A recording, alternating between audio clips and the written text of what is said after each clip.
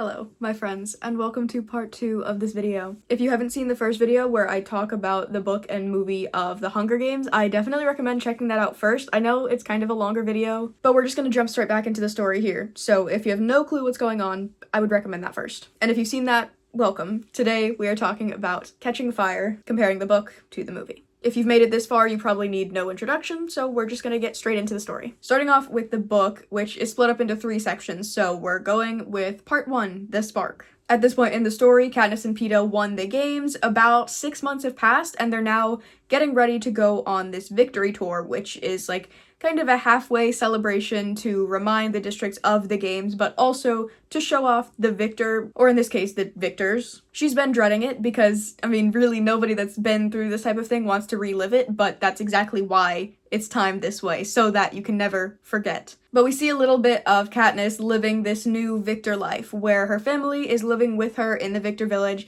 They don't have to worry about resources anymore. They don't have to worry about finding their next meal, because every victor is guaranteed food and money and pretty much whatever they want for life. There's this idea that you're kind of safe from any of the struggles that anybody else in the district has to face. So you're not in the reaping anymore. You're not having to worry about food, you're not having to worry about money, you're not having to worry about housing, anything like that. Sure, the games are pretty terrible, but there's this sense of security that comes from winning. And she doesn't have to worry, but Gale still very much does, even though she tries to offer her resources, she tries to share. He doesn't want to take anything from her. So a lot of the time, Katniss will still find herself in the woods going hunting, either to support Gale or to just kind of have this one activity that they still do together, because at this point, Gale has aged out of the reaping. He is going to the mines 6 days a week. Katniss talks about how, yes, they do live in Victor Village now, but she prefers her old home. She doesn't like how unfamiliar the Victor place is and how there's such a lack of community and just like humanity within the space, because it's only her,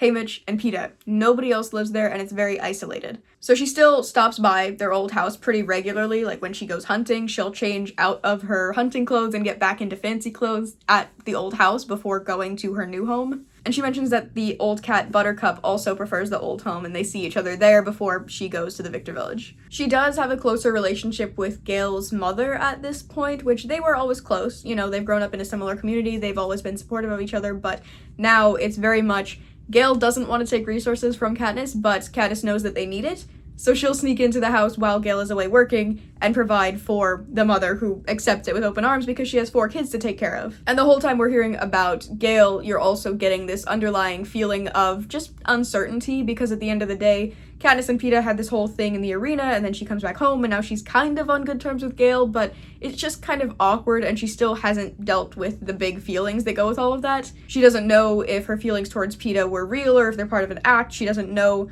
if she wants something more with Gale, or if, what we saw from the beginning, she was never really into that idea. But she goes hunting, she goes to visit Gale's mom, she goes to the black market to sell some things, or at least that's what she usually would do. But because she actually has money now, she's able to go in and make purchases. Just little things like food, oil. She buys Haymitch some more alcohol because she realized after the games why he needs something like that to cope. And she started to not necessarily support the habit, but she wants to make sure that he has something to fall back on if for whatever reason he runs out. And while she's there, this is a place where the peacekeepers, the people that are meant to be authorities in the district that are from the capital, they will come here and they will shop, even though they know it's a black market, it's not supposed to be allowed, whatever. They let it continue because it's mutually beneficial. And Katniss has gotten to be on good terms with a lot of these peacekeepers, where she's sitting down with them at the bar and she's making jokes. They know her habits and she knows a lot about them just as people. And we learn that the story that was told while Katniss was away at the games, the story that got around about Gale, because he's too attractive to be just a friend to her. So whenever they're having broadcasts during the games or about Katniss or the people that she has back home, they presented Gale as one of her cousins so that it wouldn't get in the way of her relationship with Peeta. And the people here in the black market kind of make a joke out of it, because they do know that Katniss and Gale aren't related, but at the same time, they might even be starting to forget because of how much it's pushed. But Katniss visits the black market, she sees all her friends, and then she heads back home to the Victor Village, where she goes to wake up Haymitch, because today is the first day that they're starting up all of this victory tour stuff. His house is a mess, it's not taken care of, and he is not really responsive when she's trying to wake him up.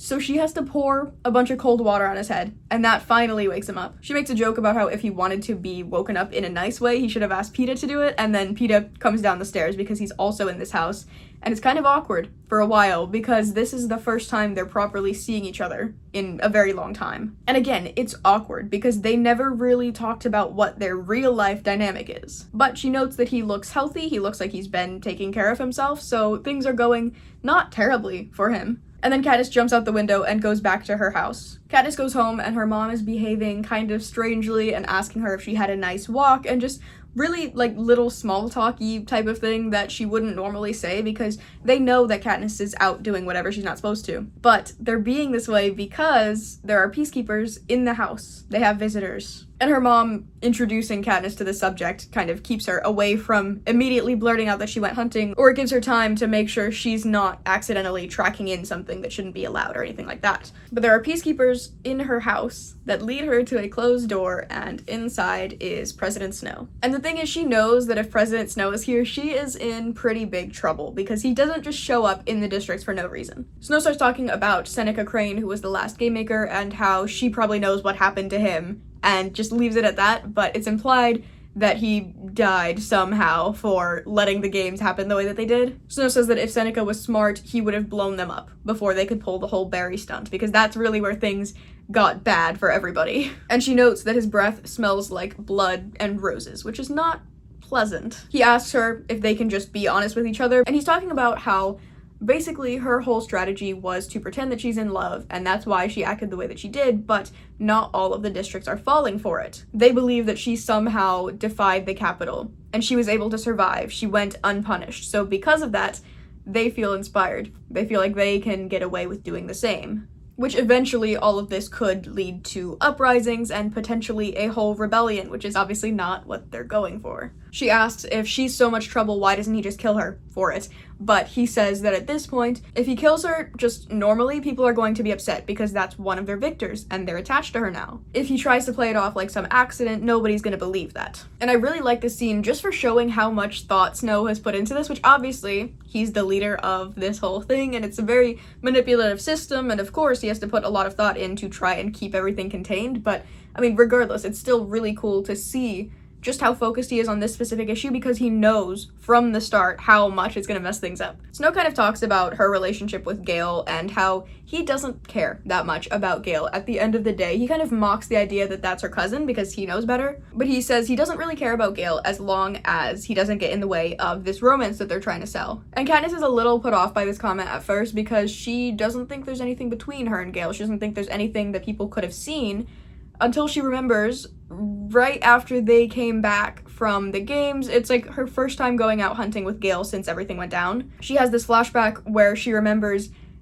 Gale did lean in and kiss her and said he had to do it at least once. But that's really the only show of affection that they've had that is at all romantic. And other than that, Katniss has been very much friend-zoning him this entire time, if you want to say that. But she realizes that even the dynamic she has with Gale, even going out into the forest and kind of trying to defy the authority by doing this small little rule-breaking activity, it's still making a joke out of the Capitol and what they expect from her. And at the end of the day, she is required to keep up with this performance for the foreseeable future. So by going out with Gale, even if it's not romantic, it's still taking away from the performance that they did in the games. At one point, Katniss's mom steps into this conversation and offers cookies, and when Snow asks if she made it, Katniss has to admit that Peeta had baked them instead, and he talks about how she doesn't care about Peeta, and it's this big back and forth where he is not fooled by the act. He knows that Peeta is in love for real, but Katniss clearly isn't, and this conversation ends with him saying that in order for Katniss and her loved ones and everybody to survive,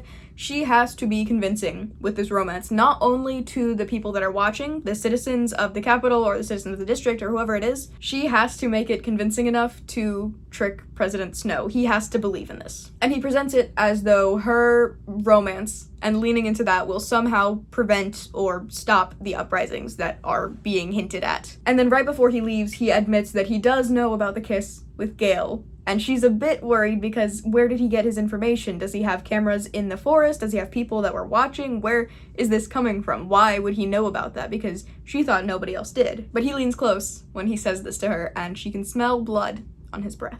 And with that, he leaves. We like the props on this, hey? How do we feel about this setup?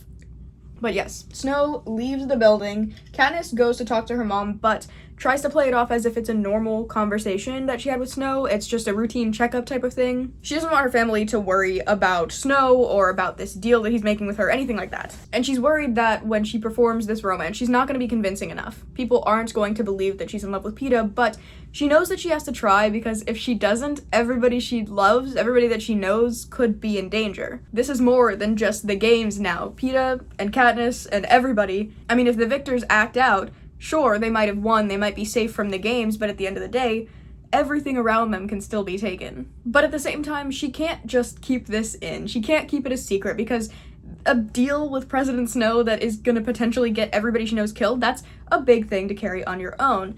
And she just doesn't know who to go to. Her family might get stressed, she doesn't want to add on to anybody else's burdens, and she decides the only person she can talk to about this is Haymitch. And then after this whole encounter, the style team shows up at her house, and they get to work cleaning Katniss up because they're getting ready for the Victory Tour, and they're also talking about how the games this year, the 75th Hunger Games, are a big deal because it's a quarter quell, which means there's a big special theme for every 25 games. There's a big theme. So like last time for the 50th games, Haymitch's games, they had twice as many tributes in the arena. And then along with this, we learn that when the victors exit the games and they have now a life of doing whatever they want without really having to worry, they're all kind of expected to pick up a hobby of some sort so that they can fill their time and so that when they're interviewed, they have something to show off, they have something to talk about. So for example, Peeta got really into painting. He sort of shifted his bread making and his frosting abilities and the camouflage and all of that, he turned it into a passion for painting, and he actually makes really beautiful art. But Katniss still only really cares for hunting, which is not allowed, so it's not something she can publicly talk about, really. So instead, she pretends that she's really into making clothes, and because of that, she's regularly on the phone with Cinna throughout her whole time in the Victor Village. She's talking to him on the phone, just as friends, but also to kind of get insider knowledge about fabrics and stuff like that so that she can pretend to be interested in his thing. And he's fine with that. He goes along with it. The prep team gets her ready, and she records some type of presentation that shows off some of the outfits that she made, which really, it's Cinna's work and she's just taking credit for it, but it's this whole thing. That part doesn't really come up later. The only thing that matters about the skills is that Peeta knows how to paint. That does come up. But for the most part, that interview is whatever. Throw it away. They get her ready in her big tour outfit, which is a big white fur coat. She wears leather gloves, red scarf, and earmuffs. Her mom pulls out the Mockingjay pin and gives it to her, and Cinna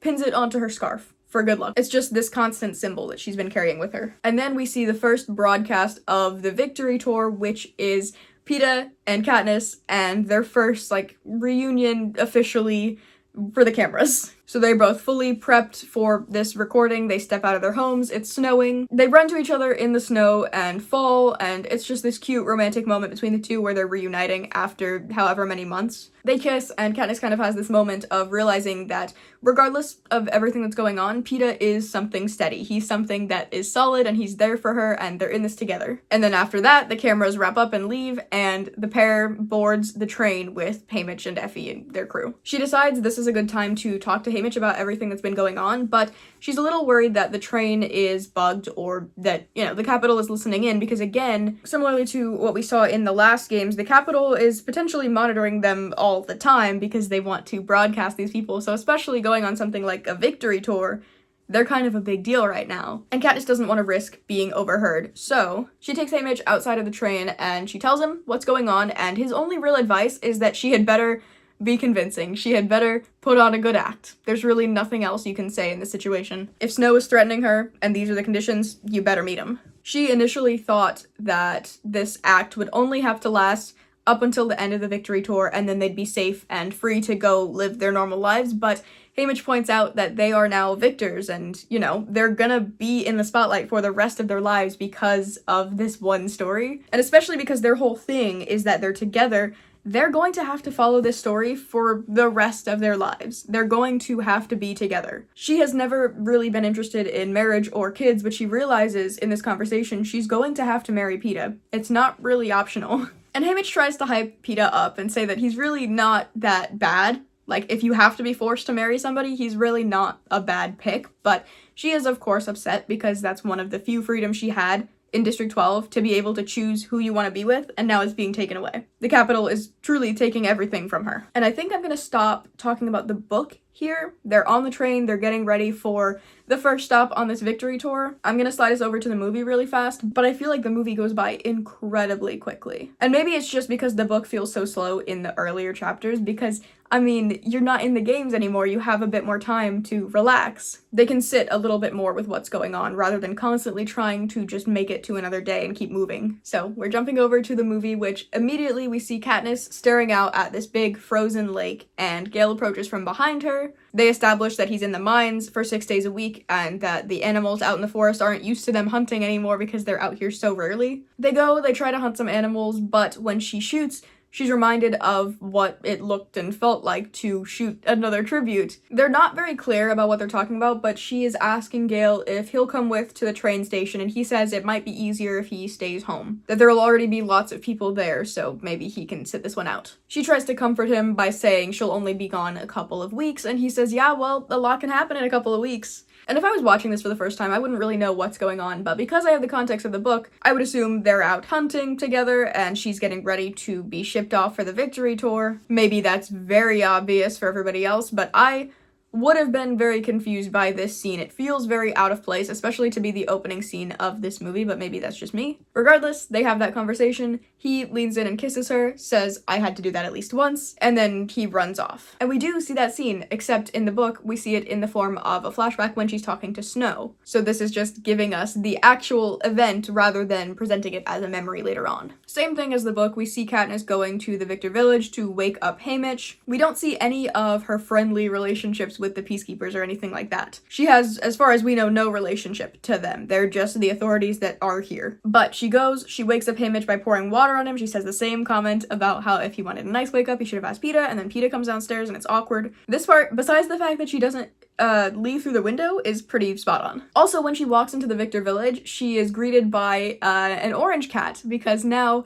he's the correct color. In the last movie, that cat was black and white, but now he is as the book intended. She heads back to her house where her mom is suspiciously saying, did you have a nice walk? And Prim cuts her off in a way that would be so obvious that they're trying to hide something and says, we have visitors. Okay, girl, give her a second. I'm sure she can figure that out by how your mom is talking. You do not need to come out and say it like that. But also, Katniss was about to straight up admit to hunting before she even, so whatever. The authorities lead her into this private room where Snow is waiting for her. And the thing is, I was very, very impressed by how this entire scene goes down, because it is, I mean, in some parts, almost word for word accurate from the book. Sure, there are some details that are cut or that just, I mean, aren't in the movie version of the story at all, but truly, it is so, I mean, you can tell immediately how much care went into making this movie, how the people that made it knew the book. It wasn't just, oh, this is a trending thing, let's put it on the big screen. It was, let's make sure we get these details right. And you can really see that in a conversation like this. Except in this conversation, it does cut out a lot of the fluff. So, like, the conversation flows very much the same way about how the problem started when she brought out those poisonous berries, how Seneca should have blown them to bits. The districts weren't all convinced by the love story. She says it must be a fragile system if it can get blown apart by some berries, and he says not in the way that you think. At which point in the movie, but I don't think in the book, she asks what should she think, and it kind of invites the next part of the conversation. But it's like, for the most part, that is very much the same direction that the conversation takes, and like the same exact points for a lot of it. Some of the things that this conversation misses from the book is they never mention Gale being a cousin, because she doesn't go to the black market. She's not talking to the other people that know her, so that idea is never even established. It's not really necessary in the movie, I guess. It's interesting, sure, to see how the Capitol is manipulating her personal relationships and trying to present them a certain way, but it ultimately doesn't change the story at all. But because they're not talking about Gale in as much detail, Snow doesn't have to threaten him as directly. He doesn't have to say how easy it would be to take Gale out or anything like that. Katniss's mom doesn't interrupt them to bring in cookies. They're already on the table, and Snow still asks, are these made by Peeta? Whatever, that leads to the indifference conversation. That's the same. It's just the mom didn't come in and interrupt them with that. And then the other thing is when Snow is talking and he says, oh, well, they saw you defying the Capitol and maybe that will inspire them and that could lead to uprisings. In this, she stays silent. In the book, she does immediately latch onto that. She says, uprisings, like, there are uprisings going on, tell me more about that. But in the movie, she doesn't say anything. And then something that I think is added to the movie that isn't in the book is, he says she did really good in the games, but how would she like to be in a real war? Which, of course, she doesn't want that. And then when she's asking, what should I imagine about this fragile system whole thing, he responds and very directly threatens her and is like huge foreshadowing for where this story is going. It's this very big moment of foreshadowing where he's laying out exactly what's going to potentially happen to this district. He's saying, imagine your entire district buried like District 13, the one that is supposedly gone. Thousands of your people dead, her town reduced to ashes, made radioactive, as if it never existed. And that's the only really big conversation we have about District 13, because of course it's in the opening ceremonies for the games and everything like that when they're introducing why they have the games. They talk about District 13, but it's not really a big deal. And then you get to a conversation like this where he is so direct. We will destroy District 12 just like we did District 13. We will reduce it to nothing but ash. And then the district doesn't come up again for a while. She doesn't ask, why don't you kill me? And he doesn't provide an answer for that. He doesn't say how people wouldn't believe it or whatever. He instead says that he wants to be allies. He wants to be friends with her. Again, he doesn't mention Gale, but he does say that he wants the romance to be convincing to him. And then, before he leaves, when Katniss walked into this room, there is a hologram that he starts playing on the desk of her in the games with the berries, when he's talking about how this is where the problem started. He's showing it in the moment, watching it on this little hologram in front of them. You can see the exact moment that they made the wrong decision. And then when he's getting up to leave the desk here to leave her to figure things out, he puts on a hologram of Gale kissing her. And then he walks out, he doesn't say anything about it. I think that is so cool, where in the book, you get to see her remembering that moment and wondering why he knows. In this, you have documentation where somebody recorded this event taking place, and he doesn't even say Gale's name. Like, he doesn't talk about it at all, but he's showing that he knows what's going on, and then he just lets her sit with it. And it's very, very cool. Then we see Effie getting into the Victor Village. She greets Katniss. The prep team shows up, which is just Flavius and Octavia, if I'm not mistaken. There's only 2 instead of the 3 from the book. She's talking about how Cinna is such an inspiration, how Katniss is his muse, and then he shows up, he hugs her. They're not on the same level of familiarity, or at least we don't get to see it, where in the book it talks about how they're on the phone all the time and they're chatting, but in this it doesn't really talk about how they interact besides for capital business. So I don't know if they're friends outside of this or if it's just that they're friendly faces when everybody else is so fake around them. But Effie is excited to go meet Prim and runs into the house, and then Cinna checks in with Katniss, makes sure she's okay, and they get to work styling her. Cut to Caesar introducing the star-crossed lovers, the victors. And then we see a similar scene to what was described in the book where Katniss and Peeta exit their houses, it's snowing, they fall over, it's this cute romantic thing. But then they're standing together and they're on camera, which it's not even a camera crew, it's just a little camera on a track, which is cool. But they're just standing there, the camera's on them, they're being projected to everybody in the Capitol, or at least projected to Caesar's show, which is then being broadcast to everybody. And Caesar asks, how are they? And Peeta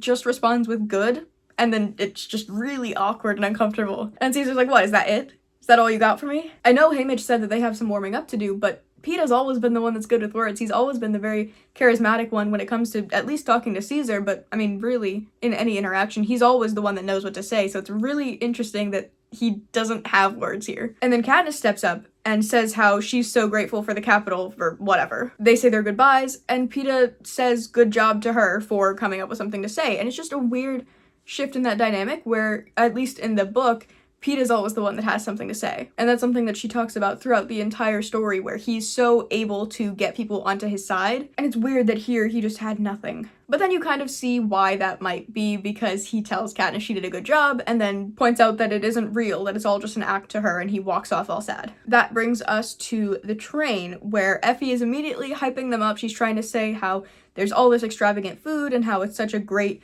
place for them to be. I guess I didn't really explain it, but the victory tour is just they make a stop at every single district, they give a little speech, they'll circle back to the capital, and then finish off in District 12. But Effie is hyping up this food and saying, Katniss, enjoy it, you've earned it, which makes Katniss mad, and she walks away because, I mean, yeah, earned it, but at what cost, right? In this, she doesn't go outside at all. She goes to the very back of the train, which has this big open window, and she's just looking out at the world, and she hears somebody approaching. Her initial thought is that it's Haymitch coming to give her a lecture about being rude to Effie, but actually actually, it's Peeta. And he comes and he says that she has nothing to apologize for. And he talks to her about how really it's difficult to navigate this relationship because they were so in love on the screen, and then off camera, they are so cold to each other, and he doesn't know how to approach any interaction with her. So he suggests they just set everything aside, and they start fresh, and at the very least, they try to be friends. He says he doesn't know anything about her at all, and starts off by just asking, what's your favorite color? We learn that hers is green, his is orange, and it's kind of a funny moment, and I feel like there are a lot of funny moments in the movie where I like that it's leaning into the humor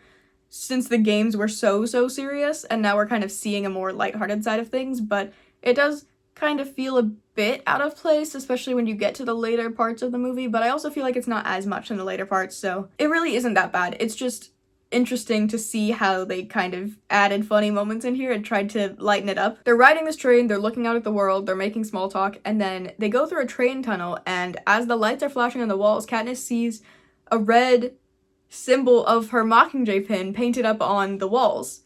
And then they drive past and nobody says anything about it, but it's something she sees. And she makes a little mental note of, because what is that all about? Who's graffitiing her symbol on the district walls? But they're taken to District 11, where the victory tour fully starts. Back to the book, they're on the train, they're getting ready to go to visit all the districts for the victory tour. Katniss's prep team is working on her. They kind of touched on her earlier when they were doing the whole showing off your talents thing, but now they're going in because this is kind of more of a big deal than just a single video that's going to go around about what she's interested in. Katniss wakes up and goes down to breakfast, but she's frustrated because it's just her and Effie there. And when she asks where the guys are, Effie says that Haymitch is probably sleeping, which Katniss knows that he typically will sleep during the day because he finds it really difficult to sleep at night. The horrors kind of haunt him there. But Effie says that Peeta is probably still sleeping in, and so is his prep team, because there's just less work that he has to have done. So she's obviously dealing with the pressures of being a woman, where her prep team is waxing all the hair off her body and making sure she's the best looking that she can possibly be. Meanwhile, Peeta probably just has to get his hair brushed or something. The train stops for, I want to say, a couple of hours for maintenance. Effie is pretty stressed about the timeline of things because she wants to make sure that they're keeping up with their schedule, but Katniss lashes out at her for worrying about these little things. She ends up stepping off the train and going outside to get some air, and then she thinks Haymitch is following her, but it's actually Peeta. So rather than this happening on the train like we see in the movie, this is happening outside while there's maintenance going on. They both apologize to each other rather than Peeta immediately saying that Katniss has nothing to apologize for, which she does because she's been rude to a lot of people and she's not being clear with her feelings towards Peeta, who is being very genuine towards her. Like in the movie, he says that it's fine and it really shouldn't be. But in the book, they both apologize. They both acknowledge that the romance is messy and that it's hard to navigate all these big feelings. They're on the same page about it. He offers to be friends, they share their favorite colors, and then they head back inside, but this time they're holding hands and it's not for an act. They're just holding hands. And it's not necessarily a romantic thing. It's just like, I'm here with you type of thing. They get back onto the train because Peeta is talking about how he has his paintings that he's interested in, and he offers to show them to Katniss because there's some on the train. And he takes her to a room that's full of his paintings where he has just painted just a lot of depictions of the games, a lot of very specific moments, stuff like Rue on the ground with the flowers, or details of tributes in the grass, just like really tragic moments from the games, and a lot of imagery of Katniss. And she hates it because she has been trying so hard to avoid the memory of the games, and here she is going on this victory tour, and she finds out that Peeta has just been dwelling on it this whole time. And it's not that his art is bad, his art is incredible, but how can he face it every single day? She wonders, how is he able to recreate these images so perfectly? How does he remember all the details like that? And he says it's because he has nightmares every night, which is something they have in common.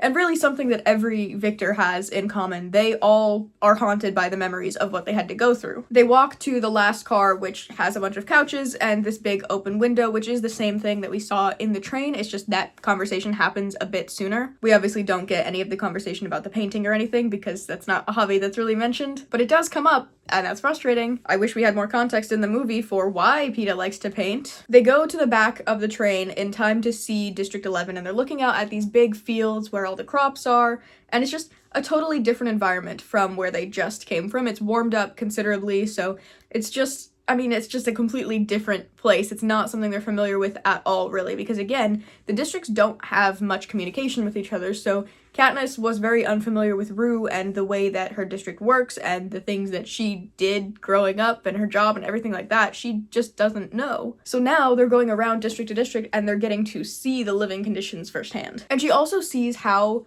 much more strict this district is, because in District 12, they have an electric fence that is barely ever electric. And there's peacekeepers that are all chill and friends with them, and there's just not a lot of authority. People don't really care about that district because they're, I guess, constantly underestimated. People look at District 12 and they brush it aside because they know no threat is going to come from there, so they don't really care to keep up with it. Whereas even in District 11, one district over, they have watchtowers and they have a bunch of guards and they have a bigger, more secure fence, and they have all of these measures in place to make sure that the people in the district are being controlled. It's just not something that these victors are used to. But they get dressed for this first stop on the tour. Cinna dresses her up in orange with a gold headband, and it talks a little bit about where they're gonna be talking to the district and how the District 11 Justice Building and like the main square that they're gonna be gathering in is not kept up well at all. It could have been cool, and it was cool a long time ago, but now it's moldy and it's kind of falling apart, and you can tell that things aren't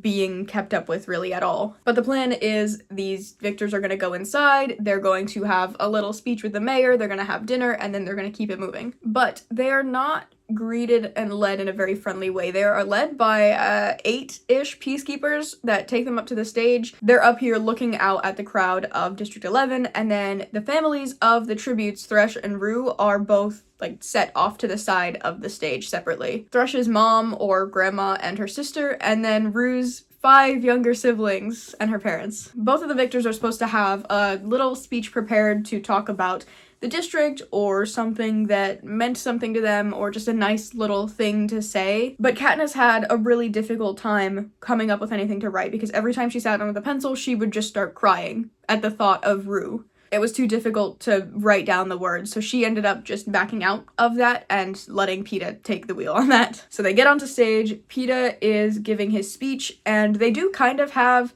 cards that they're supposed to read off of, but Peeta goes off on his own and offers the families of the people that had died a month of their winnings every year for as long as they live. And this is a really big thing because that's enough to feed these families for as long as the victors live, right? Katniss and Peeta don't need that many resources. They have enough to keep them going. They are very wealthy at this point and they want to do what they can, but Peeta's doing this totally off the books. Nobody knew he was going to say this. Nobody knew really to stop him. I mean, I would think nobody expected him to come out with something like that, so nobody was even thinking to stop him. It's not part of the plan at all, and he didn't ask permission or approval from anybody first. And the thing is, up until this point, Katniss was kind of worried how she's going to play into the romance while they're on this tour, because it's obviously very depressing to look into the eyes of the family members of the people you had to kill. But in this moment, she's so grateful for Peeta and what he's offering to these families that she does kiss him, and it does seem genuine. They're wrapping up, they're getting ready to head backstage, but she realizes that she can't just leave without saying anything. She's looking out at Rue's family specifically, and she can't just walk off the stage without honoring Rue in some way. So she does this little last-minute speech, and then while she's talking, somebody in the crowd, an older man, does the whistle that Rue did, and then the entire crowd does the salute. And it would be sweet, but now it's kind of worrying because Katniss went into this trying to do a sweet thing for Rue, and instead she is fueling District 11 to do this thing that really isn't, I don't know. It's not that they're rebelling in this moment, but there's some cross-district alliance happening, I guess. The mayor sends them off of the stage, but as they're leaving, Katniss realizes that at one point they both had bouquets of flowers and she had left hers on stage. So she turns around, she starts to go back to get it, and from where she and Peeta have stopped, they can see peacekeepers pulling out the old man that had done the whistle, and they shoot him in the head. Katniss and Peeta get back to their team, where Effie and Haymitch and all of them don't know what happened because the broadcast cut out. Katniss's speech went, and then the broadcast stopped. So they don't know that the peacekeepers got anybody. Effie said she heard a shot, but she didn't know if anything was going on, and she tried to believe that that's not what's happening. And Peeta goes along with that. He tries to say that nothing happened, but Haymitch grabs his 2 tributes, pulls them upstairs to this private room, which Katniss is impressed that he even knows where to go because he hasn't been here in so long. But somehow he's familiar with this building, and you assume it's from 25 years ago when he was doing a similar tour or something like that. But they go up to the top of this building, to this private room, and they tell really, they tell Peeta everything. Because at this point, Katniss and Haymitch are very much on the same page about everything. They know what Snow is planning, they know how she's supposed to act, but Peeta doesn't know anything that's going on. And Peeta is not happy about this. He's very frustrated because they fully left him out of the plan, and because of that, he spoke out of line. He probably made things worse for them. The fact that he was willing to offer up something that he probably isn't allowed to offer up, and the fact that he's showing this care towards the fallen tributes, it's not a good thing for them. And Haymitch tries to defend the fact that they're keeping Peeta out of things by saying that they didn't want to mess up his persona on camera, and that he's really just naturally so good at, I guess, doing what they want, really, and Katniss needs a little bit more training, but at this point, Peeta says he wants to be in on everything, because they need to all be on the same page about what's going on. Especially if things are getting messy like this, because he does have people in his life that he wants to protect, or at the very least, he wants to protect Katniss, and he can't do that if he doesn't know what's going on. And he also calls them out on the fact that during the games, it seems like Haymitch and Katniss were also keeping secrets from him, and also already had this communication that wasn't going between the three of them, because he never got any gifts. Until Katniss showed up and they started working together, Haymitch was only sending things to Katniss. So from the start, in those games, he had a favorite, and he made that very clear, and Peeta noticed it. But the thing is, Peeta likes Katniss, so he's okay with it for the most part. He's not so mad about that part because he knows that Katniss is being kept safe, but also it sucks because now they're all at risk. And ultimately they agree that Peeta doesn't need to be coached on what to say because he still is very much in the realm that they want him to be, but from now on, they will all keep each other informed. Peeta leaves, and Katniss and Haymitch talk privately, where Haymitch confirms that yes, he did do things specifically to keep her alive. He knew that at the end of the day, even if it came down to just Peeta and Katniss, that Katniss would have won because Peeta wouldn't have killed her. She's the fighter out of the two, and then if it came down to the two of them, he wouldn't want to win. So she was always going to be the victor if there was going to be one. Then after that conversation, the tributes get ready for this District 11 dinner with the mayor or whoever. Katniss is wearing a pink dress, so I guess she's still kind of leaning into the whole girly romance thing. And there's this unspoken agreement to not tell Effie about what's going on with Snow and how bad things are getting. It's kind of assumed that Cinna and Portia at least have some idea, but Effie seems to be blissfully unaware, and they choose to keep it that way, at least for now. Haymitch defends Katniss for having secrets and says that really she was just following what he wanted, and they end up all making up and just, you know, they're gonna tell the truth to each other, that's really all you can say, and they move on. And then they go through all the districts and they follow this formula where they show up in the new district, they have their speeches that are already planned, they smile for the cameras, they play up the romance, they get on the train and they are depressed, and then they show up in the next district and they do it all over again. And as they're going through these districts, you get hints of the rebellion that's going to be coming, where, for example, the District 11 personal speeches that they gave were edited, but people are still feeling inspired. And after that initial mess, they stopped saying anything personal in their speeches, but the idea just of them is enough to inspire people, really. Specifically, as they're moving through these districts, 8, 4, and 3 are very excited to see them, and behind that excitement is fury and anger towards the capital. They want vengeance, and Katniss knows that no performance of love would be able to convince them otherwise. She talks about how District 2 and District 1 are both pretty brutal stops because District 2 had 2 people that could have won if Peeta and Katniss hadn't, and then District 1, Katniss personally took out both of those tributes. So it's just a difficult time to see those families and to know what could have been. She thinks about how she didn't even know District 1's boy name was Marvel up until this tour, and I think that's something that I talked about in the last video, where in the movie she knows people's names and she knows like specific tributes to look out for from the very beginning. But in the book, most of the tributes that she goes up against are unnamed. They're really not that important because she has bigger things to worry about, honestly. So I like that they pointed out in this book and say how she just didn't know their names, and that it's probably easier that way. And then throughout all of this, during the nights, Katniss and Peeta are both having nightmares, but they choose to sleep in the same bed to keep each other safe. That does start some gossip on the train, but ultimately they're gonna do what they need to do to get through the night. They make it through all the districts, and then they're staying in the capital for this big party, and they're staying in the same apartment that they had when they're in the training center for the games. Katniss is trying to think about how else they can make this romance seem real, and she suggests that they could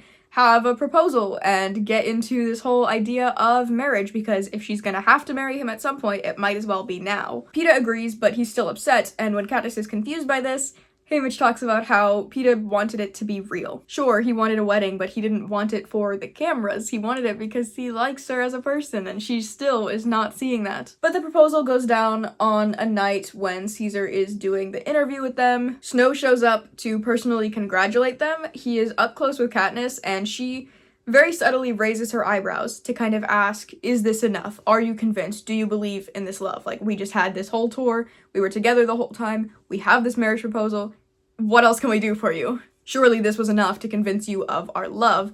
But Snow looks at her and gives her the smallest headshake no. And that lets her know that they're screwed.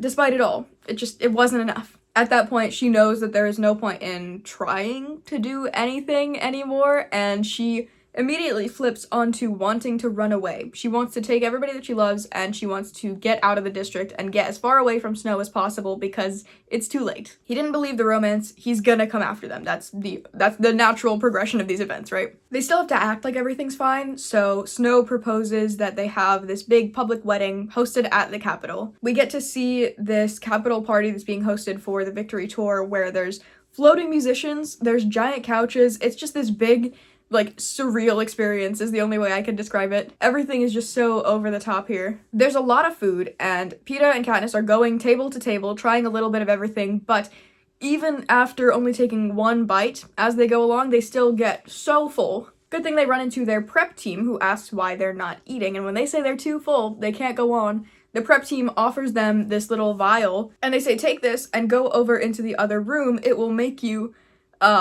bring back all of the food that you just ate, and then you can come back in here and enjoy it again and again and again. Why would you limit how many yummy foods you can have? And this sort of takes away all the joy and whimsy of this party that Katniss or Peeta might have been feeling, because they both grew up knowing what it's like to have no food for probably days at a time. So to then go to a party where people are so used to food waste that they're doing it on purpose, they're doing it for fun, it really takes them out of the moment. It makes them realize what they're in the middle of. There is a clear separation between the people living in the capital and the people living in the districts, and this reminds them of that. Katniss and Peeta leave the food tables and go to dance at the dance floor, where Peeta suggests that they were maybe wrong to try and subdue the districts. They were maybe wrong to play into this romance and to do what Snow wants, as in they should encourage rebellion, but the music loud enough that nobody hears this. They obviously don't continue the thought because that's a very dangerous thing to be saying out loud, but Peeta brought it up. It's out there now. And I thought it was really interesting to see that point in the book, because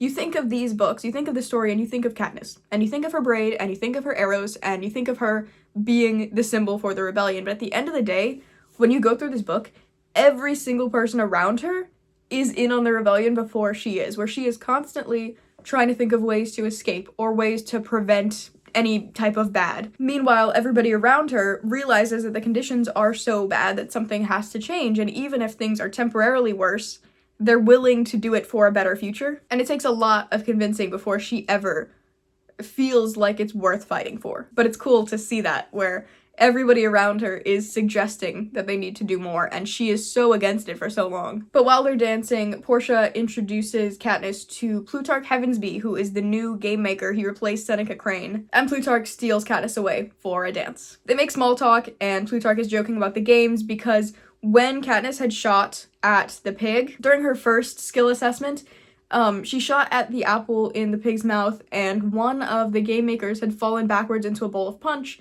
And that happens to be this guy, so he's making a joke, he's referencing back to that. And then he's talking about how he's getting ready for the games or whatever, which should still be 6 months away at this point because this is still the Victory Tour. But he's talking about how he has to get ready or whatever it is, and he says he has a secret meeting at 12 o'clock midnight. He says he has to talk about the specifics of the game, they have to start setting things up, and he makes a point of pulling out his watch and showing her.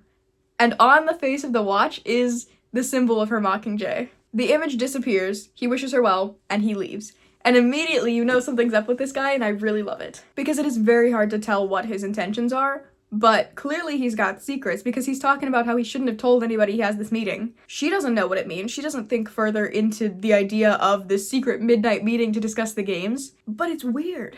Something's up with this guy and we don't know what it is. She doesn't know what to make of this whole watch situation and assumes he's just a fancy rich guy that wanted to show off his thing. Like it's a cool trinket that it has this disappearing image, and that's what he wanted to show her and doesn't really read into it more at this point. Of course, looking back at it now, that is one of the coolest details, I think. To have that be how you introduce this character, I love it. Peeta found himself talking about frosting and decorating tips with the people that are baking in the capital or something like that. He's showing everybody how to do certain things that he's good at, and then Effie goes, collects her tributes, and brings them back home because it is their curfew. It is time for bed. They got another busy day tomorrow, so they have to go to sleep. The next day, they return home to District 12, where they have the Harvest Festival, and this is the final stop on the Victory Tour. They start at the district beside theirs, they go all the way up, and then they finish off in their own. Typically because the District 12 celebration is so lame that you want to get it over with first, so you'd start off in District 12 and move your way up, but because it is their district, it's the last one this time. But it consists of a dinner at the mayor's house and then a rally in the square. Katniss is in the mayor's house, and she's thinking about how she and Madge have grown closer over the past couple of months. And she's even tried to teach Madge a little bit about hunting. She's dressed in this fully silver gown, and she's ready for the dinner, but she wants to stop by and say hi to Madge before she goes out. She can't find Madge, but she sees this TV playing in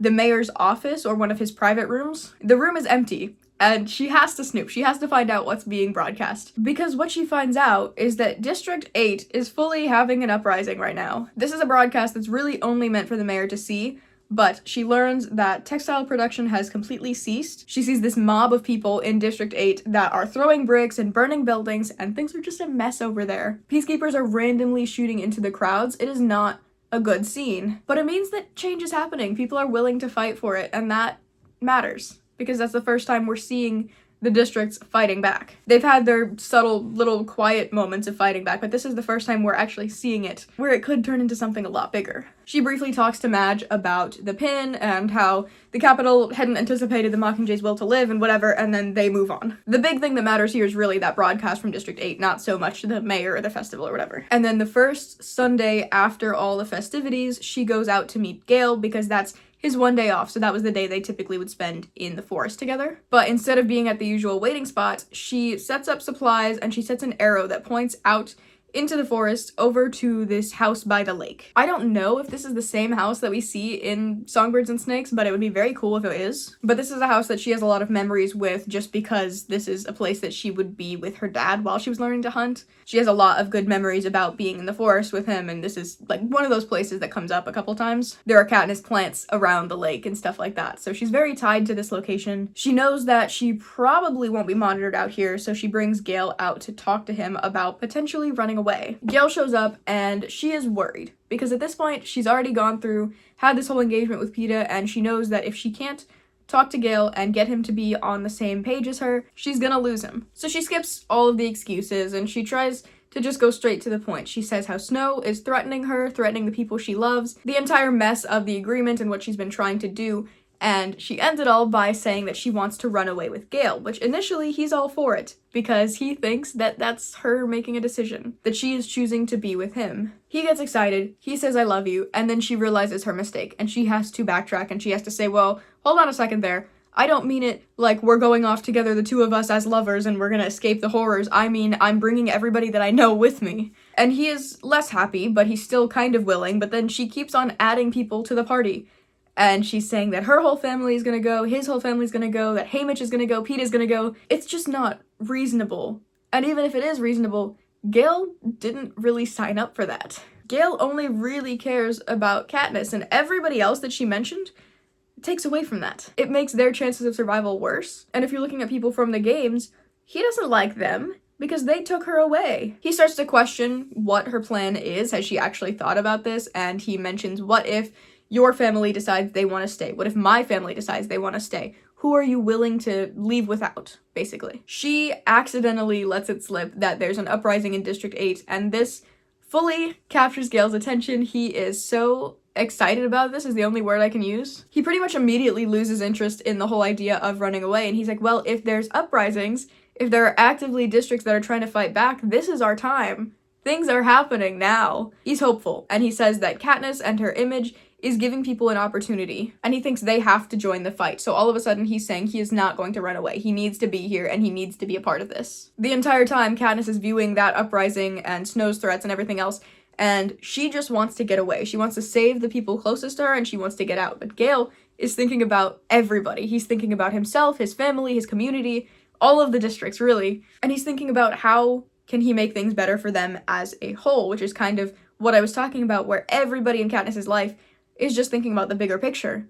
They want things to be better for everybody, and she's really only caring about what would be better for her. But because Gale said no, she goes into town to try and find Peeta to convince him to run away. Instead, she's just going through her options. And Peeta is immediately more willing. He says, sure, that's fine, whatever, but he doesn't think that she would run away, and that makes her offended. So it's this whole back and forth where she doesn't really know what she wants, honestly. She wants an easy answer, and there isn't one in this situation. And both of the boys had very valid critiques on her plan, and she couldn't back anything up. But she gets mad at both of them, of course, because they're not 100% on her side. She explains to Peeta that the romance didn't work, that they are going to be targeted by Snow and they should run away, and Peeta ends the conversation by saying at the very least they should talk to Haymitch and make sure they're not going to screw any plans over even more by trying to leave. But before they can do that, they hear commotion in the town square, and they have to go head over to see what that's all about. And in a very unfortunate turn of events, Gale is tied up in the town square. The meat that he had hunted while he's out with Katniss is on display, and he's being whipped by a new head peacekeeper. Earlier, we talked about how Katniss was kind of chill with the peacekeepers. She was kind of friends with them. She knew them. They, knew each other on a personal level. This guy is not that. This guy is mean. He just showed up, and he's immediately this terrible, terrible authority. And it just so happens that Gale was taking this meat to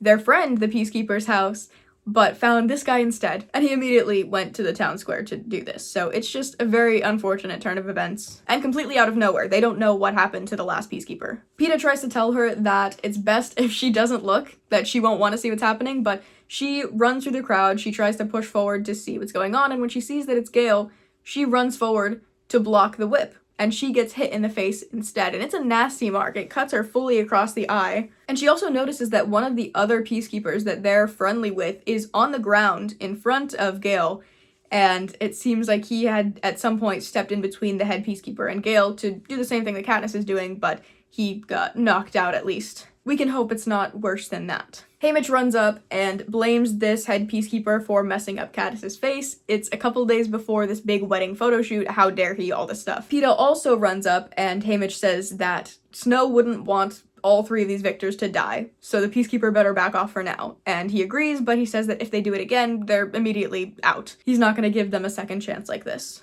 And Katniss thinks about how they're probably the only 3 people in the district that could make a show like this, because they're the only people that have protection by the Capitol. And even then, I mean, things are really not great for any of them, but at the end of the day, the citizens don't know that. That's really something that's only been between Snow and Katniss, and then who she chooses to tell. So for the most part, the idea that Snow is against Katniss is not public knowledge, I think. But then because these 3 stood up and stopped the initial attack, everybody else in the district stands up and defends Gale and the policies that they have, and they try to say how this isn't a good punishment for what he did, this isn't fair. Katniss notices that almost all the peacekeepers, really, besides this main one that took over, they're all still her friends. They're all people she's familiar with, so at the very least, they have some protection there. They have some people that are willing to uphold things in the same way that they've been run. Sure, it'd be a shame if they all got replaced, right? The victors, plus a couple of people from the mines, carry Gale, who is unconscious, by the way. He got whipped over 40 times.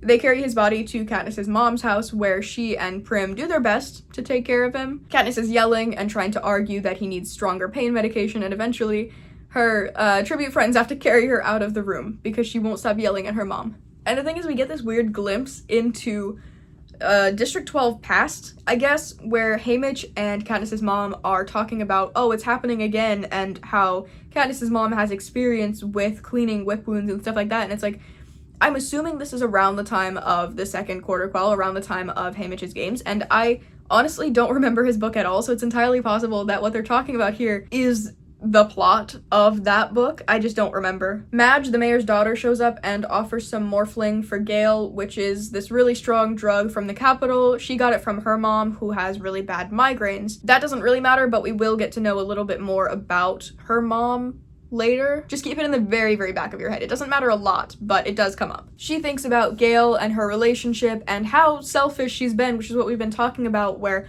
Gale and Peeta and everybody else are thinking about what change they can make that will benefit everybody, and she's only been thinking about what's best for her. And it took until almost losing Gale to realize what there is to fight for. She thinks to herself, no wonder I won the games, no decent person ever does. She was selfish enough to do what it took to get through. Peeta won because Katniss was willing to give him a chance, but really, if it came down to it and the two of them were fighting, he would be out so fast. He didn't win because he was the better fighter. He won because he had a good alliance with somebody who is a good fighter, you know? But she's reflecting on her idea to pull out the berries and, you know, everything that's led up to this point, and she realizes that that action could have had a couple meanings. It could be interpreted a couple different ways. For one thing, it could be that she knew she couldn't live with coming home after seeing Peeta die, after seeing Peeta sacrifice himself, and for that reason, she held out the berries, and it's incredibly selfish that she did so. She did it because she personally couldn't live with that feeling. It's possible that she held out the berries because she loves him so much and she couldn't imagine a world where she's not living with him, which again, is selfish because she's thinking about her own feelings, but it's less selfish because people believe in love. That option is received better by an audience. And the third option, and the one that she chooses to take seriously at this point in the story, is that she held out the berries, and she's doing this whole thing as a way of saying that the Capitol can't control them. As a way of saying they're not going to give the Capitol a victor, which is something that she does say in the games. They just had to put a mask over what the reason is, but at the end of the day, Peeta had talked to her before they ever went in about how they don't want to be pieces in the game, and she didn't understand it at the time, but I very much think that's what her action was reflecting, even if she didn't even know the reason that she was doing it. But she's thinking about these three reasons, and she says, if I held them out to defy the Capitol, I am someone of worth. And this is the point where she decides she's going to be in on this rebellion. She knows running away doesn't do anything. She knows that no amount of performing this romance is going to win over Snow, so the only option is to fight back now. They've seen that the other districts are willing to fight back. It's just a matter of knowing where to strike, really. She's done running away, she's going to face this threat head on. And I think it does a really good job at showing how her mindset is shifting, where, I mean, it does the same thing when Rue dies, where she, up until this point, is being very selfish and she's doing what is easiest for her, and then as soon as somebody close to her is seriously affected, she starts to reconsider. And every time she leans a little bit more towards maybe I can be something. And she still goes back and forth, but obviously you're gonna do that if you're emotionally connected to what's going on. She wants to protect her sibling, she wants to protect her mom, she doesn't want the things that she does to negatively impact them. And it's a very hard thing to come to terms with the fact that you might have to do that in order to make a better future for everybody as a whole. But when bad things happen, she's reminded that she can make a difference, actually. Katniss is sitting beside Gale as she thinks about all of this, and she ends up falling asleep, but she wakes up to Peeta saying he can watch over Gale, which is just a really sweet thing, and it's kind of suggesting that he's okay with Katniss being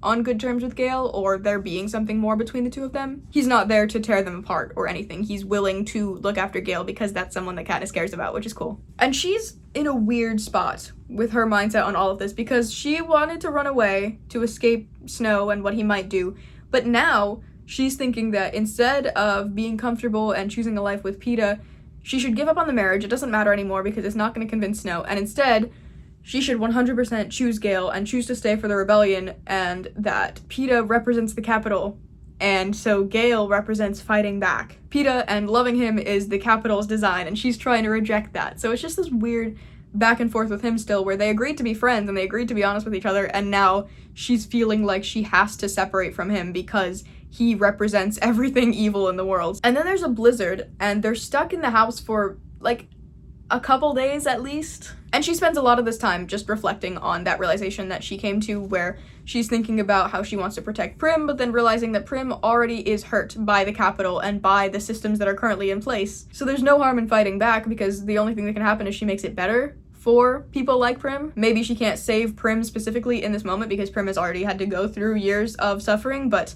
she can make sure other people don't grow up in the same conditions. She tries to mention this idea to Haymitch, but he laughs in her face, and he says she should just focus on planning this perfect wedding and that an uprising isn't gonna happen. And it's not really clear if he thinks it's because she's not good enough to do that, or if it's because he thinks the district isn't ready or something like that. But Katniss and Peeta are talking on the phone, and they obviously can't talk about starting an uprising, starting the rebellion, because their phones are probably being monitored, but they agree that they don't have to plan anything, they don't have to talk about anything serious because this blizzard is going to limit people's mobility. They're not going to be able to do anything huge in this time, so they have a couple of days to chill and not worry about it. But then the snow goes away and they go into the square and it's completely transformed. There's a bunch of peacekeepers everywhere. There's a whipping post in the middle of the town square. There are machine guns and gallows. It's just really I mean, it's a full 180. Things are no longer friendly here. They went into District 11 at the start of the tour being so unfamiliar with that level of authority, and now it is here full force. They find out that the Hob, the black market, is fully burned down, it's gone, and Haymitch now has no access to alcohol, but Katniss had some stored up for a situation like this, so he's not going to be fully going through withdrawal symptoms. And we find out that Peeta has also done the same. So they have a little bit to hold him over for a while, but without the black market, without the people that sell it, it's unclear when he'll get some more, so they have a limited supply still. They split off from Haymitch and they go to check up on their community because if this black market is burning, who knows who was affected. And this is where we see people hiding in their windows and looking out, and people seeming to be afraid of Katniss walking through the district, or the peacekeepers walking through the district, where we saw that in the Hunger Games movie, and I was confused by that. Because it's right at the start of the movie, I was like, why are they hiding?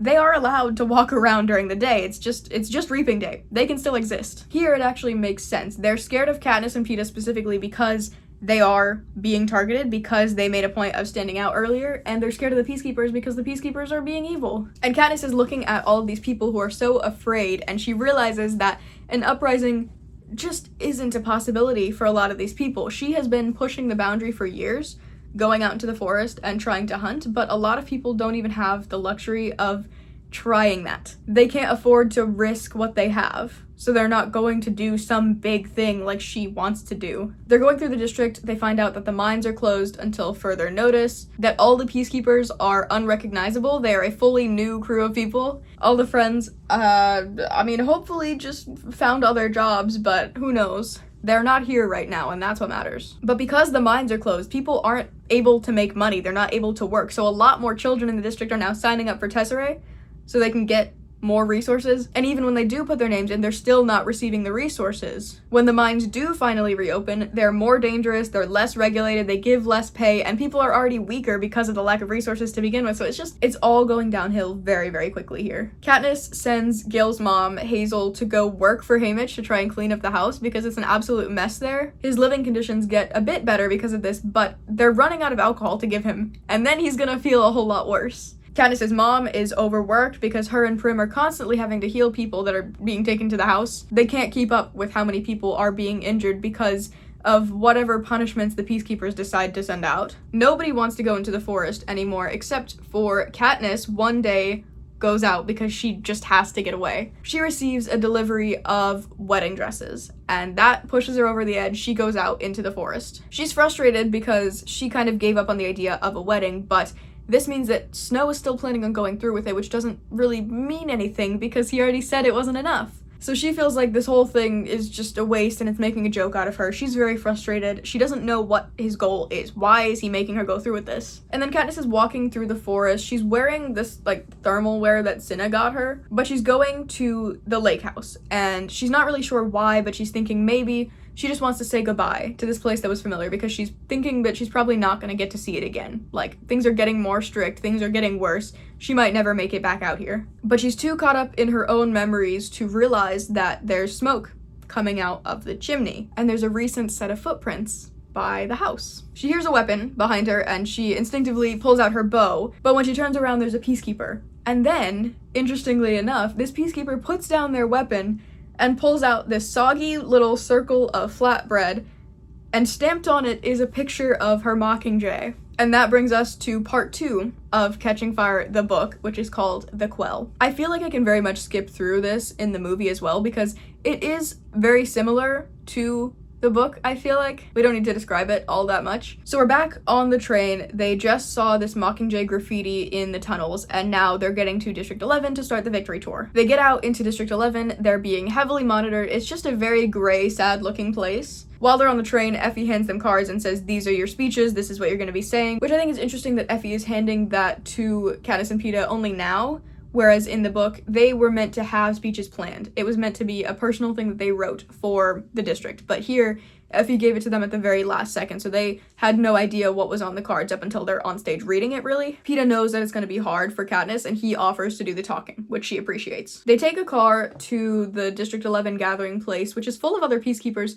I really don't know what the transportation is between the train and the car and getting out there. Like, I wish we could see a bigger picture of how everything is laid out, because in the book everything feels a bit more condensed, I want to say. Peeta starts talking on stage, he's giving his speech, and he almost immediately sets down the cards, which I feel like means more here, because in the book they were meant to have these speeches planned out, they were meant to know a little bit about what they're gonna say, so the fact that he puts down the cards or whatever, he's just going off at the top of his head, in the book it means less, because I would assume he's already prepared with what to say. Whereas in this, they were only just given the cards, so there's no reason he would even know what's on them. But right away, he's deciding he wants to speak from the heart. He doesn't want to go off of whatever Effie has written for them. And he does the same offering of the 1 month for as long as they live. The victor platforms for the families are, instead of next to the stage, like I think they were in the book, or at least how I imagined it, they are both out in the crowd. One family here, one family over here, and then the crowd all the way around them. And then there's big projections of the 2 tributes that died above them, which is just, I mean, it's just, that's the same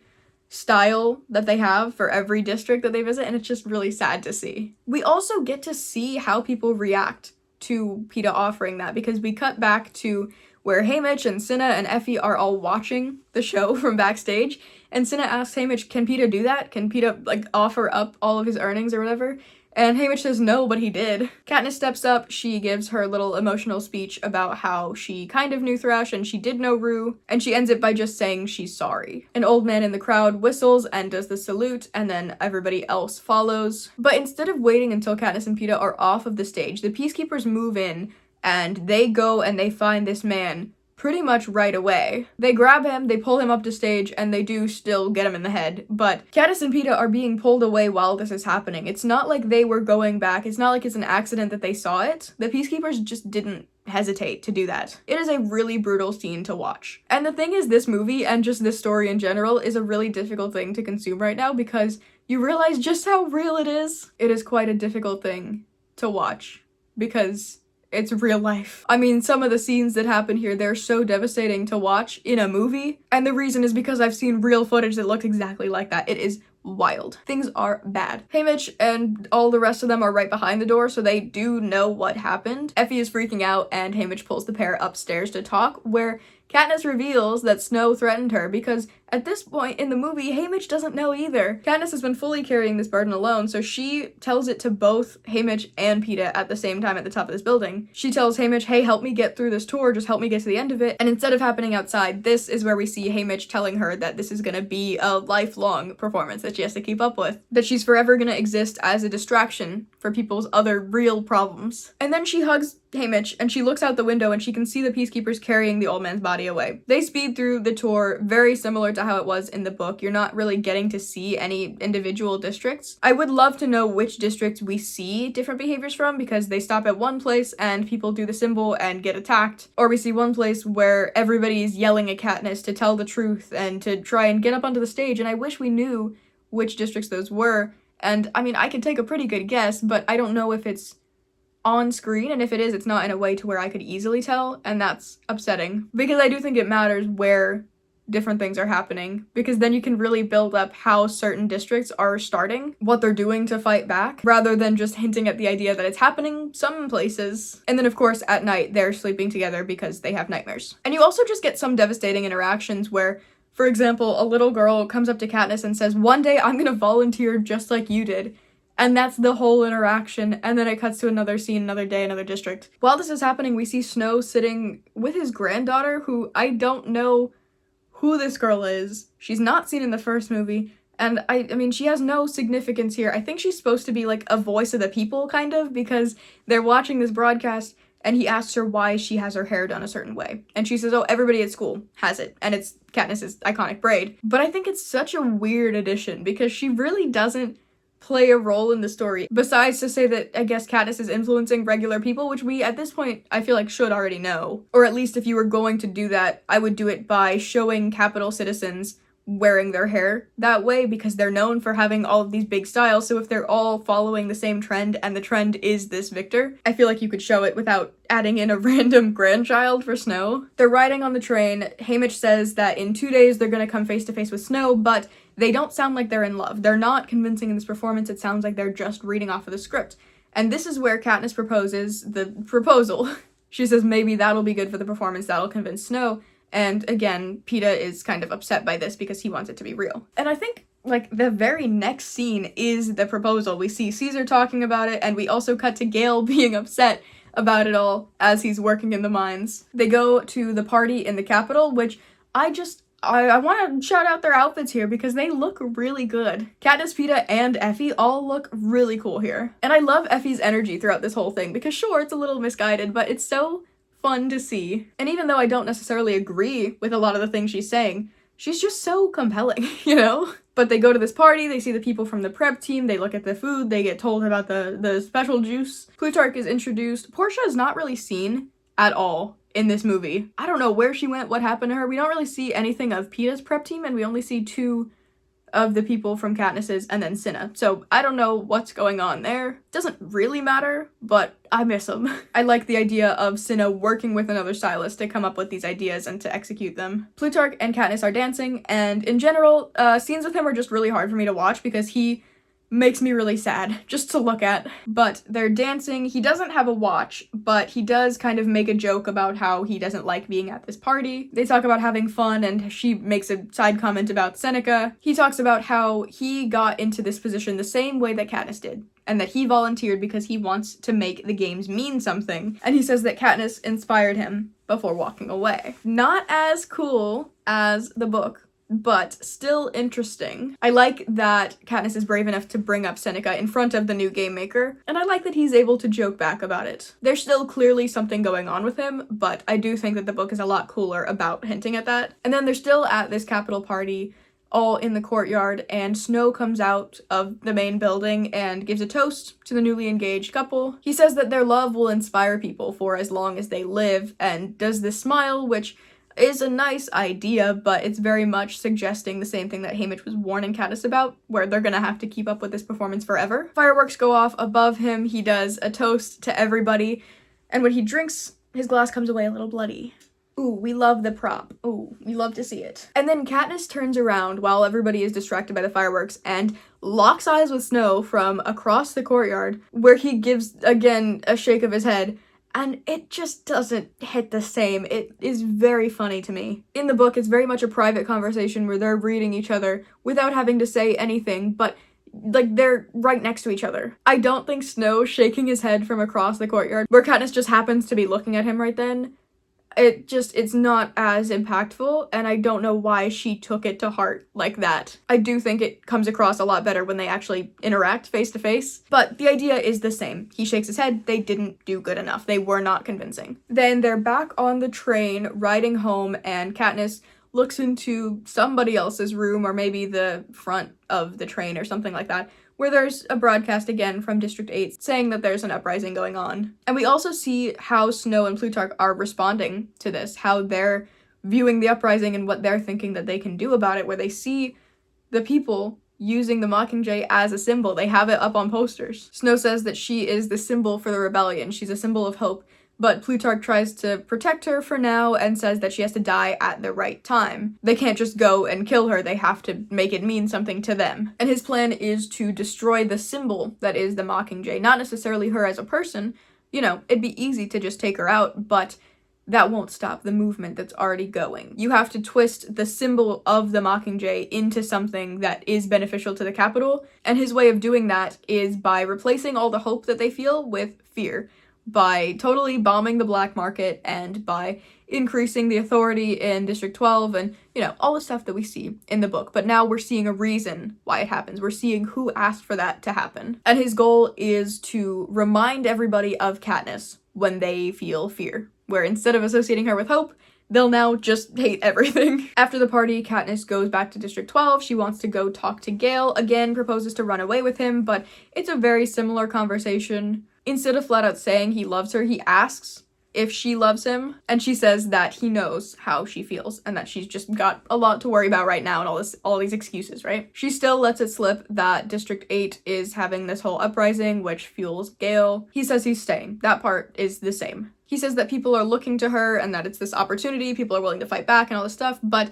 she says she doesn't want people to be looking at her. She doesn't want all of this responsibility, and she can't do anything to help them. And then as they're talking about all of this, they see new cars coming in from the Capitol or wherever, which are all of the new peacekeepers. And they come in, they immediately start getting aggressive. They start randomly taking down people, and they torch the black market, and they're searching houses for contraband, and I mean, it's really difficult to watch. At one point, Gale steps in to try and defend somebody, and because of that, the head peacekeeper takes him and puts him up in the middle of the square and whips him on this newly installed whipping post. Rather than Katniss talking to Peeta about running away, she is helping somebody who's injured. And then she hears Gale and goes over and sees what's going on. There are no days of a blizzard where they feel like things are safe. This is an immediate change in the district. Katniss jumps in front to protect Gale. She is still struck in the face, but it's a pretty minor injury, and that's something that's consistent with all of the movies, really, where they're not going to be as gory or as nasty as the books describe things to be. Her wound in the book was a lot more severe. And so is Gale's, because in this, yes, he's being whipped, but he's awake. He's responsive. There's no point where he is so torn up that he's passed out from the pain or anything like that, which, not that I want to see it, but it does make a difference, I feel like. And then a similar scene plays out where Haymitch runs up and defends Katniss and talks about how her face is messed up. Peeta runs up and they are the three victors and whatever, and they're safe for now. And there are no familiar peacekeepers that they notice at this point. It seems like already every peacekeeper was replaced, but even before that, they weren't super friendly with the people that were working here. So that doesn't end up mattering. You don't know any of the peacekeepers. They're not friendly with them. It comes up again in the book, but just know that they don't have that type of relationship here. And then the victors carry Gale to Katniss's mom's house. Gale is awake through it all. The mom and Prim medicate him. They put snow on his back. Similar thing plays out in the book. She's with him while he's sleeping. She says she's not going anywhere, and she's gonna cause all kinds of trouble, which he agrees with. And of course, it means more than just in this moment. They're both agreeing to be part of this bigger rebellion. She's confirming she's not gonna run away. Peeta comes over, offers to watch Gale, and Katniss wakes up and says she's gonna go grab more snow to put on Gale's back. And this is an interesting scene because I don't think it exists in the book, and I think it's a really smart addition to the movie. She goes outside to gather snow, and then Prim comes out to sit with her and to work with her a little bit. Katniss is talking to her, how can we live like this? Why are we putting up with it? That type of thing. But Prim says things feel different since the last games. She says she can see hope now. Katniss is feeling a little guilty, and she's saying how she doesn't want anything that she does to reflect back on her family. She doesn't want there to be negative consequences, but Prim says that her and her mother can handle themselves, and at the end of the day, they're on Katniss's side, that she doesn't need to protect them. And I think this is a really important conversation to add because the entire basis of the story is Katniss volunteering to save her sister. She's not going into this trying to be a symbol for the rebellion. She's doing it to protect her family. Like, she doesn't owe the rebellion all of this. She is really thrown into that. So it's understandable throughout all of this why she doesn't want to fight back, why she wants to protect the people around her. I mean, it's a very difficult situation to navigate, so I don't blame the character at all for doing what she does. Sure, it doesn't always make the most sense, like, from an outsider perspective, but if you were living through a situation like that, I imagine you would also make some very questionable decisions to try and save the people that you love. So having a conversation like this here, where we're being reminded of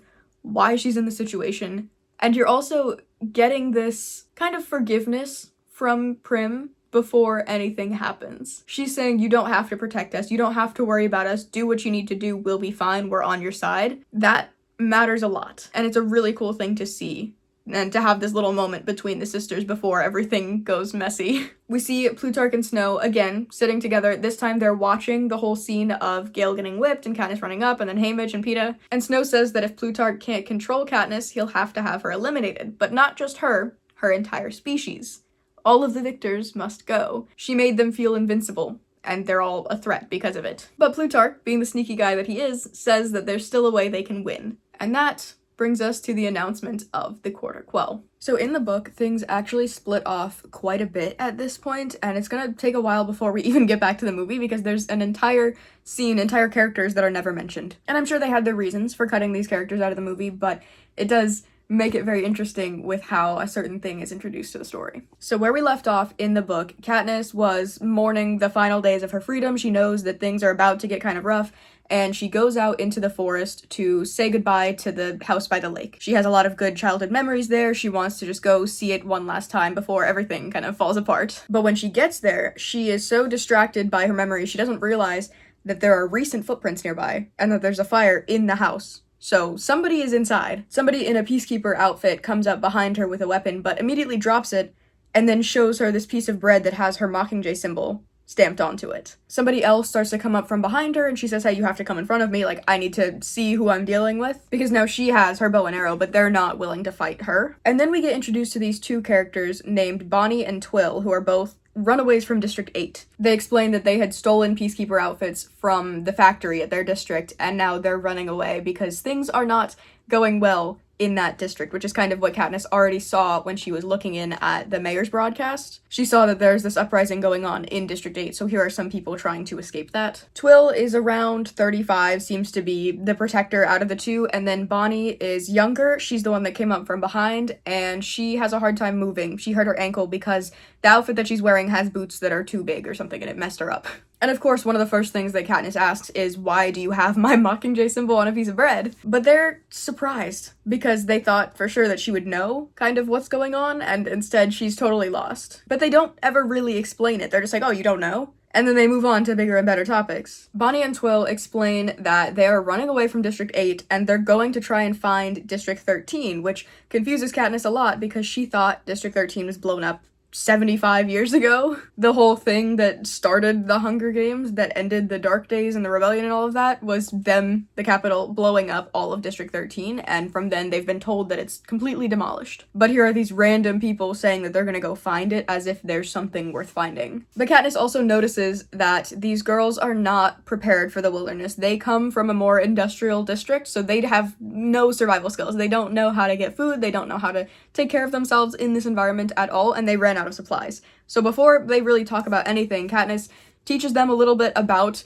the wild, shows them a little bit about how to survive in the forest, and she gives up what she hunted to them so that they can eat, because it's clear that they haven't been. And the whole time while she's doing all of this, she's thinking back to that Avox girl that she saw in the forest with Gale, of course, before she was an Avox. When they saw a girl and a boy running away and then getting taken up by this hovercraft that was chasing them, she's thinking back to that and how she couldn't save that person, but maybe she can do something to help these guys. Because at the end of the day, she can tell that these people are not a threat to her, so she doesn't feel bad about helping where she can. And then after they finish their meal, she gets the full story. And it's like a solid couple of pages that they're breaking this down, but basically, there's this whole idea of an uprising that has been going around in all the districts that started right after Katniss's games. So this is 6+ months that it's been building up. By the time of Peeta's proposal, they were ready to take action. So specifically in District 8, they went for it. And it was a coordinated thing, and everybody was in on it, and it was going well, but the Capitol sent in a bunch of peacekeepers that subdued everything, and then punishments became a lot more strict, and there was this plan to blow up a factory in that district with everybody still inside, but these two managed to escape, and they ran away from the district because now it's assumed that they died in the explosion, so nobody's gonna be looking for them. They had this original plan to have some people fighting and then some people getting out of the district to spread the word of what's going on and to maybe find other people to help. But obviously, because a lot of the people in the district blew up in the factory, now these two are just trying to find anybody that can hear their story, trying to find support, trying to find a place that they can live now that they can't go back to their district. And that is where District 13 comes in. They explain that every time the Capitol is showing a video of District 13, which they typically do when they're talking about the games, when they're talking about the Dark Days, they'll show footage from District 13 to say, look, here's the rubble, here's what happened after, and it's always the same footage, is what these people noticed. Every time the Capitol is playing this footage, it's the same clip of District 13, and you can tell because in the top corner of the video, a Mockingjay flies past. And it's just for a second, it's just this little tiny detail, but it's always there. So it's always the same video being reused. They explain that that district was actually known for nuclear development, and that's why maybe the Capitol doesn't want to touch it, even though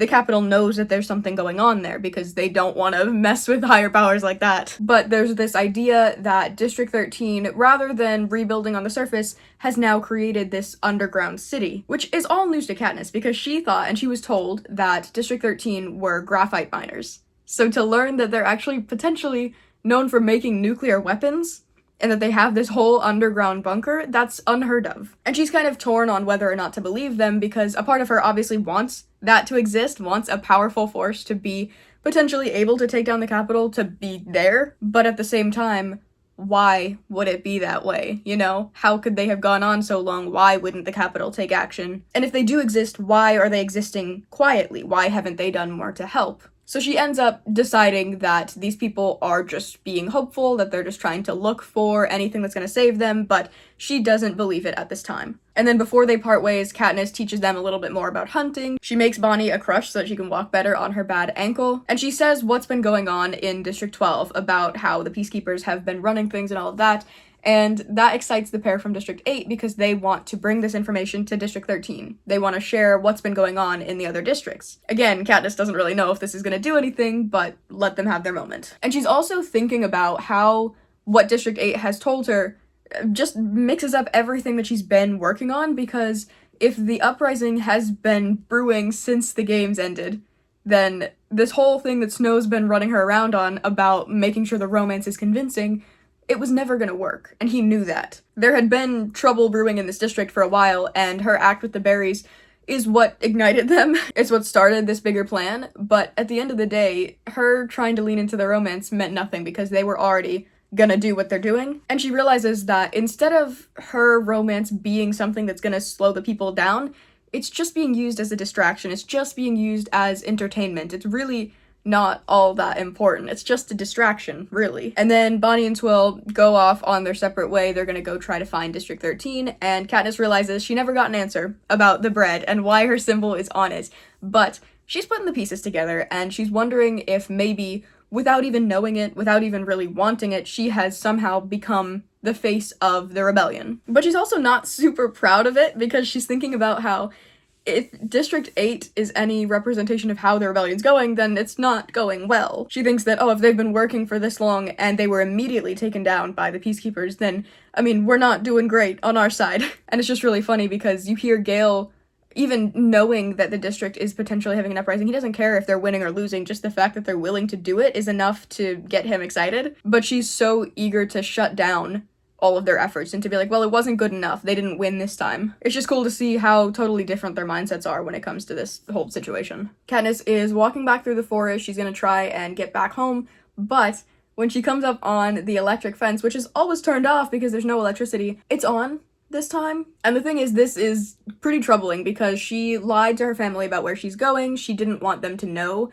that she's going out hunting, especially because the rules have been more strict in the district. She doesn't want them to be worrying. And she doesn't know if it's just that the fence is on because they want to be more secure, or if it's specifically because they know she's out there and they're trying to keep her out. They're trying to catch her in the act. But regardless of the reason, it doesn't matter why they turn the fence on. It just matters that it's on now, and she needs to get back inside before they realize that she's out there. She can't go under. She obviously can't climb it. So she resorts to climbing up 25 feet into a tree, going over, and then jumping down, which there is snow that makes it a bit of a lighter landing, but it's still a pretty brutal fall. She hurts her leg pretty bad, but she still wants to make sure she has an alibi. She wants to know that she has some defense, because if they think she's out there, they're gonna call her out on it right away. So she goes to the shop, she picks up some candy and some other little things so that she can return home saying that she just went on a shopping trip. And of course, when she gets home, there are two Peacekeepers inside. And just for a second, she sees the shock on one of their faces, and she knows that they expected her to be trapped.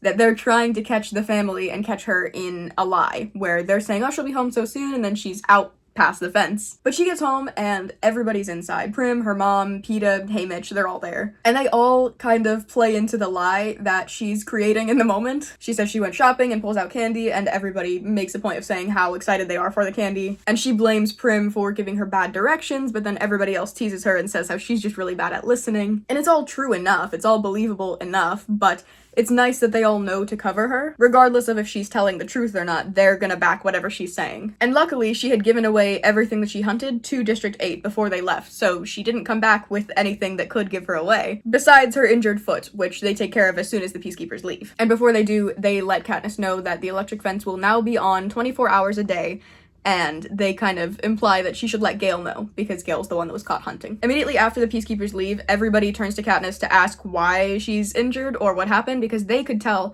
that she was hurting, that she was limping, or that she was kind of leaning on Peeta more than usual, but she still doesn't answer because she's worried the house might be bugged, so they move on, they wait. Peeta carries her up to bed, no questions asked, they give her some sleep medicine, and she asks him to stay. But she doesn't disclose anything about District 13 or about even the District 8 runaways, she just keeps it all to herself for now. And then we get roughly a week where she can't really move on her own. Her ankle is pretty messed up, or her heel or something. She broke something, it's not good. So she spends roughly a week in the house, not really moving, just trying to heal. And the entire time, she is constantly facing this fear of what if somebody's gonna show up? What if any type of authority, whether it be the Peacekeepers or capital level, you know, there's threats in the district, there's threats above the district, right? So she's trying to heal, she's trying to recover, but at the same time, she is constantly on high alert because anything could go down at any time. She hears news that Thread, the head Peacekeeper, is working to secure the fence to the ground or something like that, so he doesn't know that she had climbed over the tree. He thinks that she maybe went under it somehow,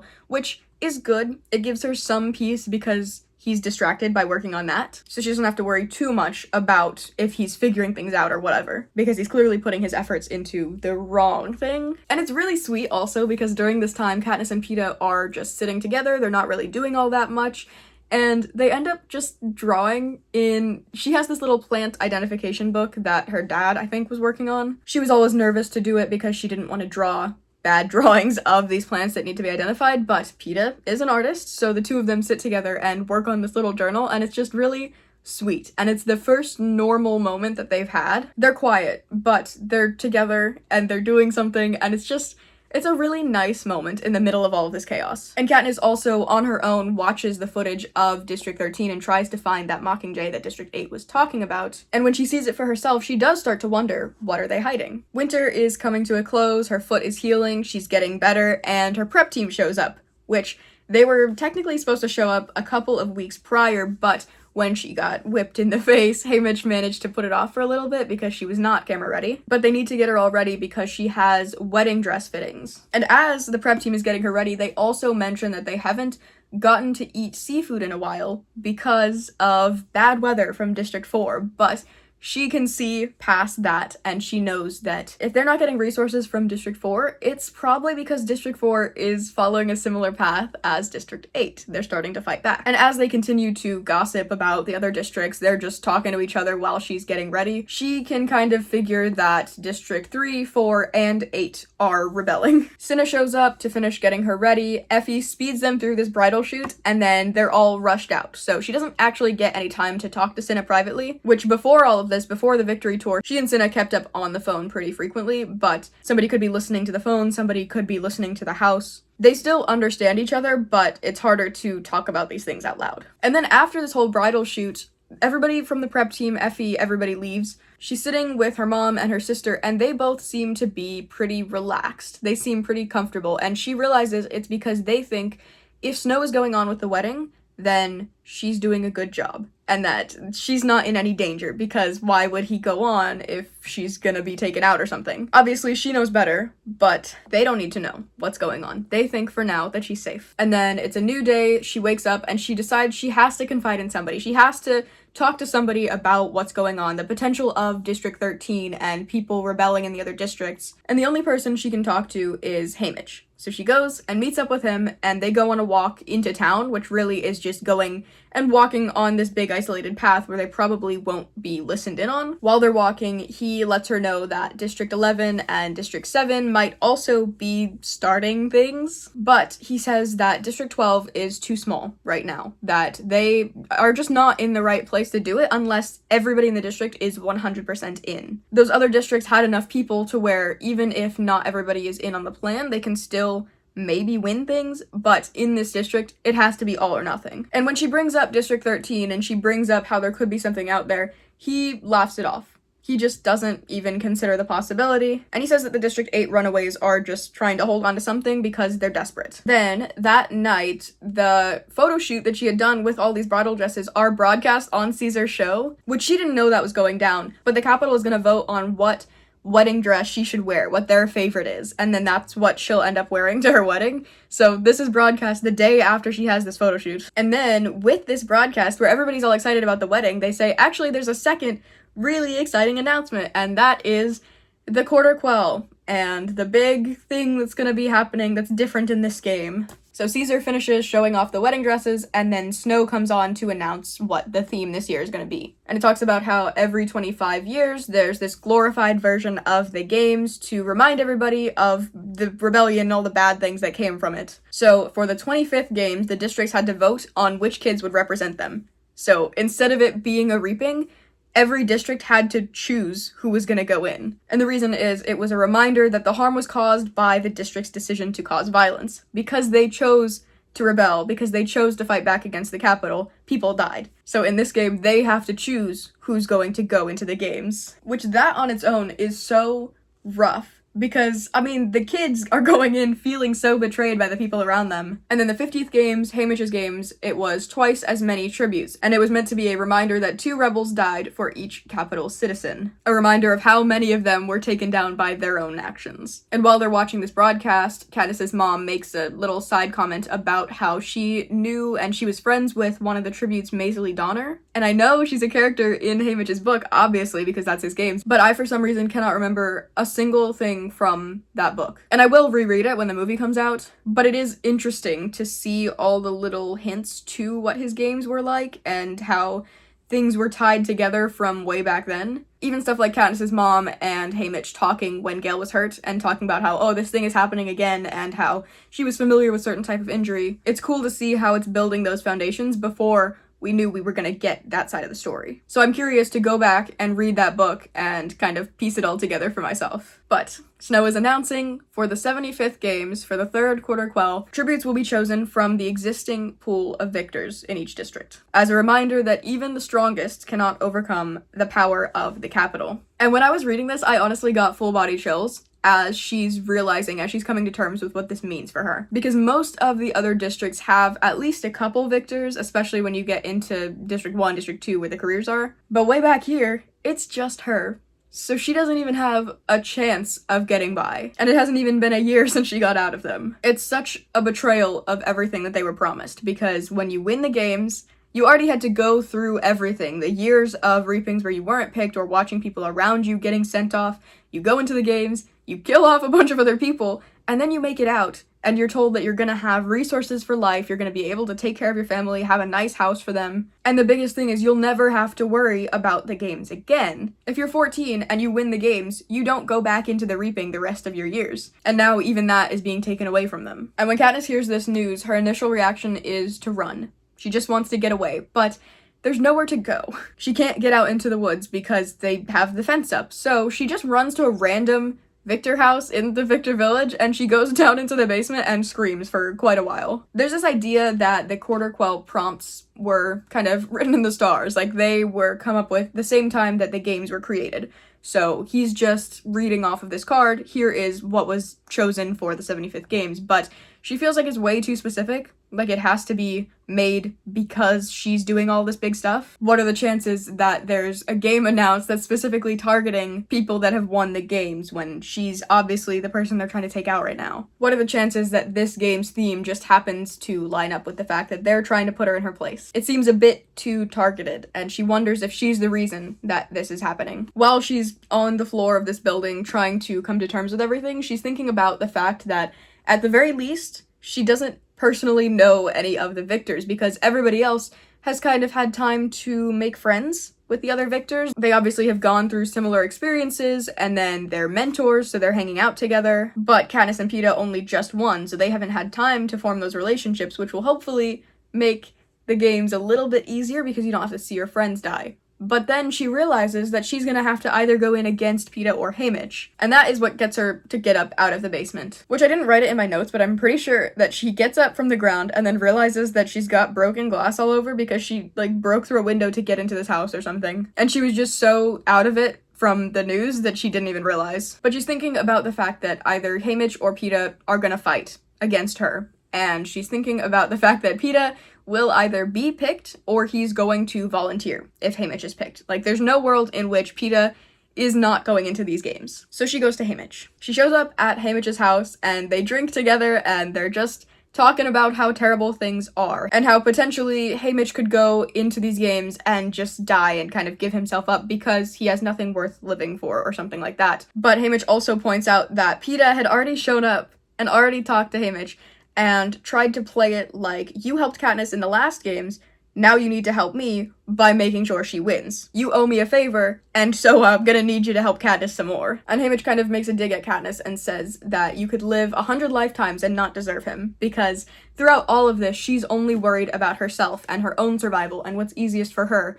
Meanwhile, Peeta is also only thinking of her. He cares so much about her, he would do anything to keep her alive. And Katniss never seems to get on that same page. She tries to push back by saying that if Peeta ends up in the games, that both Haymitch and Katniss will do everything in their power to keep Peeta alive, because they both owe him that. And she's trying to reason it out why it would make sense to save Peeta instead of herself, because at the end of the day, the Capitol has it out for her specifically. She's the one that pulled out the berries. They all believe that he did it out of love, but she's the one being targeted, so maybe he can survive. She'd probably be targeted regardless, but he has a chance of getting out of this. And Haymitch says he doesn't really like this plan, but he agrees. He promises to help Peeta. Gale shows up when she's done talking to Haymitch, and he's, again, proposing that they could leave. He's saying, hey, I'm sorry I didn't go with you before, but it's not too late, we can get out of here. Unfortunately, Katniss has completely changed her mind. She realizes now the importance of staying. She has to be here to protect her family and to protect Peeta. Specifically to protect Peeta because she's going into these games trying to keep him alive. And then there's a little while where she is just messy and she's coping with the news, and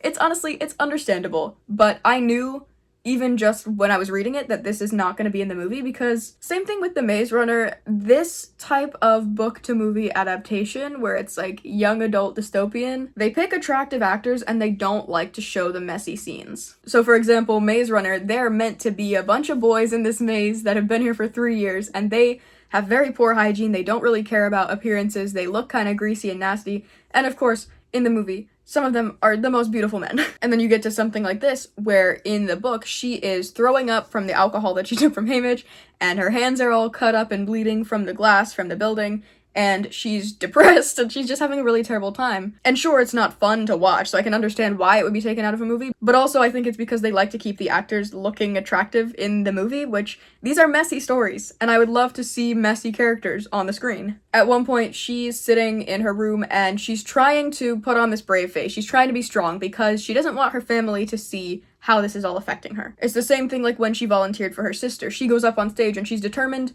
that she's not gonna cry because she doesn't want to seem weak. But here, her family comes into the room and she immediately starts sobbing. And she just, a very normal reaction to what's going on. She can't put up this mask forever. But her family comes in and they are quietly supportive. She wakes up feeling embarrassed, and when she goes out to see her family, she notices that her sister looks older. Obviously, with everything that's been going on with the district and how so many people are being injured and they've had to care for so many people, they're just going through a lot, and Prim is growing up in this. But just in general, her family is trying to be strong for her. They're trying to put on a brave face because it's clear that she needs it. She needs to learn that it's okay to be vulnerable in front of them, but they're also trying to be stronger for her. Maybe so that she doesn't feel like she needs to protect them as much. She gets some broth in her system, she's trying to feel okay, and she also brings some over to Haymitch. And I really love this part because she and Haymitch are in this house, and then Peeta comes down from upstairs and announces that he has dumped all the alcohol. There is nothing left. He says he needs a sober mentor and a sober Victor to come home from the games. And he's not gonna let either of them drink and throw their lives away and not try. He's not direct about which Victor is gonna be coming back. He's not saying, oh, Katniss, you have to win this. He's just saying, as a general statement, there's going to be a victor and there's going to be a mentor, and they have to come back because Katniss's first reaction to the news was to go drinking with Haymitch, and that is just not acceptable in Peeta's world. Not only did he dump all the alcohol, but he paid off the person that would typically sell it to Haymitch so that they cannot get anything. And even if he hadn't done that, this person was already arrested for a time by the peacekeepers for selling alcohol, which isn't allowed, so he's not super willing to start doing it again. And then Peeta is just so absolutely locked in on this plan of getting them battle ready. He wants them to study all of the victors that are alive right now to try and figure out their competition and who they could potentially be going up against, because at this point, the other districts, I mean, there's a lot of options, right? From here, things are very limited, but in the other districts, there's a lot of potential competition that they could be going up against. So he wants to study all of it. He wants to be prepared from very early on. And it kind of sucks to read about because the whole time you're looking at all of this and you're seeing how committed he is, but also you know that he's going into it planning on keeping Katniss alive, which means that he's doing all of this work while also planning to die. Like, that's how he wants this to go down. He wants to be in the game so he can protect her, but he's also ready to give himself up so that she can win it. So all of this work is aimed towards her survival. And it's kind of hard. It's kind of hard to see that. And then they all get to work, and they have a lot of training, which technically, sure, you're not supposed to train for the games, but obviously the careers have been doing that their whole lives, so nobody's gonna stop them. They study the old games, they get to see who's potentially going to be the other tributes, and they start exercising and practicing combat and just using any skills they might need that they've been neglecting this whole time. They notice that a lot of the people they could be going up against are older, which does give them an advantage because they're still game's age, like they're still both 17-ish in this, assuming Katniss and Peeta are the two that would be going in. A lot of the other tributes are gonna be older just because they won games a while ago, so they might not be as ready for a fight. And the whole time that they're training, Peeta and Katniss feel good, and they feel like it's nice to have something to work towards. Honestly, it's nice to put your energy into something rather than just sitting around and waiting for the end. Haymitch's body is a little bit more resistant to the training because it's been a while and he's not taken care of himself very much, but they do what they can to get through it. And Gale even steps in for a while and tries to help teach them certain things, which is it's really nice to see how even if he and Peeta have this rivalry, they're still willing to come together to support this greater cause. And Gale does kind of briefly talk to Katniss about what would happen if the games didn't exist and if there was no Peeta in the equation, but she doesn't even think it's worth talking about because at this point she chose to stay instead of running away.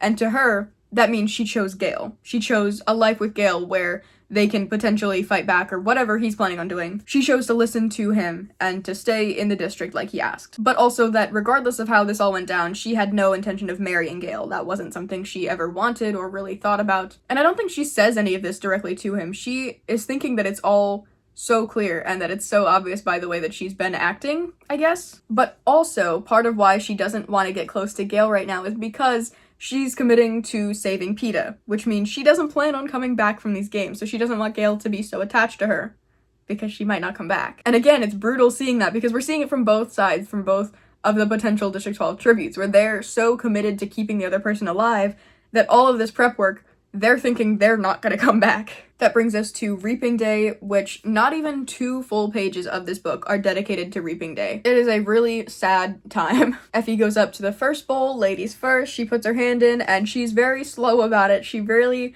doesn't seem like she wants to pull this name. Sure, it's fun for the Capitol to be pulling random children and having them train and having them go into the games or whatever. It's not so fun to pull the one person that just won that's trying to build this happy life for herself. And you have to think, like, Effie is pulling these names between the 2 victors that she felt attached to during these games. She was really proud of them and they had this connection.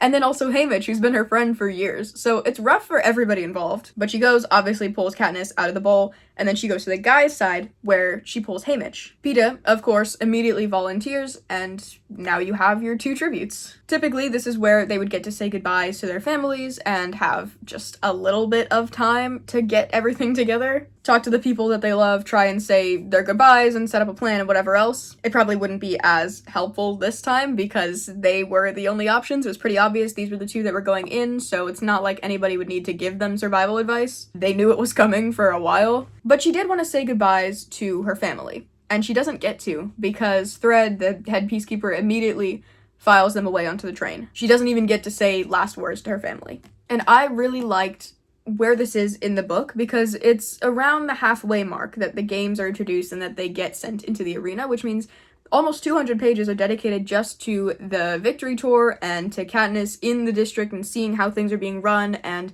hearing the idea of rebellion floating around. And then the games are introduced, which even on the back of the book, it doesn't talk about how there's gonna be another game that they're involved in. The back of the book talks about her personal relationships and talks about how she's getting ready for the victory tour and how they have to play up their romance.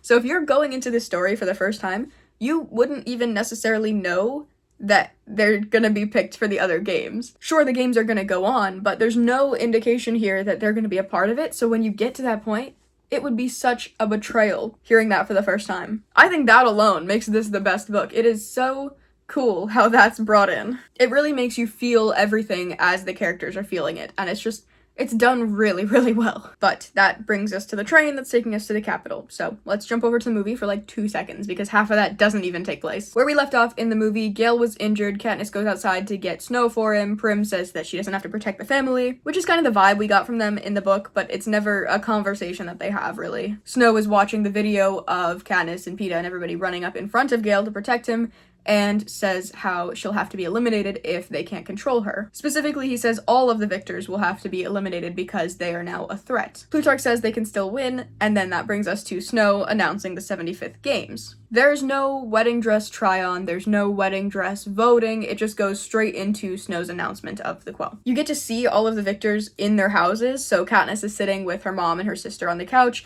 Peeta is alone in his house, which is really sad because in the last movie and the last book, they talked about how his family was so easily able to brush him aside and say that Katniss would be the winner, and they just don't really seem to care about him. So the fact that he's in this house alone and they're all probably still back in the district, it just sucks to see. He deserves so much better than that. But you also, of course, see Haymitch alone in his house. Snow is announcing this, but you don't get the context of what the other quarter quells were or what they represented. You don't really get to think about the fact that Haymitch had to go through a very similar thing. But he does still say that this one is to remind people that the strongest can't defeat the Capitol or whatever. Same reasoning, it just didn't explain what the other ones were meant to represent. And it is truly heartbreaking to see the characters' faces as they hear this news.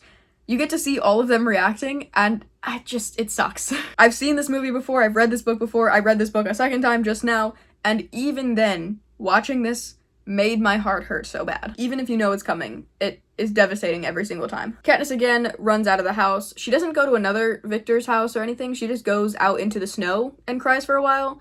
And then she's thinking about Peeta and goes back home. And by home, I mean the Victor Village, because she goes to Haymitch's house. Again, they drink. Haymitch says that Peeta had showed up 45 minutes earlier and begged Haymitch to save Katniss. She doesn't deserve Peeta in 100 lifetimes. That part is all very similar. And in response to that, Katniss says that nobody decent ever wins the games, as if it's okay that she's a bad person because that's what got them through this, or that it's expected that she's a bad person because she survived, but he says nobody ever wins the games, period. You just survive. And I can't remember when. I feel like Katniss in the book does also have that thought about how nobody decent wins. Yes, it's when Gale is injured and she's looking at him and realizing that she's about to lose everything and how she needs to be the face of the rebellion, basically. And how the berries have this bigger message. She's thinking about how no decent person ever wins the games. As she's realizing how selfish she is, as she's realizing how much of her life has been based around what's good for her specifically. Obviously, that was a thought that she had in the book, so it's cool to see it out loud in the movie because it is kind of an important thought to hold on to. But a similar conversation plays out as we saw in the book, where she's asking to save Peeta and saying do whatever it takes. The one thing that changes is she asks Haymitch to volunteer if Peeta is picked,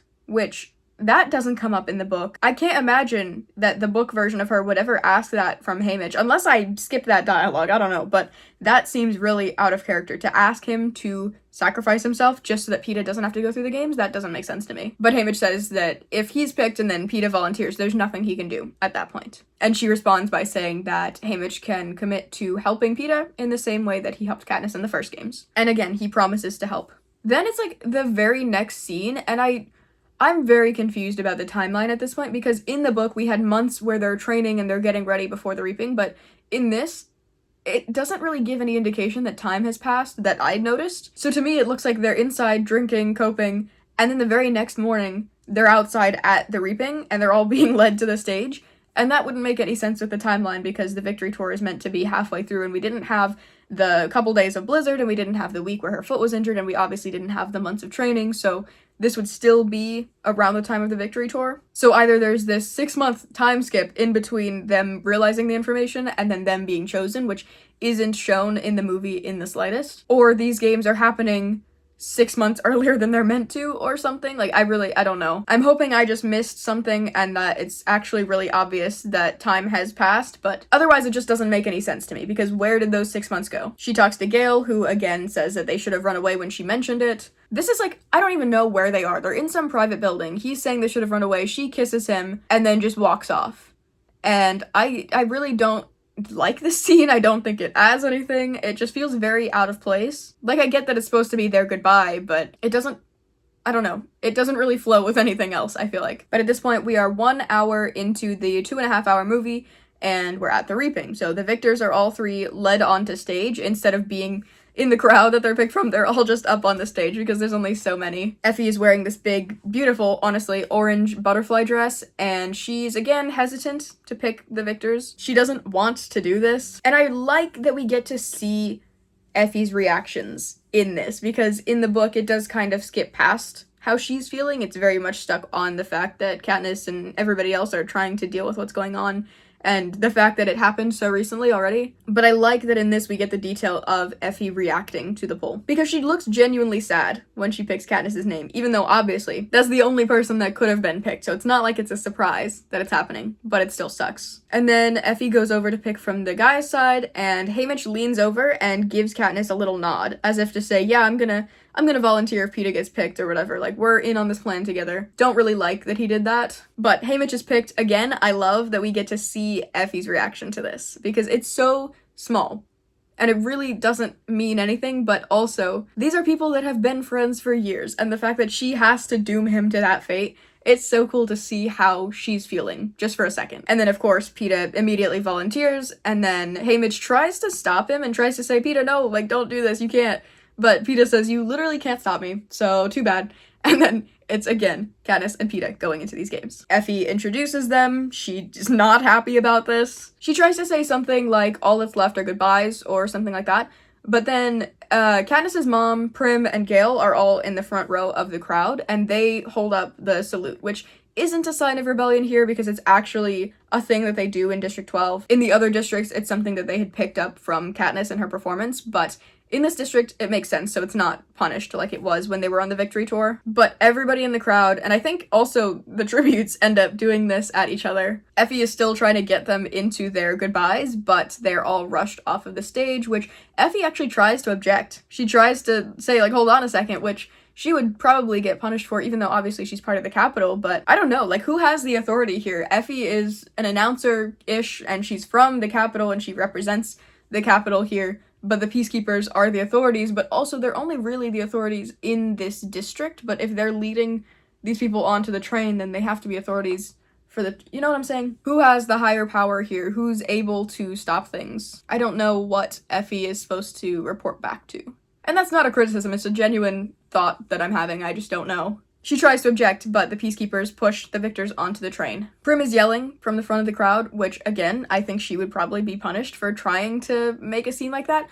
And then Katniss is, like, I don't know. I don't like it. I think it's kind of funny. Katniss is trying to yell for Prim, and then at the last second, before she's pulled around the corner, just says, goodbye!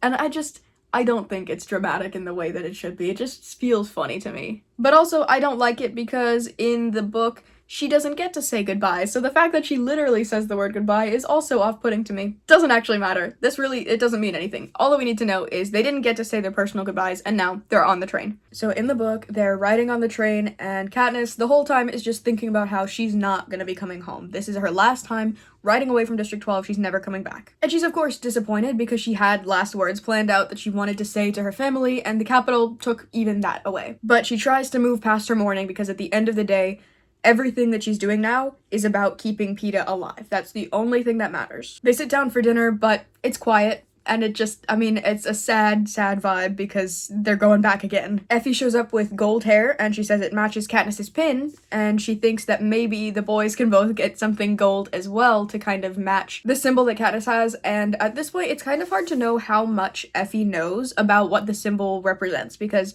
to her, it could just be that the Mockingjay got really popular in the capital and a lot of people have been wearing it as an accessory, and because of that she wants to play into it. But also, could she know how this little Mockingjay pin is so important to the rebellion? She's emphasizing how they can all have a little gold accessory to make them look more like a team, and it could just be because it's cute to accessorize, but it could also be because she's trying to build this bigger message. The way that Effie is presented really throughout all of this story is that she's not aware of what's going on and everybody else is, but I have to wonder at what point does she find things out. And then at dinner, Effie is getting rid of her own wine. Nobody is drinking. They're still trying to support Haymitch as much as they can. They watch over the reapings from the day and they get to see who exactly they're going to be going up against. It says how there have been 74 games up until this point, but of course with the last one having 2, there are 75 victors to choose from, and out of those 75 victors, 59 were still alive. As they're watching all of the reapings, Haymitch is staying pretty emotionless. He's not reacting to his friends really getting selected. These are people that he's known and worked with for years, and he's trying not to let it show what this means to him. Effie does make a small comment here or there when she recognizes people, but it's just not a very fun time for any of them. Katniss makes note of a couple of the reapings as they're watching. So for example, there's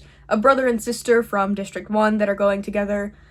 Brutus, who's around 40 years old and volunteered from District 2. Finnick from District 4 is around 24 years old, and he won the games when he was 14. And then also from District 4, a young woman was picked, but a much older lady volunteered to take her place instead. She's around 80 years old, and she needs a cane to walk. District 7 also only had one surviving female victor, so Joanna Mason was picked from that district. There was no alternative for her. And then little things like Effie recognizes somebody from District 8 because the woman with 3 kids was her friend. Haymitch recognizes a guy from District 11 as being one of his drinking buddies. And then they watch as their own reaping is called, and the announcers talk about how the odds were never in their favor. It's rough out here. Effie and Haymitch quietly just mind their business and go to bed.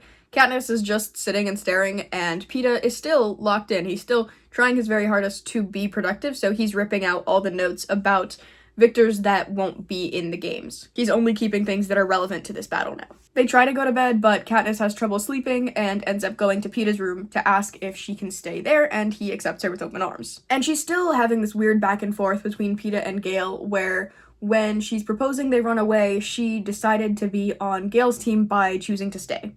Like, that was her deciding that she's Team Gale, and that Peeta represents the capital and the love that they want to be performed. So by choosing to stay in the district, by choosing to stick with Gale with whatever he's doing, she's chosen that that's her guy. But then now, as she's leaving the district, as she's telling herself she's never coming back, she's back to thinking that she's okay to be with Peeta. Gale is no longer an option, so she's comfortable hanging out with Peeta and getting close to him again. And they end up sitting together and staying up to watch the old games of the other victors. Specifically, they end up coming across a tape of Haymitch's games, which he's never really talked about his experience and they've never really asked. It feels kind of like an invasion of privacy to get into that topic because the games are so intimate, really. It feels weird to see a person's struggles so closely like that, especially because it seems like he's doing everything he can to distance himself. But they want to watch the 50th games to try and see if maybe there's anything that is similar to the quarter quell that they're going to be going through. I don't know why there would be similarities. I don't know why the game would be manipulated in a different way, so I think it was really just an excuse so they could kind of watch it without feeling as bad. We get a little bit of lore about the Mockingjay pin, where we heard about Maisie, who was friends with Katniss's mom,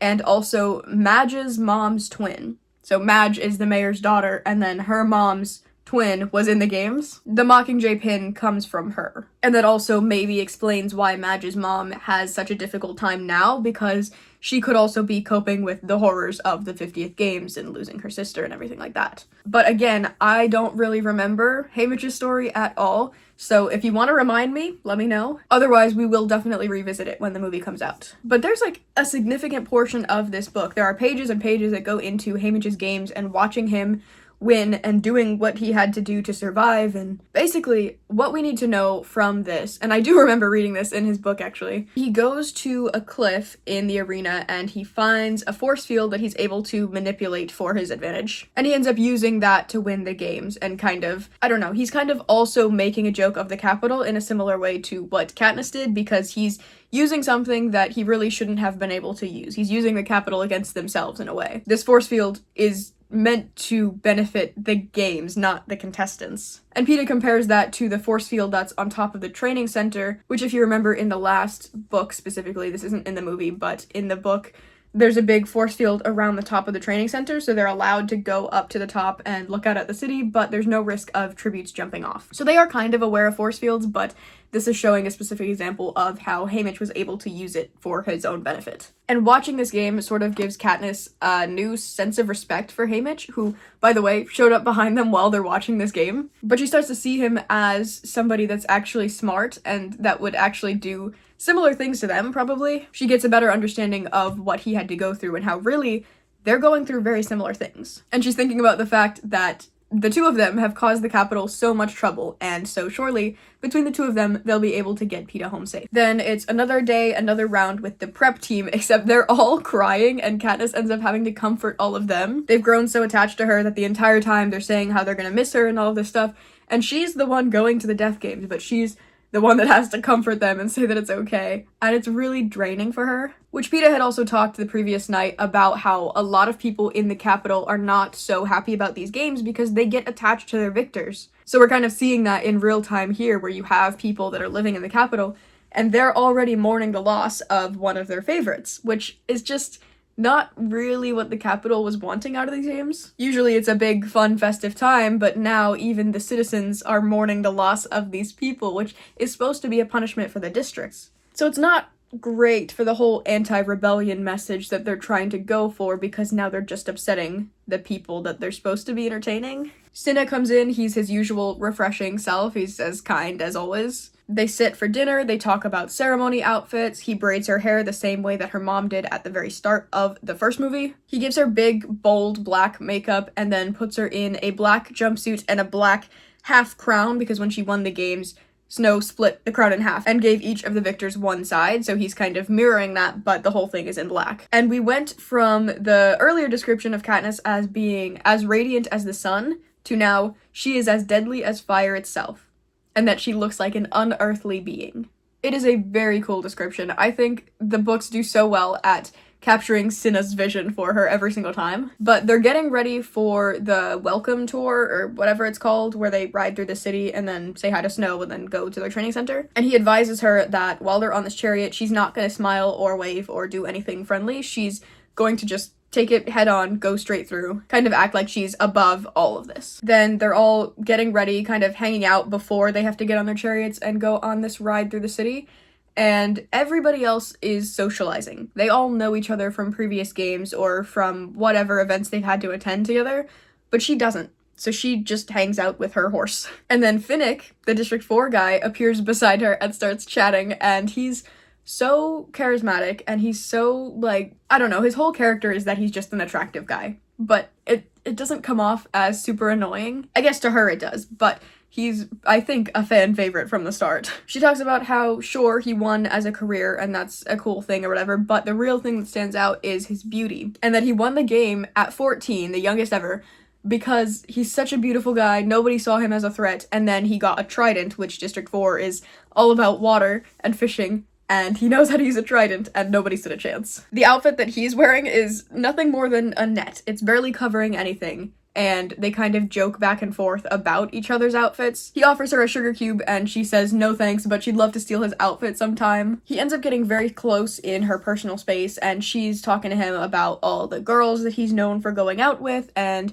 he makes a comment about how he doesn't deal in money, he deals in secrets, and then gets even closer and asks if she has any secrets. But she says that most people know her secrets before she does, and he agrees with that. And then he makes this kind of throwaway comment about how Peeta's coming and he's so sorry that she has to cancel the wedding and that it must be so devastating.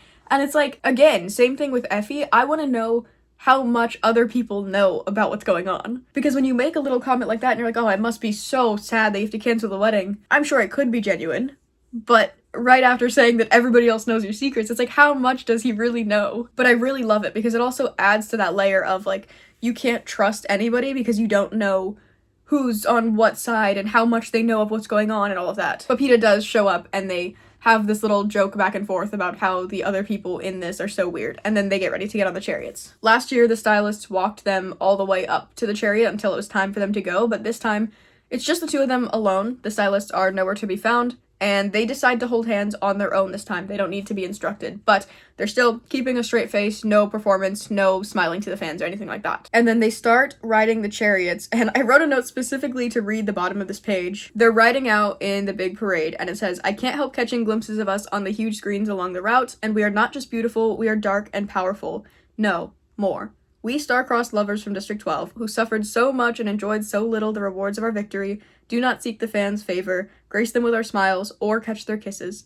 We are unforgiving." And I love it. Getting to be myself at last. The entire first time they're going around getting ready for the initial Hunger Games, she was being told she has to be appealing to the audience. That's the only way they're gonna get sponsors. And now, they get to fully twist it around. They've built up this romance, they've built up this whole story for why they should be liked, and now they get to lean on that, and how everything is being taken away, and that's still gonna keep people on their side, and it's just really cool. And just like the last time, all eyes are on them. There are some other chariots where it seems like the stylist tried to lean into Cinna style, and they tried to have glowing outfits or something like that, but really nothing stands out like these guys do. They ride on the chariots, they have the whole welcome ceremony, and then they head to the training center where they're together with Cinna, Portia, and Haymitch. Haymitch is also standing around with the pair from District 11 because he's friends with the guy. The woman from District 11 is around 60 years old. She comes up and hugs Katniss and lets her know that the families of Thresh and Rue are okay, because back when they were doing the victory tour, we saw the initial guy get shot in the head. But after that, as they're leaving the scene, they heard 2 more gunshots go off, and Katniss was worried that maybe the families were attacked or something happened to them, but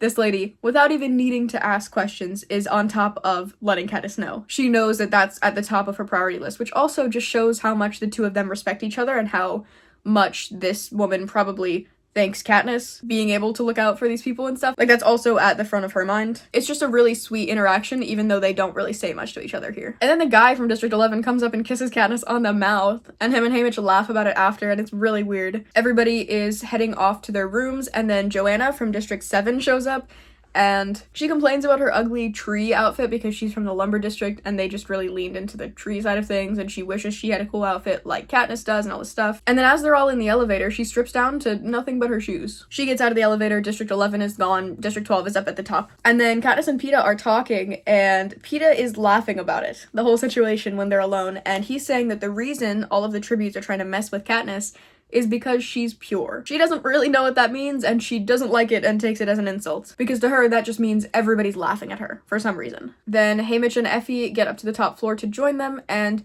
they head to their apartment where they see 2 Avoxes waiting in front. One of them is that redheaded girl that Katniss recognized from before, and the other is a redheaded guy, and it's this really unfortunate series of events where Katniss recognizes him as Darius, one of the peacekeepers, and the one that had been thrown to the ground when it seemed like he was trying to protect Gale. Back when Gale was being whipped, there was a peacekeeper on the ground in front of him who maybe tried to stop it or something like that, and this was his punishment. And not only was he punished, but he's clearly here at this specific door because Snow wants her to know it. They don't acknowledge it. She knows better than to make a big scene because, like last time, she tried to make a whole thing out of it, but it'll only get the Avoxes in trouble. So she just keeps it to herself, doesn't say anything. But then when they're all having dinner that night, she at one point makes a point of spilling a bunch of peas on the ground and goes under the table to collect them. But really, she meets Darius under the table, and just really briefly, as they're picking up this food, she reaches out and holds his hand.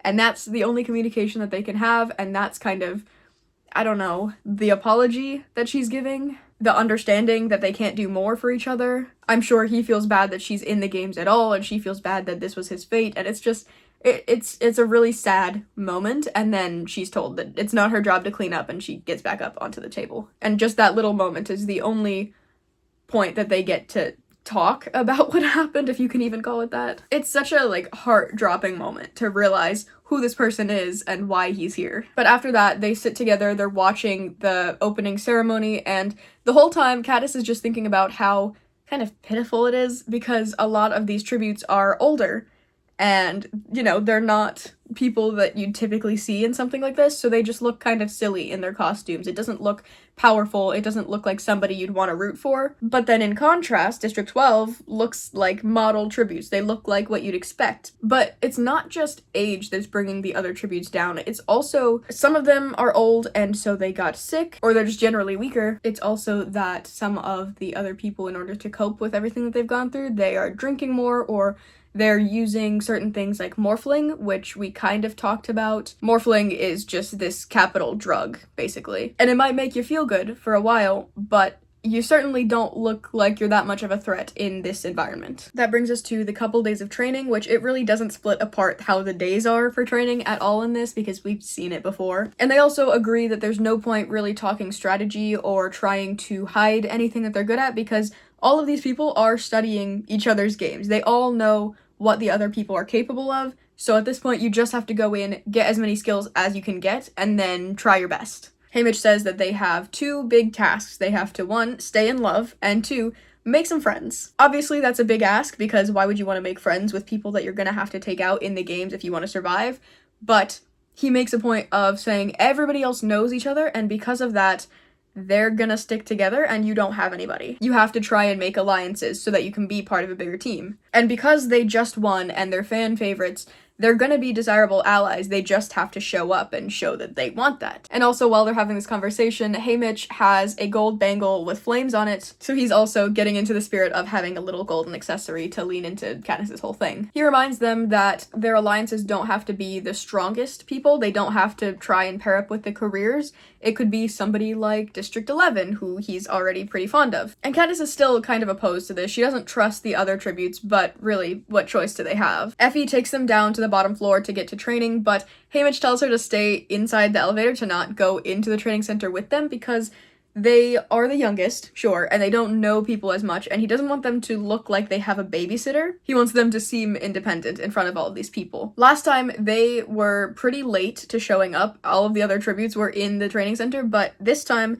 half of the tributes don't even show up, whether that be because they are just sitting in their rooms drinking, maybe they feel like they don't need to train because they're already skilled, whatever it is. Only so many people show up here. Maybe around half of the tributes show up for training. Last time, they were told to stick together for all the training activities, but this time they want to cover as much ground as possible, so they split up, and Katniss ends up spending some time alone at a rope tying station where Finnick, again, approaches her. He doesn't need any practice with ropes because, again, he's from this fishing district, so he's very good with tying nets and ropes and all the things like that. But he does come over and tie a noose and then pretend to hang himself. She goes over to another station where you can practice making fire and tries to talk to 2 people from District 3, Wyrus and Beatty. Everybody else that they've talked to, all the other tributes, are a little bit out of it, or way too cocky, or just whatever else. They have bad attitudes, but both of these guys seem pretty chill. And they are kind of on the same page where they know they can't talk about things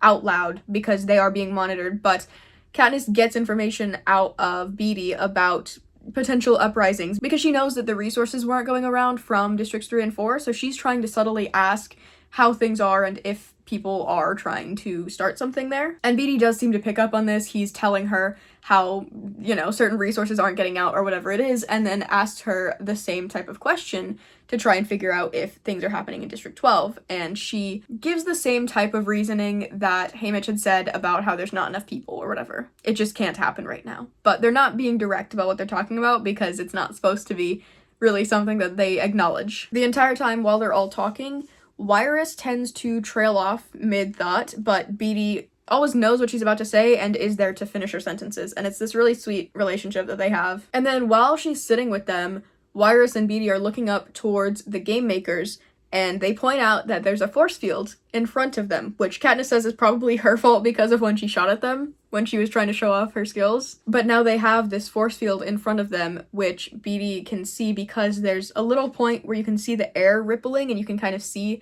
that something's off with the space, but if you didn't know to look for that, you wouldn't even notice that the force field is there. And they describe it as being a weak spot in the armor. After a morning of training, they take a lunch break, they get together to talk about what potential allies they found, and Peeta says that a lot of the other tributes think of District 3 as a joke. They don't take Beatty and Wyrus seriously. She does try to defend them, but when she goes out, she has a bit more of an open mind and tries to meet as many people as she can rather than just sitting with the couple people that she's comfortable with. While she's going between stations, Finnick comes up and introduces her to Mags, who is the older lady that volunteered from District 4, but it says that Katniss has a really hard time understanding her, that she maybe had a stroke or something because Katniss can only understand 1 out of every 4 words that she's saying. But Katniss remembers that this is the person who volunteered for somebody else, even though clearly she isn't gonna be the victor. She's volunteering knowing that she's never coming home, for sure, but she's still willing to do it to protect this girl. And because of that, Katniss is obviously thinking of her own volunteering,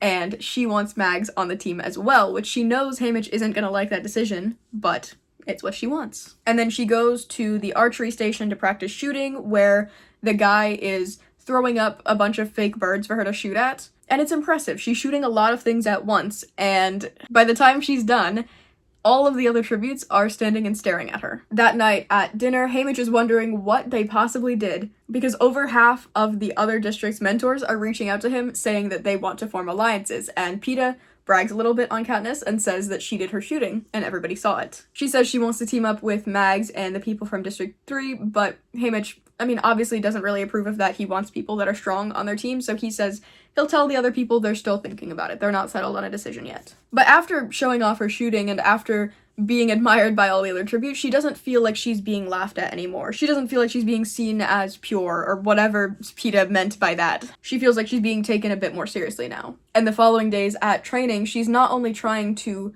practice and show off her current skills, but she's working with other people to try and trade skills. So for example, Finnick is really good with a trident, and maybe he teaches her a little bit about how to use one, and in exchange, she teaches him a little bit about how to use a bow. The final day of training, they all end it by having their 15 minutes to show off whatever their skills are, but Katniss and Peeta are both talking to each other and saying how they really don't know what they want to show off, because everything that they've done is what they've done. Katniss wants to do something shocking, she wants to be memorable again, but she just can't think of anything to do. And then all the other districts go through. Peeta goes, he takes 45 minutes instead of just 15, so she's a little bit worried about what he could have possibly done in there, if it's something that maybe made the game makers upset, or if it's something that just required so much prep work. She thinks that maybe he had so much time in there and now he's going to become something that the game makers target, so she wants to get attention away from him. And then it's her turn for the assessment. She goes in. It seems like Plutarch, the lead game maker, is kind of ignoring her. Like, they haven't really interacted since the dance where he showed off the watch and the little Mockingjay symbol. They don't really address that at all. He hasn't tried to talk to her again since then. She goes in, the place smells like bleach, it smells like cleaner, and everything is pristine in there. And then she decides what she wants to do for shock value. So she ties a noose, which she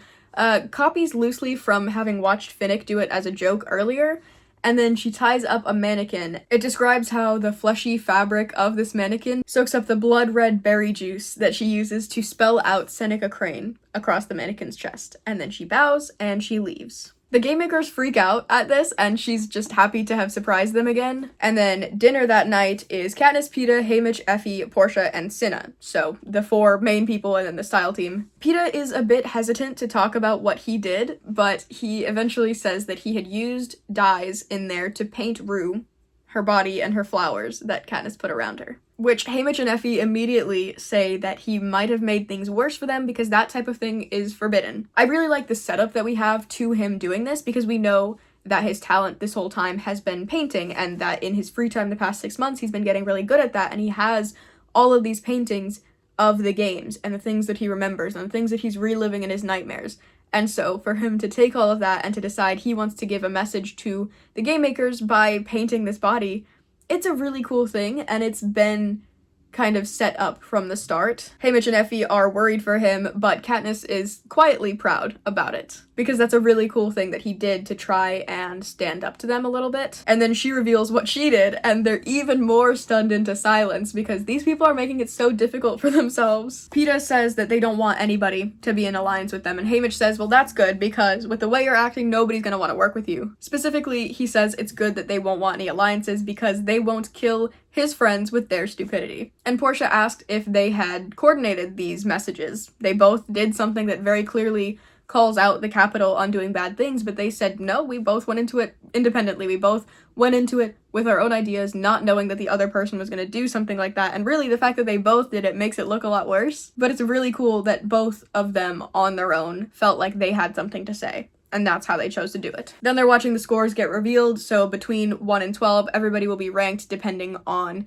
how much the game makers think you should root for them. All the careers get typical high scores, the rest of the people get mid scores, and then Katniss and Peeta, making it Hunger Games history, both get a score of 12. It sounds cool, but nobody celebrates, and Haymitch says that now all the other tributes are going to target them. This is really not a good thing. He says he can't even look at them because of what they've done, and he walks out of the room. Then Katniss and Peeta are sitting alone together, and they're getting ready for bed, but they both apologize to each other for potentially making things worse here. They talk about why they did it, and it kind of calls back to that conversation they had the night before the first games, where here they're saying they did it to prove that they're not a piece in the games. And in the last book, that's what they said they wanted. Specifically, Peeta said he wants to prove that he's not a piece in the games. So now we're seeing them actually trying to make that a reality. They wonder if President Snow has it set up to where they are going to die here, like it's already over before it's begun, but they're both convinced that they can get the other person out of it alive. And Katniss is thinking about it. She kind of steps back from her own life, and she's thinking about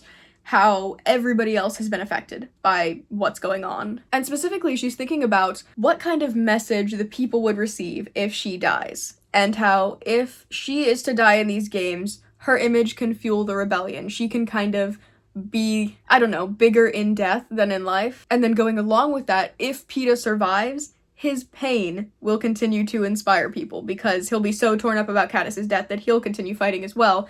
And it's a really dark thing to think. Because Peeta wants her to survive because he loves her, and he wants her to live a long life, even if he's not in it. He wants her to get to experience things with her sister and with Gale and her mom and everybody, and it's not about him being with her, and it's not about what she can do for other people. It's literally just, I want you to have a happy life. And then you get to her perspective, where she's saying that if she dies, she can be used as the symbol, and he will be so heartbroken that he will also be used as a symbol. It's just really brutal to think about, because she's reflecting on how she's selfish, but then she'll turn around and have a thought like that. Again, it's just a lot of back and forth with her feelings towards Peeta through all of this. After training, they have the coaching day to get ready for their interviews, but because they have just gone on this giant victory tour, Haymitch and Effie decide that they don't need any coaching. There's not really any help that they can give. So Katniss and Peeta wake up to this message from them saying that there's no coaching needed and it's canceled for today.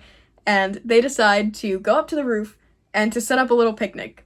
And they just spend the entire day on the training center roof, enjoying a little bit of normal life. Nobody summons them to dinner, so they don't bother to show up. They just have a full day to themselves. And it's not really clear how much of this is actually that Effie and Haymitch think they don't need training versus how much they're still just upset by the way that these people were acting in front of the game makers and how they seem to be making a joke of their own lives by doing something so reckless. Regardless, they don't get any coaching, and then that brings us to the next day, which is interview day with Caesar. Katniss and Peeta wake up in the same bed together. Peeta gets up and goes off to his own prep team, and then Katniss is with her group, and the last time they had gotten her ready, they're all sobbing and she's trying to comfort them the whole time, but after that incident, she told Cinna she can't handle it emotionally. She just can't bother doing all that again. So Cinna talks to them privately and says, hey, you can't cry in front of her, basically. So she wakes up to the 3 from her prep team, but one of them immediately starts crying and then leaves the room. They're getting Katniss ready, and she looks over, and another one is silently crying onto her shoulder, and then gets up and leaves. And that leaves just one prep team member left. She toughs it out, she does the entire transformation, and then before she leaves Katniss, she says how it was such an honor to work with her. And it's really rough, because it's obviously sweet that they care about her, but also everybody thinks she's gonna die. Like, nobody is betting on her, really. They're already mourning her, as if they all know as well that she's not coming back. Cinna comes in with her interview dress, which was specifically requested by Snow, and it's her wedding dress that the people voted on. She puts it on, but she feels like it's a little bit heavier than the first time that she wore it, and Cinna says it's still the same dress, just don't raise your arms until the end of the ceremony. Don't raise your arms up until you're spinning the dress to show it off, which either Caesar will ask you to do it or just ask if you can do it by the end of the interview. They go out and get ready to go on stage. Peeta's also wearing a standard Capitol wedding suit. And then they go out there. It seems like the other victors are giving her sympathetic looks. And then Joanna looks over and says, "Make him pay for it." Katniss is a little bit confused by this, but as the interviews go on, she starts to realize what it meant, because sure, some of the other tributes are a little bit too out of it. They're too old, they're on Morphling or whatever it is. They don't care about what's going on that much. There are some people like the siblings from District 1 or Brutus from District 2 where they are going into these games determined to win, but the rest of the victors, the rest of the tributes are mad that this is happening. And they're very smart as well. There's a reason they won the games, right? So they're all approaching these interviews with the intention of making the Capitol look bad, making Snow look bad. They go into the interview and they play it like the poor Capitol is gonna mourn the loss of the victors that they've come to love so much. They try and present it as Snow read this rule, but surely he can see how much it's hurting his people. Why won't he change things? Why won't he cancel it? Why won't he do this for you guys? It's not that we want to survive, but it's that it'll make you guys sad. So then when Katniss goes on stage, she can follow the similar idea, and she apologizes to the audience because they won't get to see her beautiful wedding. That's when she gets to spin with this nice, beautiful wedding dress, and as she's spinning, she is on fire, for real. The dress burns, but she trusts that it's part of Cinna's idea and that she's safe, and when she's done, she looks down to see the exact same wedding dress, but now made of black feathers, except it has white sleeves that kind of look like wings because she is now the Mockingjay. Caesar makes a comment about her dress and says it looks like she's some type of bird, and she says she thinks she's a Mockingjay. And when she says this, he kind of gets this look in his eyes where she realizes that he knows it's more than just her symbol, and that it is a bigger thing going on with the rebellion. But they play it off for now. He has Cinna stand up and bow for his awesome work. And then Katniss realizes what Cinna has just done, because Snow is gonna see this, and he's gonna know that Cinna's responsible. So Cinna has just put himself in quite a bit of danger. They were talking earlier about all the terrible things that they're having to go through, and Cinna said that he channels his emotions into his work so that nobody but himself gets hurt. And now we're kind of seeing that, where he definitely put his emotions into his work. He's definitely showing off what side he's on, but there are going to be consequences for him. Katniss gets off the stage, Peeta goes up for his interview. Caesar is still playing up this whole, "Oh, we're so sad we don't get to see your wedding." Peeta says that they actually already had an unofficial District 12 wedding, because in District 12 they don't pay to have this whole giant ceremony, but they'll do, like, little things in the house to kind of show we're a couple now, and it's just a little tradition that they have. But he says that they had done that, and they've been married for a couple of months, and they just wanted to have some joy together on their own. But then, of course, the Quell was announced, and that kind of threw everything off. And he says that he wouldn't have done any of this marriage stuff if they knew that the Quell was coming, because it's just so heartbreaking. Caesar says that he's happy that they at least had a little bit of good time together, but Peeta doesn't agree, and he says maybe he would if it weren't for the baby. Just like last time where he talked about his love for Katniss,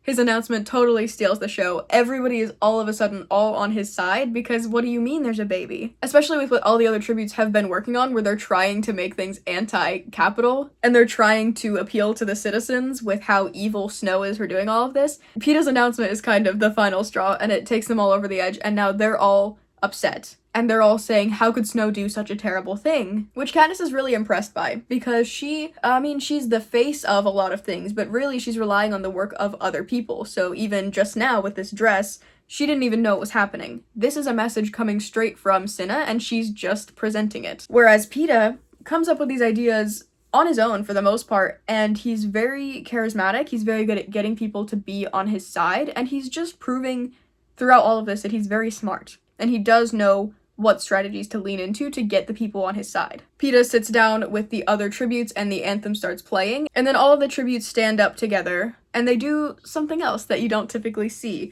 where Katniss reaches out, she's holding Peeta's hand on one side, and she also reaches out and holds the District 11 guy's arm, because he doesn't have a hand, but they go down the line and all hold each other's hands. The anthem is playing, all 24 tributes are holding hands, and Katniss realizes this is probably the first sign of unity across all 12 districts since the dark days since the rebellion, which is not great for the capital again. And the broadcasters realize this and they shut down the camera, but it's too late.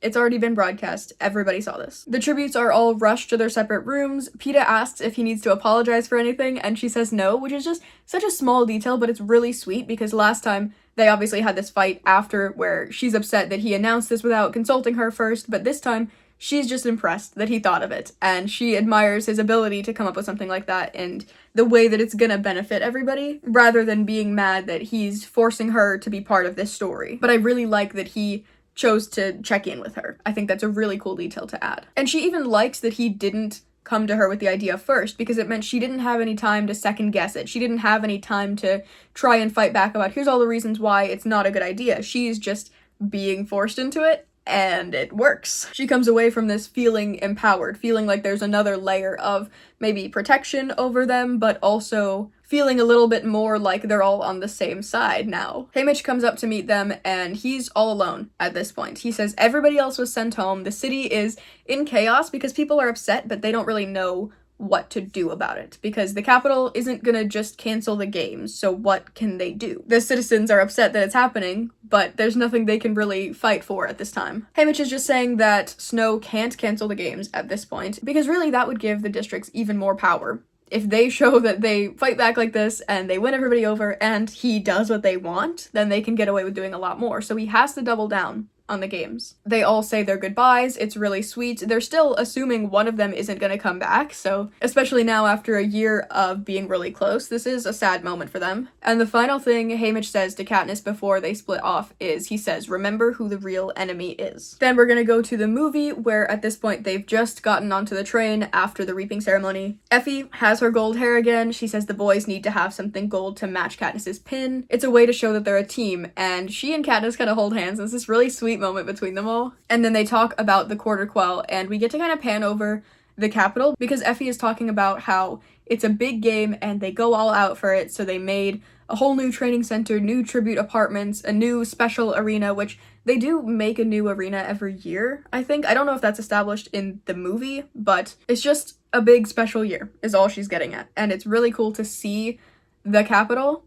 It's just really cool to see the capital, end of statement. Again, they talk about how the competition are all familiar with each other and these guys are outsiders, so they're gonna be targeted, but also how they're going up against far more experienced killers. A lot of these people are more aggressive with their approaches. Like, even Peeta won by chance, kind of. He won because he was with Katniss. So when you look at some of these other people that won by, going vicious on their teams, these aren't people that have no experience with hunting. These are people that have experienced the games before, so they know firsthand what it's like, and they have their skills that they use to win. They're all victors for a reason. Haymitch, again, tells Katniss and Peeta that they need allies, which Katniss has issues with that, but Peeta encourages her to just try.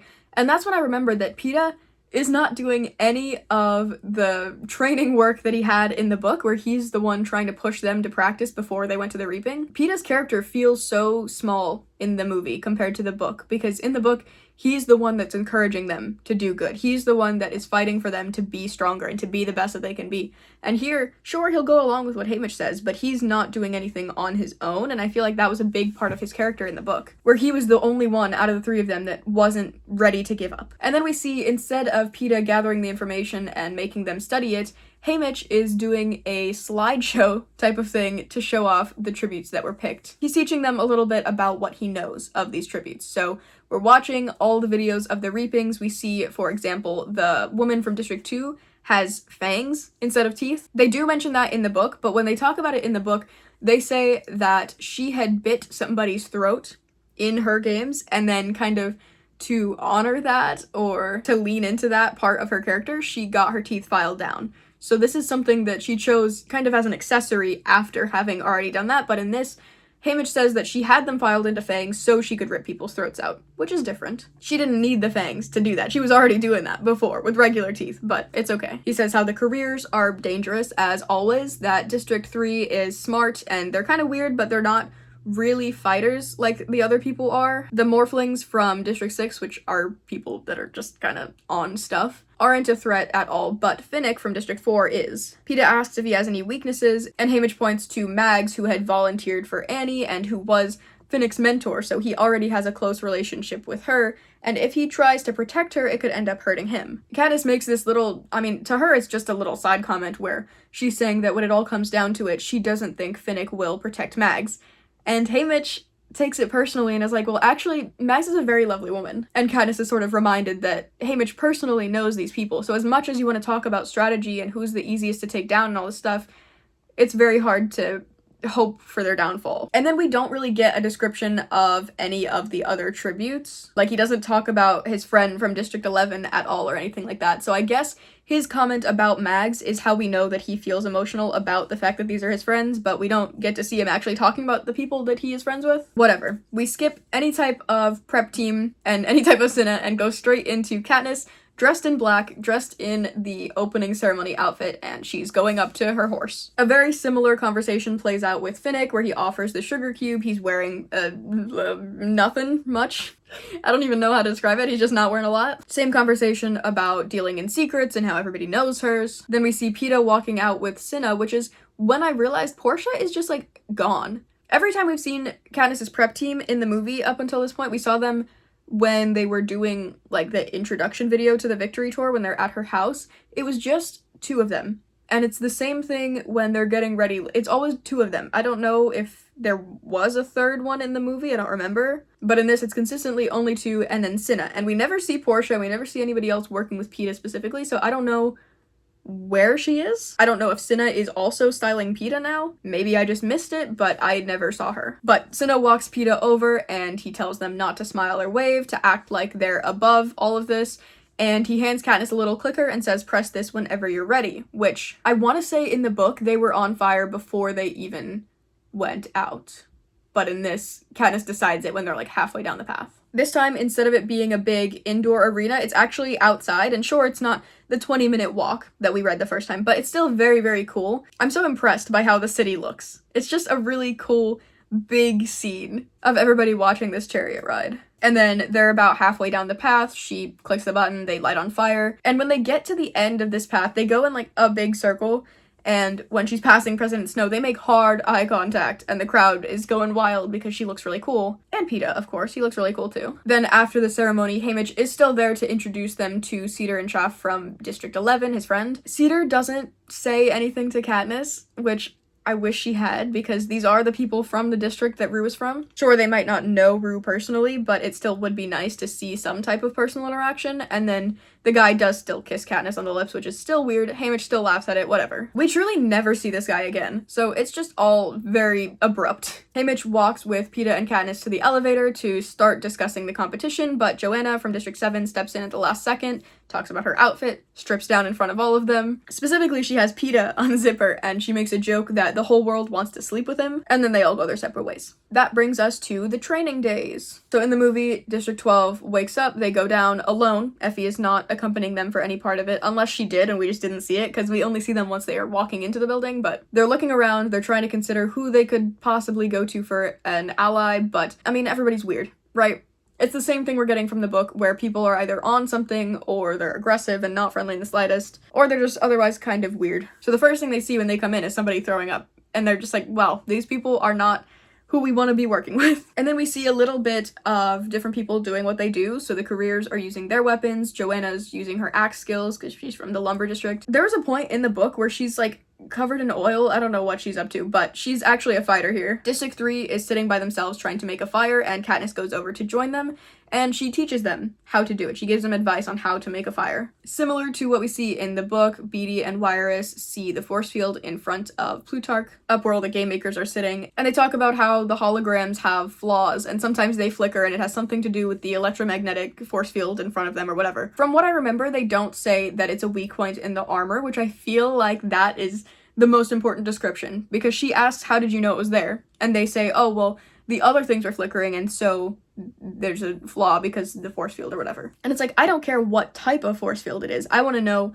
about this specific weak point. I feel like they were focusing on the wrong aspect of it there. And then Katniss keeps walking around the arena. She goes to find Mags, who is practicing making knots, and Katniss tells her she's brave, probably for volunteering. But Mags doesn't speak to her, doesn't really try to. She maybe, like, says one word or motions some things, but she doesn't, like, I don't know, in the book they said it was 1 in every 4 words that Katniss could understand, but in this she's not even saying words to begin with. It's not that she can't speak necessarily, she just doesn't. I don't know, maybe it was just easier for people to watch if she wasn't trying to speak and Katniss couldn't understand, so it's better if she just doesn't speak at all, which saying that makes me feel wrong, but I'm just trying to think of why they made that decision. Whatever, Katniss offers to teach Mags to hunt a little bit if Mags teaches her how to make fishhooks. And then Katniss goes into the archery lab, which it's not a guy throwing around things to practice target. It is a full-on, high-tech, all-around room where holograms of orange bodies are coming at her, and she's shooting them as they approach. She hits every target, and when she's done, the hologram fades out, she's looking out, and she sees that everybody is watching her.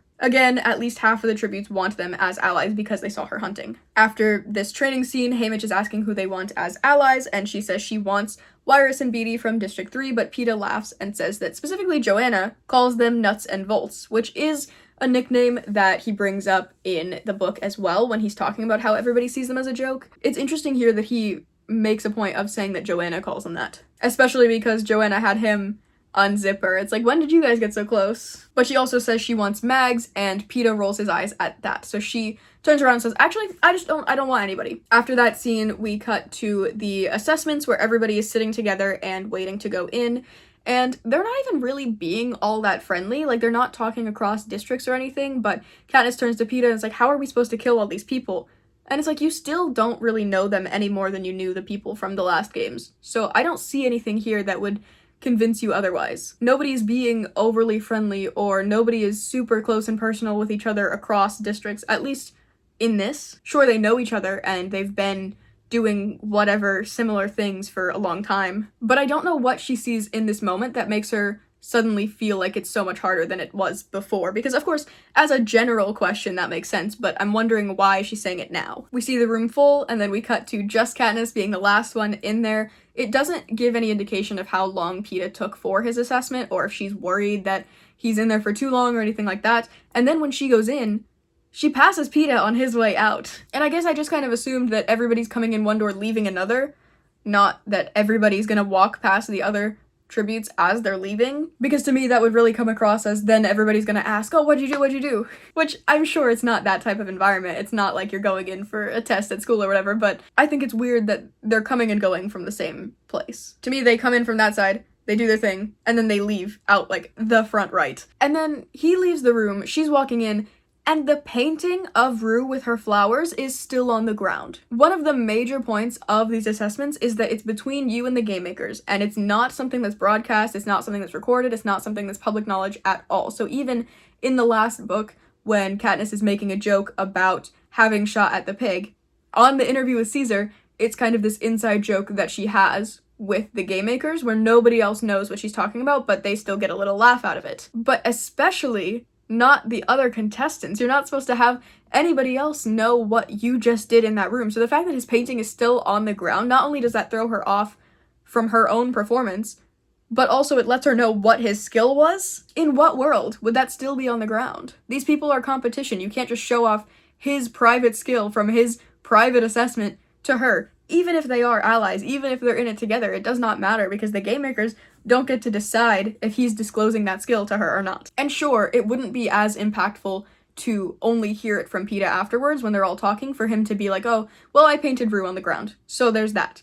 That wouldn't be as impactful as seeing it firsthand, but we shouldn't get to see it because Katniss shouldn't get to see that. They say she has 10 minutes to do whatever her skill is. She goes straight to grabbing this, like, white plastic mannequin instead of fleshy fabric. Same thing, ties it up, paints Seneca Crane on the chest, goes her separate way. I feel like this scene is cut very, very fast, which obviously it's meant to be, like, kind of an impulsive decision, but the thing is, the fact that she saw the painting takes away from what she's doing so much, because in the book, they both thought to do what they're doing completely independently. Neither of them knew what the other person was going in to do, so then when they talk about it after, it's really awesome to learn that they both did something that's so anti-capital without having coordinated it. But in this, it doesn't even seem like she is thinking to show off a skill. It doesn't seem like she's trying to get their attention. It seems like she's doing it as a direct emotional response to what she saw Peeta doing. And obviously, without the narration of the book, you don't know what her intention is, because in the book, she's going between wanting to keep attention away from Peeta and she's wanting to be memorable, she's wanting to do something that's gonna shock them, she's trying to think of something new and interesting to do.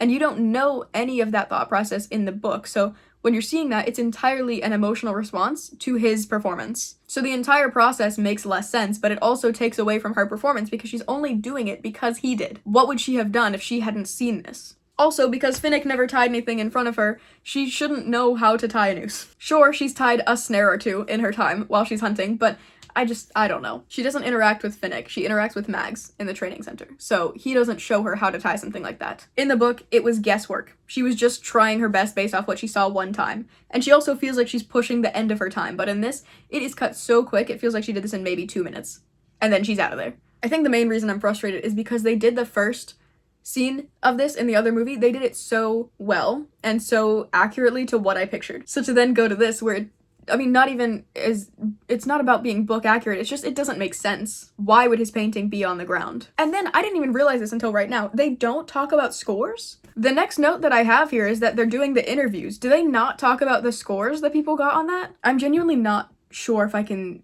remember there being any type of conversation after this performance where they tell the other people in their team what they did, or where there's any reactions to that, or any type of training day. It just goes straight into the interviews. There's obviously no picnic on the roof. I know that for sure, because they never even go to the roof in the original movie. But did they fully just not put the scores in the movie? They never showed what the assessment results were? Why mess up the assessment so bad and then not even give us the results? It's the eve of the games. It's the night before. Caesar is hosting his interviews. Instead of blue hair, he now has purple hair. Not instead of the book, but instead of, like, the previous movie. He says it's a time where the tributes can express their thoughts and the audience can show their love. Cinna is showing Katniss the wedding dress and says that Snow specifically picked it out, which in the movie there was no vote from the audience where they're deciding what her wedding dress should be. And for some reason, she's still getting dressed, she's still getting ready while interviews are going on. Like, normally, they're all already seated and watching the other interviews, or they're in line to get on stage, but this time, she's still in the dressing room she's not even wearing her dress yet when the District 1 people are going on stage. And her entire team is there. Haymitch is there, Effie's there. Why are Effie and Haymitch both in this room with Katniss and not with, I would assume Peeta's in another room because he has a different stylist. But if that's the case, why is the rest of their team in here, Haymitch is explaining how the victors are angry and how they'll do anything to try and stop the games, which is silly because we already know from the book that Snow isn't going to cancel the games, so why would that be their goal, to try and stop the games? Surely Haymitch and the other victors are smart enough, so I don't know why he would even mention that. The goal isn't, or at least shouldn't be, to stop them. But we do get to see a little bit of the interviews from the other people where, for example, Beetee is saying that the Quell was written by men and can be unwritten by men. Finnick is saying that there's this somebody back home and it's basically just a love letter, and because everybody in the capital, all the citizens are so in love with Finnick, they take that to heart. Joanna says she's angry because she was screwed over, and the whole deal is that she's supposed to be safe. And then she starts straight up cursing at the capital, and cursing everybody that had something to do with this. And it's like, there is no way. I know that these are all the tributes, and they all, you can argue that they have nothing bad that can come to them as a result of this because they're going into the games and that's the worst thing that can happen, which is the argument that was used last time. But it's like, there is no way she'd be able to say all that. That just seems so out of place when we're talking about this strategy to try and turn an entire crowd against the thing that they've been supporting for so long. I guess it shows that she's angry and it shows what side she's on, but I don't know that she would do that on the broadcast. It doesn't make sense to me. Cinna tells her to save her twirling for the end, but doesn't say anything about her lifting her arms up or not. She just is told not to spin until the end of the interview. Effie is looking at her in her wedding dress and says that she would have been the most beautiful bride. And then Katniss is heading towards the stage. Again, Joanna sees her and says to make him pay for it. Katniss walks on stage wearing her wedding dress, and we see Snow watching this, sitting at a table. He's got a book in one hand and the hologram of the show up on the table, and it's really funny to think about the fact that he's putting them all through this, but then he's also just sitting there reading a book and not even paying attention to half of it. The interview goes how it goes. They joke back and forth. Caesar says that they're disappointed that the wedding isn't happening. She says how Snow told her to wear this dress and how he thought everybody would want to see this. And Caesar says, as always, Snow was right. Which is interesting after what should have been so many interviews talking badly on Snow. I think it's a cool detail to have Caesar trying to defend him, but also it's less impactful with the rest of it because you have stuff like Joanna just yelling. And it's like, if you approached it in a smart way, then Caesar's comment would have felt like it's a lot more biased. I don't know if I'm making sense with that, but I'm hoping you see what I'm seeing. It just feels like everything is too straightforward and you need to have one side that's being smarter. Caesar begs Katniss to spin, and then as she's spinning, the dress goes black, and it's not anything like the wedding dress. The wedding dress is this big poofy dress. It's got a big, I don't know what you'd even call it, just a big shoulder piece or something. When she's done spinning, it's a simple black dress the whole way down. There's not really anything on it, except she spreads her arms and she has full-length bird wings. I don't know what technology Cinna knows where he's capable of not just transforming a dress by setting it on fire, but also making movable bird wings that move with her arms. Where did he learn to do this? I am fairly certain that in the book it's just sleeves on a feathered dress that makes it look like the Mockingjay, but they're not literal wings. It's the same thing that happened with the interview in the last book where there's the illusion of fire in her second interview or whatever it is, and then you get to the movie and it is literally her dress on the bottom is on fire. But we do see Snow's reaction to this, where he closed the book and he takes a closer look at what's going on, and then we see in his projection of the show where Caesar has gotten Cinna to stand up, and we see Snow looking at this zoomed in image of Cinna who is bowing for his work or whatever, and it's like, okay, this is obviously Snow trying to think about how he's going to get back at Cinna for this. And sure, it's beneficial because we don't get Katniss's thought process where she's realizing that, but I don't know. I'm just mad about the dress because it is so different from the original dress, and I don't understand how it would be possible. I do think that having Snow looking at Cinna like that is a cool way to suggest that he's gonna do something bad, though. Then we get Peeta's turn, which his interview is like maybe 30 seconds. They really rush this guy. They go straight to the ending where they're talking about how he had the secret wedding in District 12, they had a little bit of happiness, he wouldn't have had any regrets if it weren't for the baby. And that comment is like not prompted by Caesar at all. He's just doing his final line of the speech, and that's what it was. The crowd goes wild, Haymitch is watching and kind of raises his glass to Peeta. The tributes, rather than sitting in like the front row of the crowd, are all on stage. They're all lined up in rows on the top of the stage. So when Katniss is done, she finishes her interview, and she just goes up to join all of them, and then you have all 24 up in front of the crowd on the stage, which is really cool. Again, they all hold hands together, and the crowd is yelling to cancel the games, and it's not going to show that the broadcast is being cut, but it does show the entire stage going dark when that happens. And then afterwards, Katniss is still talking about how they can't possibly cancel the games, and Haymitch comes up to report that they didn't cancel the games and that they can't do it, and it's like, yeah, obviously. I don't think I need Katniss thinking it and then Haymitch confirming it, but okay. Specifically, he says that it was genius, but the games are still on, which leans into that whole idea he was saying earlier about how the tributes are going to do anything they can to try and stop the games. And it's like, again, that isn't the goal. The goal is to win sympathy from the crowd so that they feel bad feelings towards the Capitol and towards Snow. It's not that they're going to fully stop the games because Snow can't do that right now. And I think they're all smart enough to know that that isn't what's gonna happen, so I don't know why they're still presenting it like that was the goal. Then it's time to say goodbyes. It's the night before the games. Effie is here. It's not just Haymitch, but they say their goodbyes. She gifts Haymitch a gold band, and then she gifts Peeta this medallion that we talked about. And we don't really know what they talked about or, you know, what's the importance of this, but they all have their little gold symbol now. Effie says that she's really proud of them and that she's truly sorry. And then she leaves. And it's actually really sad to see this because even like when they're going to the party in the Capitol and the whole time through all of this, sure, it's a sad thing that they're going through, but she is such a light. And yes, it's annoying because it's like, have some awareness of the situation that you're in, but at the same time, it is a really nice character to put in all of this. Not refreshing in the way that Cinna is, but refreshing in that it makes things feel less depressing because you have somebody who's trying her very best to see the positives, even if she is pro-Capitol for a while. I don't know. It's just really hard to see her crying. She's such a sweet character. But they both hug Haymitch goodbye, and then his last advice for them is to stay alive, which is kind of like a sarcastic thing because it's the same advice that he had when they first started talking strategy. It's like, yeah, obviously I'll do what I can to stay alive. Thanks, Haymitch. Katniss steps a little bit away from Peeta and like catches Haymitch as he's walking out to say, remember, you need to keep your promise, you need to keep Peeta safe.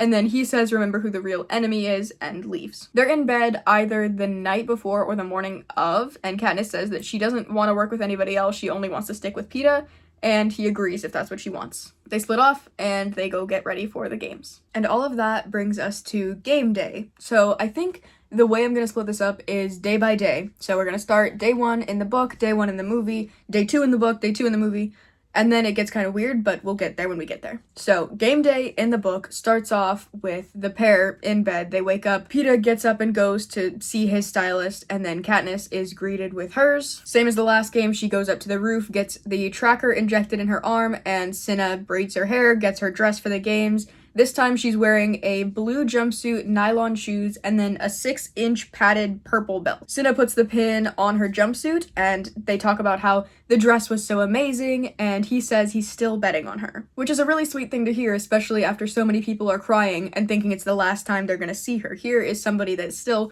fully rooting for her, fully believing in her. It's just really nice to see. And then she gets loaded up into the clear cylinder that's supposed to take her up to the arena, but it is delayed in going up. For some reason, she's in it, it's closed, but it's not going up. And then guards come in to this room, and they beat Cinna, and they drag his body away. And that's the last thing that she sees before she is sent up into the arena. She has to immediately turn around from seeing one of her closest friends at this point getting, I don't know if he survived it, getting taken down pretty aggressively, we'll say. She has to turn around from that and then immediately look like she's strong and look like she's somebody that can survive in these games. And she stands up and tries to assess the arena, but obviously she's a bit disoriented because of what she just had to go through. It's a similar thing to Darius being one of the Avox people that's assigned to their room, where these events are meant to disorient her. And last time she brushed past it, she did her best to move on. This time, it does affect her. It does throw her off a little bit. And to make it even harder, the arena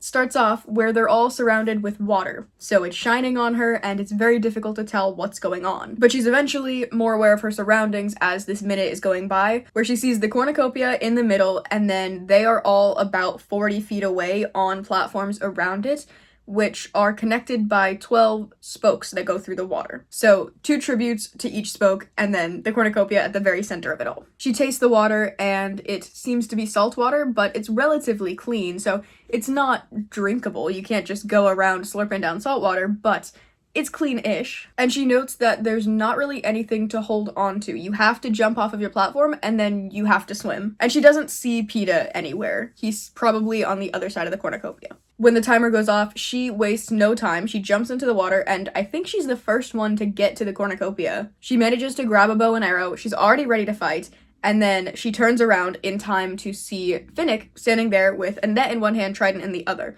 And they're both aimed to attack each other. She's briefly frustrated by the fact that he's here at all because he has such an advantage for knowing how to swim. So the fact that he even made it to the cornucopia is more than a lot of people might be able to do. It seems like this arena was kind of built for him to succeed, and she's annoyed by that. But before either of them can attack, he holds up his arm where he's wearing the gold bangle that Effie gave to Haymitch, the one that says they're part of a team. So despite the fact that Peeta said they don't want to team up with anybody, they're going into it solo, it seems like Haymitch made some alliances without them knowing. And rather than just trusting their word, Haymitch gave them something as proof to say, look, here's this person, he is on your team for sure, and she has to go along with it. So they immediately start defending each other, and they realize the cornucopia has no food or water or anything like that, it just has weapons, so they take whatever they need and they go. At this point, Peeta is still stranded over on his platform, and Katniss wants to swim over to get him, but Finnick says, hey, I got this one, I can go get him. He says because he's a better swimmer and also because of her condition, which is suggesting that she's pregnant so she shouldn't. And it's a good thing that he mentions this because she doesn't act like she's pregnant at all. She forgets that that's even a thing she's supposed to be performing. But Finnick goes out into the water to grab Peeta, and Katniss is kind of worried that maybe it's a trick to separate them and take Peeta out early or something like that, but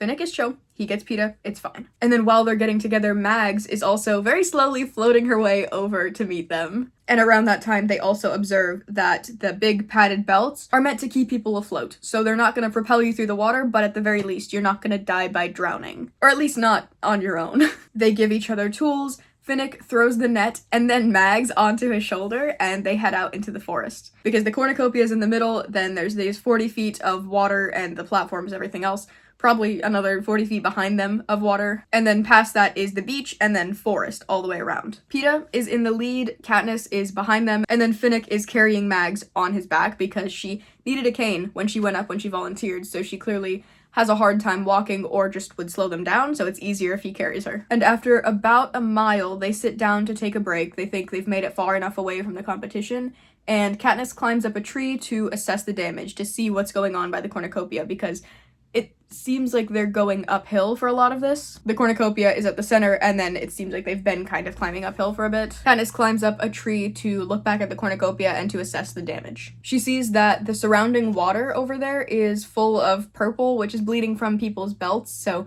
maybe they got sliced or shot at or whatever, and instead of them, it hit the belt, which started leaking out the stuff that was keeping them afloat. And she does see bodies, but from this distance, it's hard to see who is gotten already. And while she's up here, she's kind of reflecting on the fact that they just the other night had this interview where they're all standing together holding hands, and it's this sign of unity between all the districts. And then you come in here today, and all of a sudden everybody's going at each other's throats. And she's feeling, I guess, kind of hopeless at this point because she thought maybe things were going well, that maybe people are friends or that they're gonna tough it out together, and all of a sudden they're turning on each other. So what even is the point?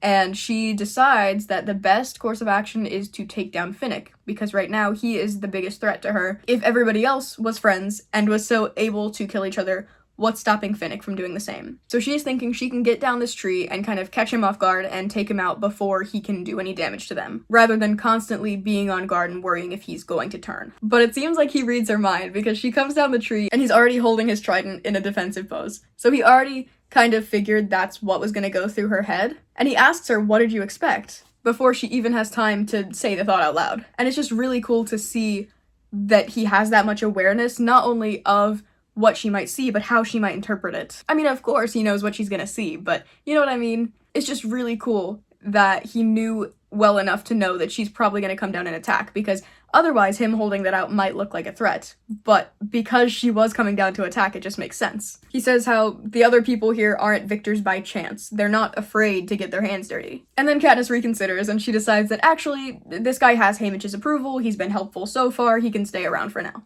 They keep going up, and they reach what looks like a tree line at the top of a hill, and then it all kind of cuts off. But Katniss notices the warped effect that Beetee had pointed out in training. That means there's a force field up ahead. Peeta is still leading them, and he's trying to slash through vines so that they can get through, and before she can warn him about what he's going into, he slashes into the force field and gets knocked back, and then he takes out Mags and Finnick in the process. And he just dies. He just straight up flies backwards and then dies. And Katniss runs up and tries to listen for a heartbeat, and there is none because he literally just exploded his heart. Like, it's not that serious, but he is dead. Finnick runs up to do CPR, which Katniss initially thinks that he's trying to make sure that Peeta is dead for real by cutting off his oxygen, and she tries to push him off, and then Finnick has to push her away so that he can continue saving Peeta's life. Because when you think about it, he is coming from a place where probably a lot of people are drowning, just like by nature of what they do. So CPR is something that they are probably all taught from a very young age, whereas Katniss maybe has no real reason to know how to do that. I mean, yes, it's a good skill to know in general, but it's not something that they would be taught necessarily. So she's unfamiliar with what he's doing, but he's very confident, and he does manage to bring Peeta back to life. And this is frustrating to Katniss, because it's kind of the same idea as Peeta throwing the bread, or Thresh saving her life, or all of these other people that are coming in and doing things, and she now feels like she owes them for it. And it's another situation here where she couldn't save Peeta, she couldn't do anything to help him, and now because of that, she owes Finnick. Peeta survives, and Katniss is crying over it, and Finnick makes another comment about how she's just crying because all of her hormones are messed up. He's selling this act more than she is at this point. While Peeta was down, Katniss saw the token, the gold token that Effie had given to him, which in the movie, they explicitly talk about it before they split off, but in the book, I don't think it's mentioned until this point, but he has a chain with a Mockingjay engraved on, like, a disc, which again is a sign of the rebellion, so if Snow sees that, it's even more reason why he'd want to take them out, but it's also just part of this team thing that they have going on. They are all trying to find water, because obviously that was a huge issue for Katniss in the first book, and they start to get up to get back to searching. Peeta is fine, but he's a little slow, a little weak. Finnick points out that Katniss was trying to warn Peeta in the second before he hit the force field and wonders how she knew that it was coming up. How did she see or hear or sense or whatever it is? How did she know there's a force field ahead? And she doesn't want to give up the potential valuable information because if it's not common knowledge, then it's something that specifically BD and Wyrus, or maybe the people from District 3, or, you know, wherever they got their information, it's not something that everybody knows, and it's a weakness of the Capitol, so if you make it public knowledge, then they're gonna try and fix it. So rather than saying an actual reason, or saying where she got the information from, she says that she could hear the force field, and she just could hear and know where it was. She tries to make them all listen for it, and pretends like she can still hear it, and then that convinces them to let her lead, but she still, the entire time while they're walking, is throwing nuts at the wall to make sure she knows where it is, because she obviously can't actually hear it. But she kind of justifies why she's able to hear it and nobody else can by saying that maybe when the Capitol fixed her ear after the last games, because she had her ear exploded, basically, when she set off the career camp in the last games, her ear was completely blown up, and she couldn't hear anything on one side, and when she got out of the games, they fixed it up. So she's saying maybe they fixed it too good, and now I can hear the force field to try and get them farther off her trail of why she might have been able to see it. And it also puts more blame on the Capitol for why things are going wrong. But anyways, they're walking along, Katniss is throwing nuts at the wall, it's Katniss in front, Mags and Peeta both now walking with canes, and then Finnick covering the back. And she's very confused by Finnick just as a person, because why is he the way that he is? Why is he pairing up with Mags when he has a pretty good chance of winning and she almost definitely does not? Why would you revive a dead tribute when now that's just one more piece of competition? Like, if they had just let Peeta die, that's one less thing to worry about, but now you're saving somebody, you're actively bringing him back into the games and making it more of an issue for yourself later. What is the point of doing all that? What does he gain from this alliance? They're walking along and they realize that they're just going in this giant arc around the entire arena where the force field is. So Katniss climbs up a tree, again, to assess the situation, and she notices that the arena is a big, perfect circle around the cornucopia, and it seems to be covered in a giant dome of a force field. She shoots an arrow up just to confirm it, but yes, it is a giant force field above them. She's trying to look for a water source while she's up here, and she doesn't see any, but it could always be hidden in the jungle under the trees or something. But a part of her does worry that maybe they want these games to go by fast. Like, maybe the Capitol, since they couldn't cancel the games, they're trying to just finish it quickly and then kind of move everybody past it. So, like, what if they just didn't even put water in? And then it's just a matter of fighting over 3-ish days before you die of dehydration anyways. By mid-afternoon on the first day, they decide they can't go on, Mags and Peeta need to rest, so they set up camp by the force field so they can use that to defend their backside, and then they just have the surrounding forest to keep an eye on, but one side of them is completely covered. They forage and they cook, they do what they can to keep things going, but the dehydration is already starting to set in. Katniss is worried because she knows what it feels like, so she goes back out searching for water and maybe to hunt some food for them. While she's out, 8 cannons go off overhead, which means the initial bloodbath is over. 8 people were taken out in the initial fight. And then she's going through the forest and she's trying to hunt, and she's just seeing a lot of weird animals. They're just like kind of freaky. She shoots an ugly rodent to get a closer look at it, and she notices that its mouth is wet, which means it's been drinking water recently. So she thinks there has to be a water source nearby, but can't find it and goes back to camp. And when she gets back, it's actually really impressive because Finnick and Mags have been working nonstop, and they made woven walls for their camp so that they're protected on all sides, and they also made bowls so they're able to gather things or drink water when they actually get it. And they cook the rat that she got, not by making a fire, obviously, because that's an easy way to die, but by throwing it against the force field. And it is enough to, like, burn it on the outside, but cook it relatively well on the inside. That night, they all sit by the door of the camp, and they're watching the sky to see the fallen victors. And we learned that the people that died were the District 5 man, the District 6 man, both tributes from District 8, both from District 9, the woman in 10, and Cedar from 11. And then while they're all sitting here, they receive one of the sponsor gifts, and they don't really know what it is at first. It's just like a plain metal tube. They're trying to use it for different things. They can't figure it out. But Katniss knows that if Haymitch were to send them something, it's not unless it's absolutely crucial, because when she needed water before, he didn't send her any water because he knew it was nearby.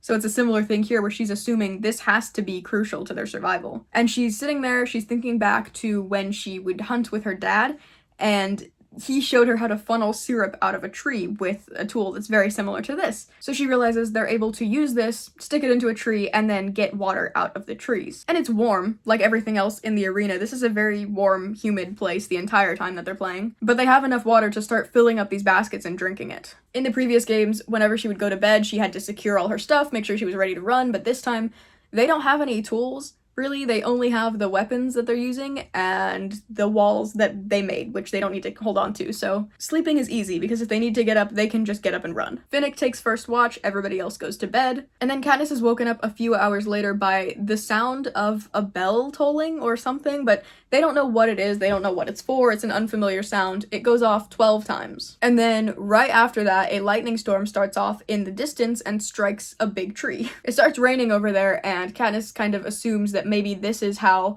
the games will provide water for people who weren't as fortunate and who couldn't find how to get it themselves. Like maybe this is the capital being kind and providing a source of water for them. Which is so not that, looking back, but way to be hopeful. Katniss offers to keep watch while Finnick gets some rest, and she's watching as the rain moves closer, but it never seems to reach them. And then she notices that the rain stops and a heavy fog starts moving in towards them, and it almost looks like fingers reaching out at them. She initially is assuming it's just a result of the rain, like maybe there's a difference in the temperature, colder rain, and the hotter air is making this fog show up.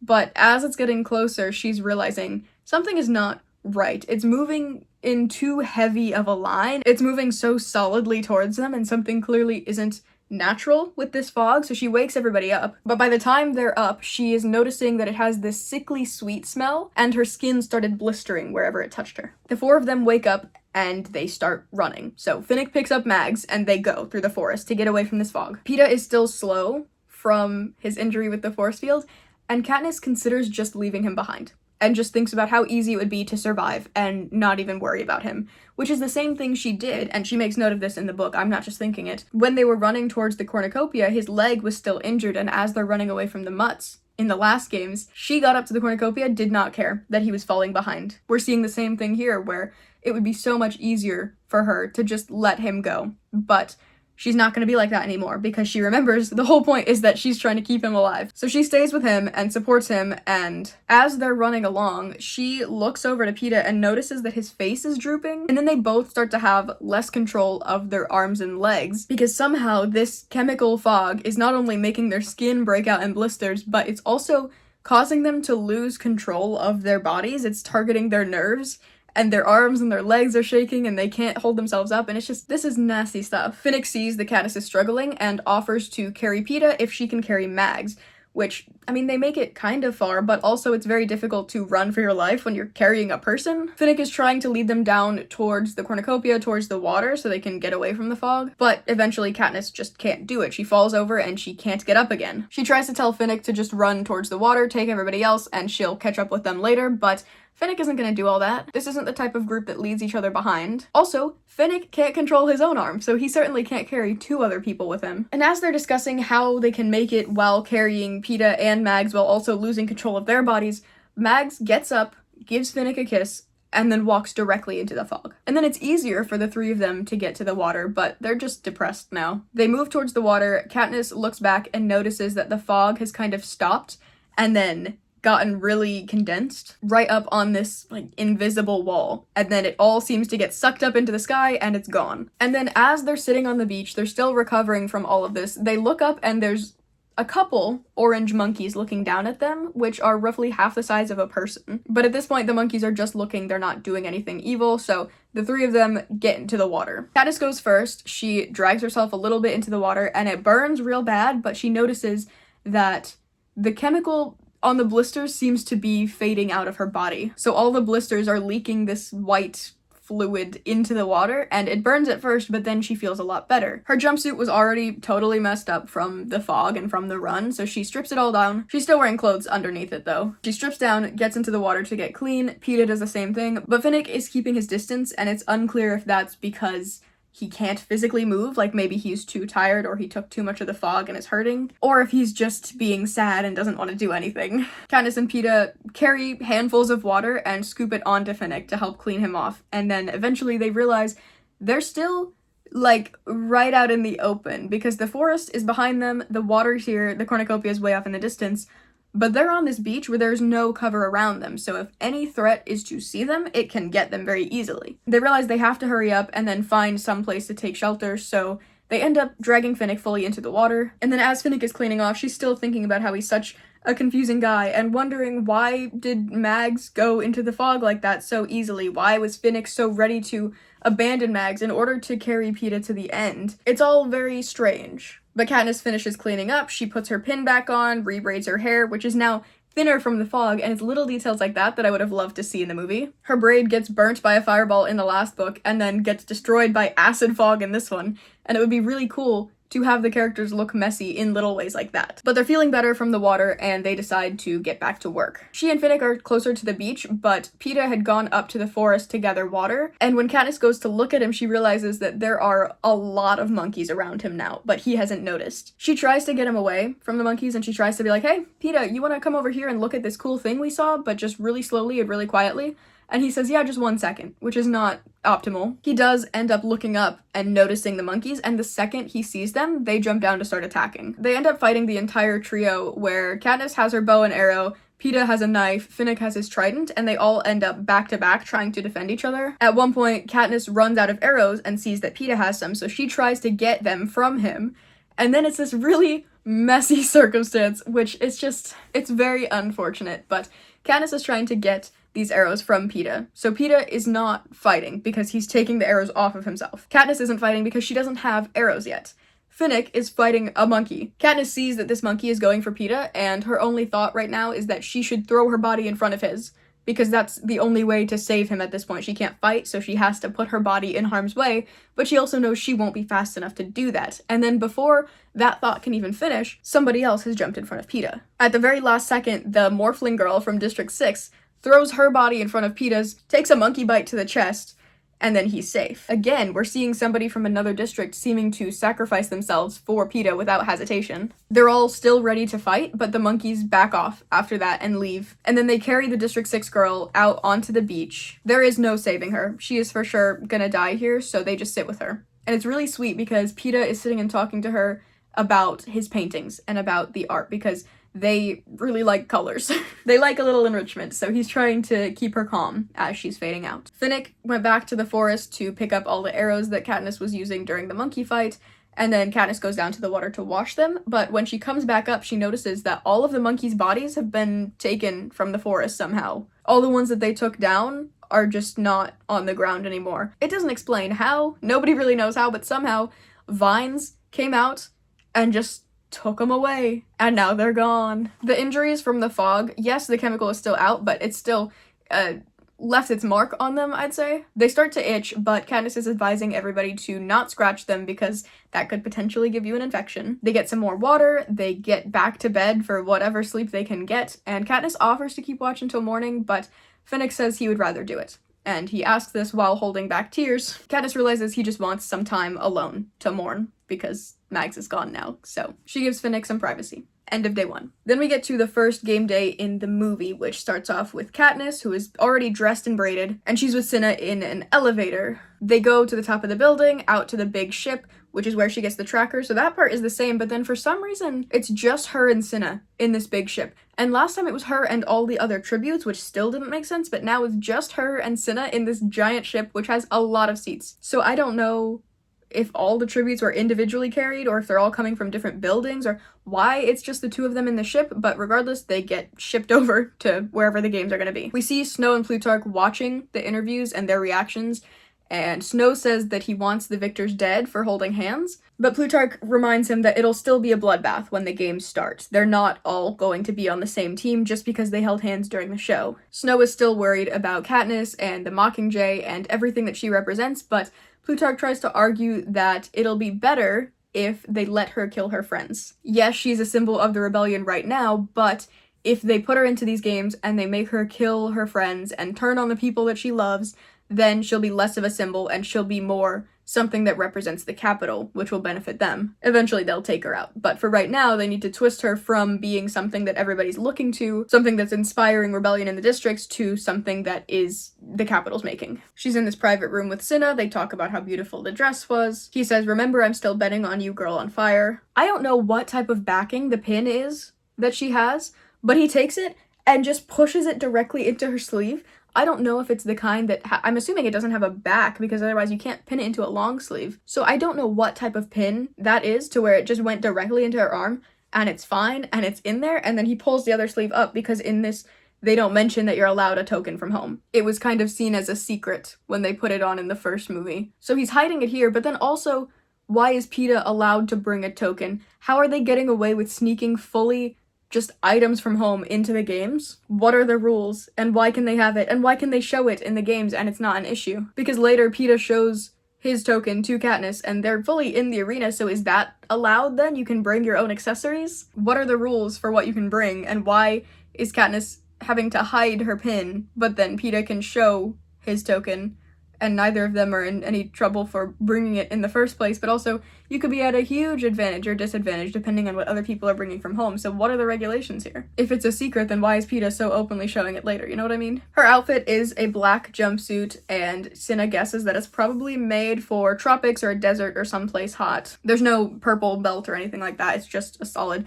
jumpsuit with, like, I don't know, honeycomb sleeves. I don't know what you call that. It's really cool. This arena and these outfits and the entire concept, I think this movie is really, really good. There are a couple things that are annoying or a couple things that don't make sense to me, but overall, this movie is really cool. She gets in the tube, it doesn't go up when it's supposed to, he gets taken down, yeah, it's rough to watch for sure. And then she's lifted up into the arena, which, again, I think this arena is very, very accurate. It's just kind of exactly what it's supposed to be, at least when you're initially looking at it. She's disoriented by the shiny water, she can't see Peeta anywhere.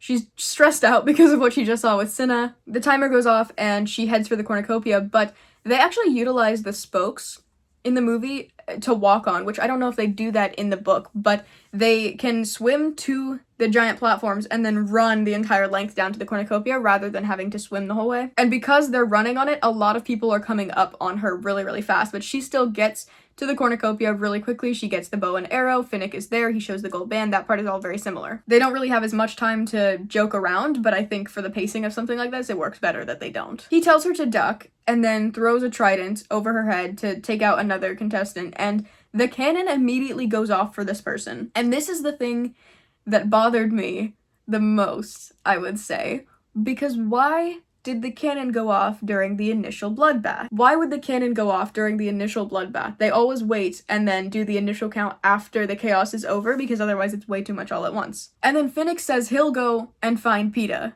and just runs off. But not to worry, because Mags, who has already made it to the platform, she's already fully out of the water, she found Peeta over by his platform, fighting with somebody else already, which does not happen at all in the book. He's just standing there until Finnick saves him. And then they watch as Peeta and this other guy are pulled underwater, a cannon goes off, and then a body floats up.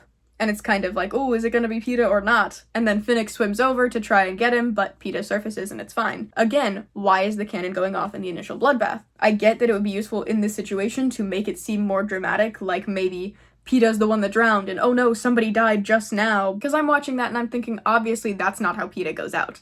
So it doesn't feel tense at all. I'm not worried that it's gonna be him in the water. But then I'm also thinking maybe a scene like that was added in because there's a part later in the book where Finnick is in the water and he's just swimming around and he's under, and he comes back up after having been down quite a while, and Katniss is like, hey, don't joke around like that, like don't be under for so long.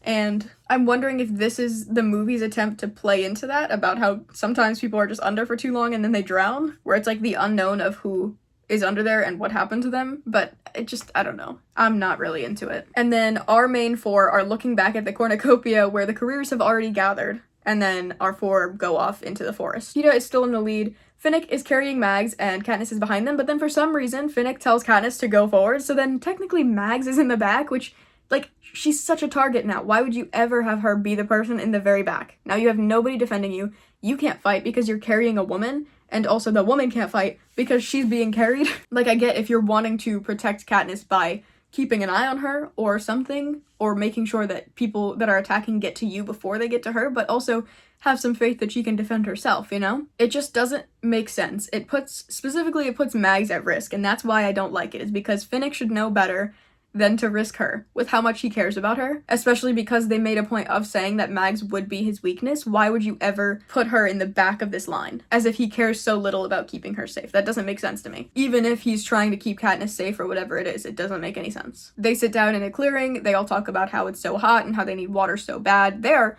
sweaty. I get that it's hot, and I like that we're trying to show that off in the arena, but it looks very funny because they are just dripping sweat. They're sitting here, and then 3 cannons seem to go off at the same time. And that's even more confusing, because did 3 people die at the exact same moment, or is this supposed to represent the end of the bloodbath? And if that's the case, why were there cannons going off during the bloodbath? You know what I mean? I don't understand why there would be 3 cannons going off at the same exact time right now, because there's no big arena event happening that would take out a lot of people at once, at least not this early in the games. So that means that these are tributes fighting each other that all happen to take each other out at the same moment. But it gives Finnick a chance to be kind of rude and kind of ruthless in this, where he jokes and he says, oh, we're not holding hands anymore, or whatever. And he says every cannon is music to his ears. And it's like, that is a lot more of a villain type of character than he is in the book. I feel like in the book, he's just practical. He knows that them holding hands doesn't mean anything, and he expected them to fight, but it's not like this. What do you mean every cannon is music to your ears? These are people that you've known for a while. Sure, you want to win, but I don't know, you don't have to be like that. Katniss is upset that he's laughing, and it's like, yeah, I'd be upset too, because he's just, I mean, this is disrespectful. And he's not like that. Sure, he's a jokey guy, but in the book, he is just being realistic. He is just kind of aware of what's going on, you know? But him saying all of this gets Katniss worked up. She pulls out a machete, and it's not clear if it's like, oh, she just has this out to use, but it is kind of like a threat. And Finnick responds by saying how she won't want to face the careers alone, and how Haymitch wanted them to team up. And she lets him go. Peeta is leading them with the machete. Again, he's cutting things down. The force field is ahead. Katniss notices it, and she does have time to yell. She says, Peeta, no! He has really poor reaction time, I guess, because he still slashes right into it, is blown back, takes back Finnick and Mags. He's down. Finnick does CPR. He's back. While this is happening, we cut to Plutarch watching the scene, and then he tells one of the game makers, he says, get the cannons ready for Peeta, despite the fact that at this point, Peeta's heart has stopped. He is dead on the ground. Why are we not blowing the cannon right away? And also, what are the rules for having a cannon go off and then somebody's revived? Because obviously it's very rare that somebody in the games would be revived, because that's just competition that you're bringing back. So usually if somebody dies, it's over for them. It doesn't really make sense to bring them back, but what are the rules for that?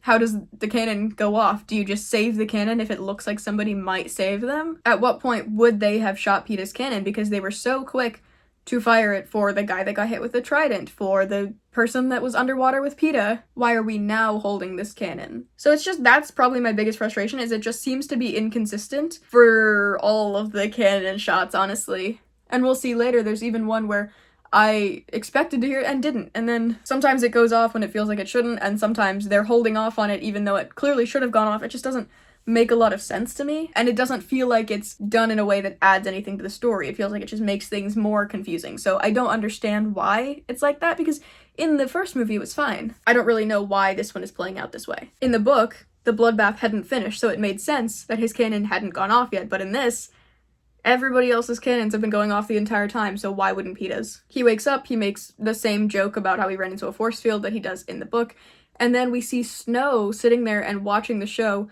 with his granddaughter, who I still don't know anything about her. She was there to say that everybody's wearing Katniss's braid to school, and she's here now to say that she wants to love like they do. And again, it's like she's just kind of being a voice of the people, but it just feels so out of nowhere. I don't know her as a character. I have no connection to Snow or his family. I didn't even know he had family in the last movie, so why is she being brought in now? Like, she's not single-handedly gonna convince Snow that actually they are in love, because we've already established that's not the point anymore. He already said no, and the rebellion is already happening in certain districts, so who are we trying to convince right now? What is the point of her saying that? So after the force field, Katniss is in the lead, then Peeta, Mags, and Finnick, which they never asked her why she knew about the force field, even though she yelled out a warning. They never talked about why she knew anything at all. They just carry on. She's throwing rocks to keep an eye on the force field to their side. She does climb a tree to assess, and she looks down at the cornucopia, shoots at the sky, knows that it's a dome. Finnick says that it'll be getting dark soon and they can set up camp with the force field at their backs to keep one side of them safe. And then Finnick offers to take first watch, but Katniss doesn't trust him in this one. He says that he saved Peeta's life, and if he wanted to kill them, he would have done it by now.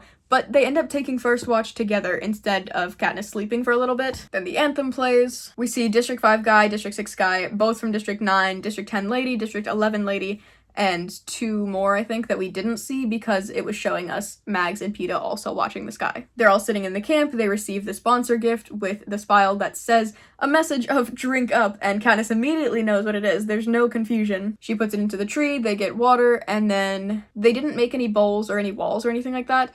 But Finnick grabs a big leaf and fills it with water and brings it over to Mags, and it's just really sweet. They're all sleeping, 12 bell tolls go off. Again, they don't know what this is. It's loud, and it's scary, and it's unfamiliar. And then out loud, Finnick says, "Oh, midnight?" And Katniss says, "No, maybe it's just the number of districts or something." "Excuse me, what do you mean midnight? You can't say that at the first sign of..." Whatever. They hear this giant machine powering up sound, and then the same big batch of trees off in the distance gets struck again and again and again with lightning. Finnick says, "Well, if you're not gonna sleep, I'm going to," and goes off to bed. And then Katniss is sitting and keeping watch, but also falls asleep. And it's like, hey, maybe if you had let Finnick take first watch, you would have stayed up on yours. But she wakes up, she sees the fog rolling in. I really like how quiet this part of the movie is, because it's just her watching the fog. And, I mean, she should have reacted a lot sooner, but she instead waits until it's within arm's reach, and then puts her hand out, and then gets blistered and realizes everybody needs to run. But at this point, it's already on you. You're supposed to be keeping watch, so you should tell them if anything is changing. Peeta is running in the lead, despite the fact that he just got shocked by a force field, which is the same thing that happened at the cornucopia in the last one. In the book, they compared the two scenes as both times when Peeta was too weak and when Katniss had to slow down for him or choose to move on. In this, we're seeing the opposite, where Peeta should have been super weak and for some reason is running faster than anybody. But then Katniss is after, and then Finnick is carrying Mags in the back. Katniss falls, Peeta comes back to save her, and then the same thing happened. They're both supporting each other. Katniss is trying to carry Peeta along, but at one point he falls and she can't get him back up, so she starts yelling that she can't carry him. At this point, he is unresponsive and shaking on the ground. There is no debate over whether or not Finnick should carry Peeta or distributing Mags around. Katniss says she can't carry Peeta. Mags kisses Finnick and then walks out into the fog. And then together, Finnick and Katniss carry Peeta over to the water. And by the water, I don't mean the cornucopia. They're running away from the fog. They take a tumble down this giant hill. They don't even know if they're out of range of the fog yet, because it stops like not even a foot away from where they've landed. They have just given up at this point. They can't move anymore. But the fog stops at this invisible wall, gets sucked up, whatever. They are on the ground, pretty much unable to move, covered head to toe in blisters. There's a monkey above her looking down, but we can just kind of ignore him for now. And their clothes are pretty much completely unaffected by everything that they just went through. And then Katniss crawls her way over to this pool of water, which is unrelated to the cornucopia, because actually it is just a random water source in the forest, and maybe it's not drinkable, but it exists, which is more than we saw in the book. So that means they were just running aimlessly through the forest to get away from the fog. They weren't trying to get to the water to get to the cornucopia. They were just running, and they happened to come across this pool. But Katniss crawls herself into it, and she gets cleaned off. And not only does the water clear their skin of the poison, but it fully heals their skin. They look completely fine after this, whereas in the book, they are covered in blisters for, like, the rest of the time. And sure, it's not painful, but it's still, like, scabbing and itchy, and they immediately go back to being the beautiful tributes that we want to see on the big screen. Katniss and Peeta get cleaned off, they drag Finnick into it, and then she says she's sorry about Mags, and Finnick says that she was never gonna make it. And that's kind of the end of that. Then they look up and notice there are monkeys around them, and they call Peeta over. They tell him to walk slowly, but they also have monkeys looking at them. So what's the point of, I guess, just to get him over to you so you guys are a team? He's got monkeys around him, you've got monkeys around you, so you're not any safer. Peeta looks up, sees the monkey, and they start making noise, but they don't attack right away. Katniss looks down and sees the cornucopia through a gap in the trees and says that they all have to just start running towards the beach. They start running, they're attacked by the monkeys. They never get back to back to defend each other, it's kind of just a free-for-all. And then one of the monkeys is facing Peeta. Peeta has his back to a tree, so he can't run away anywhere, but then at the last second, the Morphling lady was behind him, hiding in vines on that tree and jumps out and takes a bite to the neck, I think. And then Peeta grabs her and runs with her all the way through the forest down to the beach, which in the book it made a lot more sense that they got down to the beach with her because they were right on it to begin with. Like, when the monkeys attacked, they were still fairly close to the water from having run there from the fog just now. But in this, they're still very, very far away, so it is a lot more work to carry this lady all the way down, especially considering the fact that just now Peeta was not even able to walk because he was so weak from the force field and then from the fog injuries. In the book, I mean. In this, he's been able to run no problem despite it all. They get down to the water, the sun is rising, he sets her into the water so she can look up at the sky and just talks to her about the sunrise colors. Finnick is still up by the forest and he's ready to hold off the monkeys, but they all back off and they all disappear. And then Peeta releases the morphling's body into the water, and we see as the morning sun is coming up, the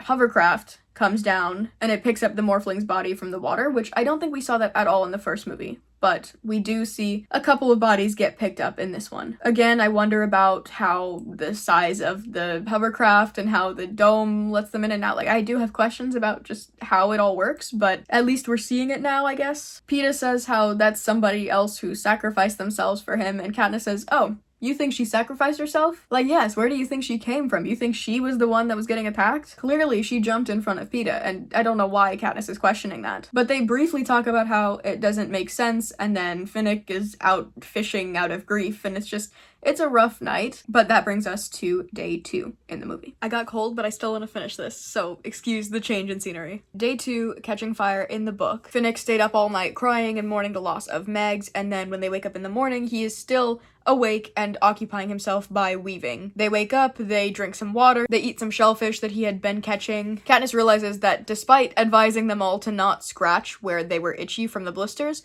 she had been scratching her skin all night. So she looks up to the sky and she asks Haymitch to send down some ointment to try and make them feel better because, yes, the initial poison is out of their skin, but it still is not a pleasant feeling, and he immediately sends some down. The ointment that he sends down is like a really ugly green color, and they have to layer it onto their bodies, and it just makes them look kind of gross, but it feels good, it stops the itching, and hopefully it will heal them, so who cares what they look like. And she also thinks maybe it'll help them camouflage. So, I mean, really, there's no bad side. Finnick and Katniss are putting on this ointment, and then Finnick says that they should go and wake Peeta up by getting in his face, and it's this really funny, really, like, youthful moment that they have. I mean, it's just childish, you know? They both get up in his face and try to scare him, and it's like, in the middle of these games where everything is going wrong, where everybody that they know is going through these terrible things, and they're being forced to do something that they thought they were safe from, they're still finding this one little moment where they can find some joy. And it also shows a bit more of Finnick's fun side, where he has been sarcastic this whole time, but now it's like he's still trying to find a lightness to the moment, even when things are so dark. And it's just really cute to see this between the two of them. But they go and they wake Peeta up, and Katniss decides that maybe Finnick isn't so bad after all. A loaf of bread from District 4 comes down, and Katniss decides that this means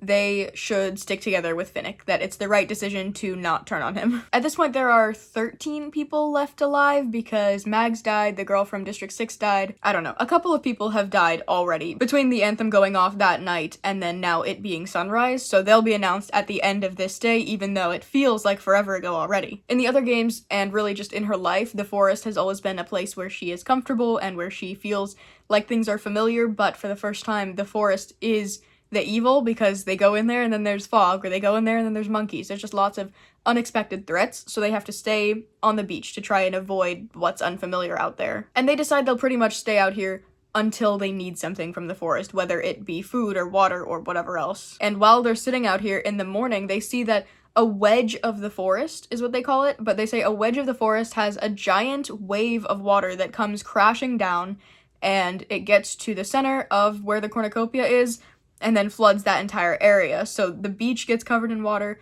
but the initial wave was fully in one section of the forest. And as it comes down, a cannon goes off for that side of the arena, where a body gets lifted away. They're still sitting out on the beach. They had gathered all their stuff to make sure nothing, like, floated away when the water came up, but otherwise, there was no harm. It wasn't evil water that came at them or anything. And then they're sitting on the beach, and they see these 3 figures walking up, which, for some reason, these people are red. One person is dragging the other, and then the third is just kind of walking in circles beside them. And as they're getting closer, Finnick recognizes them as Joanna and others. He runs over, and Katniss and Peeta are like, well, our teammate's there, so I guess we're fine too.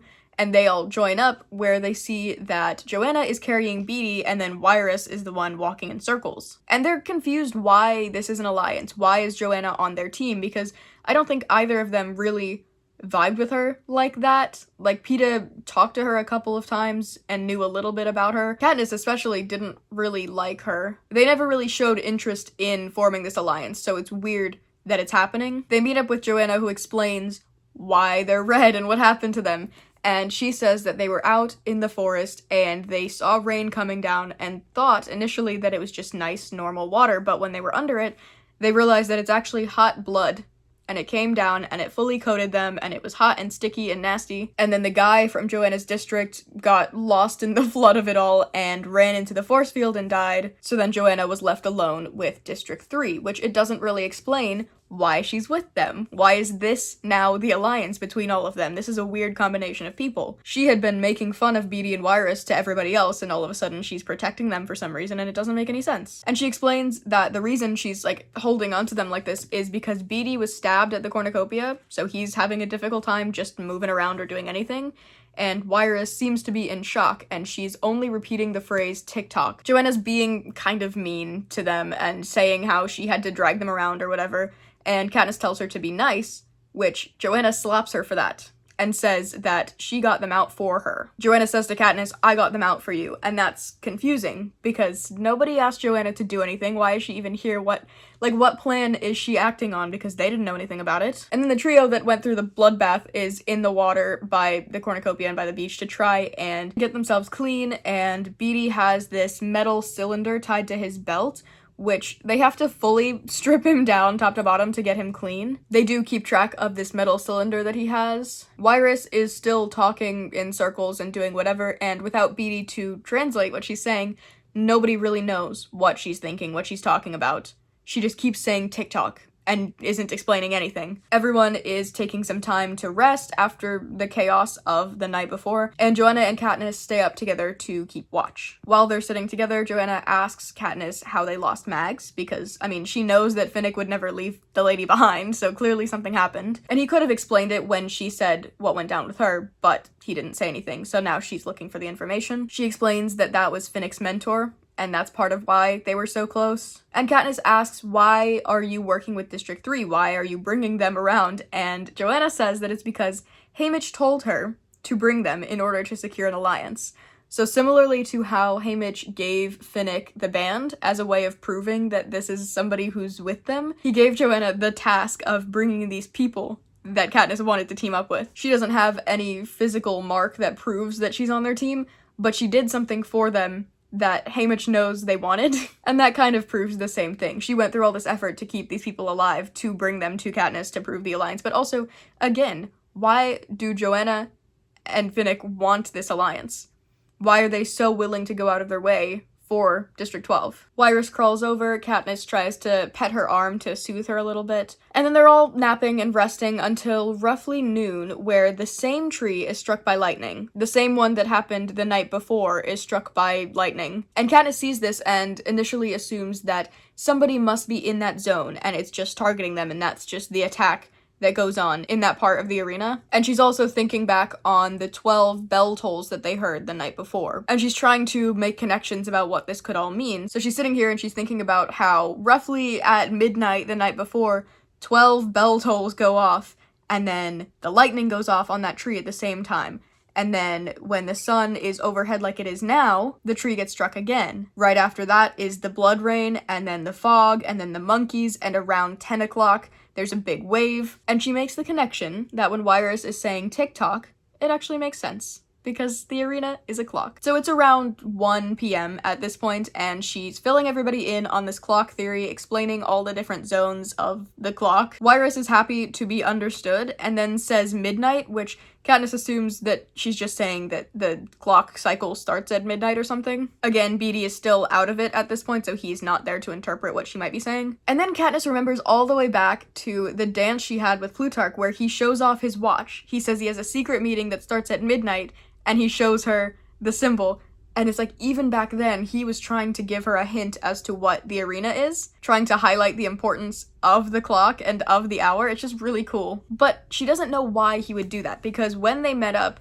at that point, she wasn't a tribute. She wasn't meant to go into the arena, so it's possible he was just giving her that as like a clue as a new mentor, or it's possible that he just thought it was cool and just wanted to show it off to somebody, like maybe he's just teasing the idea that he's gonna put into the games. But at this point, nobody knew that she was gonna be the tribute that goes in, so surely it wasn't a clue for when she gets in here, right? It's just unclear what his intention was when he showed her that, but it meant something. It means something now. Beatty wakes up and starts asking for wire, which initially they all think means virus, but actually it means that metal cylinder that was clipped to him, which has a wire inside of it. Joanna explains that he had picked it up at the cornucopia, and that's why he got injured, is because he was willing to do anything to get this thing. And she tries to talk about how it's not much of a weapon, and how it's kind of just this useless tool, but PETA defends Beatty and says actually that's what he used to win his games, and they're kind of suspicious at this point,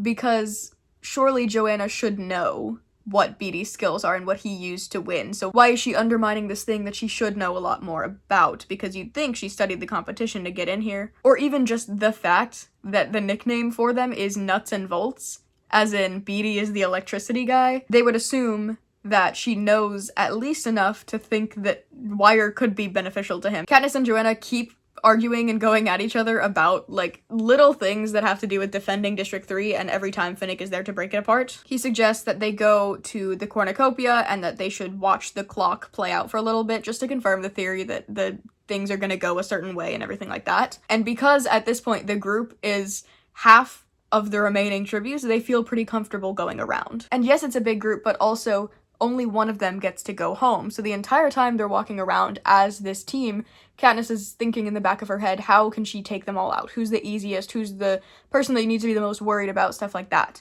So it's like District 3, sure, they're smart, but they're not fighters, so they're not really something to worry about. Or Joanna is clearly a threat, Finnick is clearly a threat, PETA isn't gonna fight back, stuff like that. She's still trying to do what she can to keep PETA alive, so she needs to be on high alert all the time to consider who else might be willing to fight them. And she goes between that thought and then also fantasizing about killing Snow for putting them in this position in the first place. The group makes it to the cornucopia and they set up camp here, which it's abandoned right now. There's nobody else setting up base at the cornucopia, so they have all the space in the world. They had this whole island to take over for a little bit. Wyrus is cleaning Beatty's wire, and PETA is saying how she's so smart for figuring out that the arena is a clock. Beatty is very complimentary towards her and says how she is not just smart, but she's intuitive. She can tell when things are coming. And she's compared to a canary in the mines, where in District 12, for example, they will bring a bird down into the mines, and if the bird stops singing, they know that they should get out because it's dangerous, and if the bird is dead, then you're probably also dead. So in a similar way, Wyrus is somebody that can warn you of the danger that's coming up. Joanna is raiding the cornucopia, she finds axes, and she's excited to have her weapon of choice. Katniss realizes that District 12 people are always at a disadvantage in the games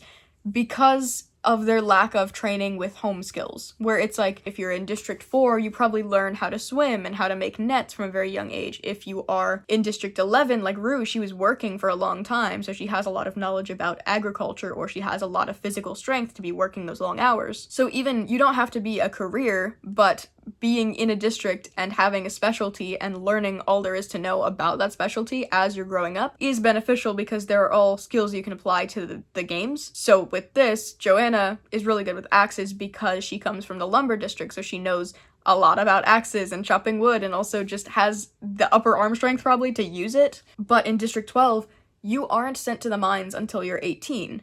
So nobody who's in the reaping has any experience in the mines. They're not able to apply any of those skills in the games. So that puts them at even more of a disadvantage, where not only do they have a lack of resources, they have a lack of training, they don't even have work experience that they can apply. But moving past that, PETA is drawing a little map in the sand of the cornucopia to try and visualize where all the different clock wedges are, if you want to call them that. He's making this little map. He notices that the cornucopia's tail is pointed to 12 o'clock. It's pointed to where that giant tree is. And then they realize that things are a little bit too quiet. Their canary has stopped singing. And when they go to look over at Wyrus, who before this was just saying little children's rhymes or, you know, was saying the TikTok thing or whatever else. She's got all these little things to say about clocks, but then they don't hear anything. So they go to look at her, and the guy from District 1 fully cuts her throat. The careers swam over to the cornucopia, and they are starting to fight. So Katniss immediately shoots that guy in the temple. He is out. Joanna manages to throw an axe into the District 1 girl, so they're both out of the picture. And then Brutus and Enobaria, who are the two from District 2, manage to run around behind the cornucopia and get away before anybody can attack them. And before our group can chase them down,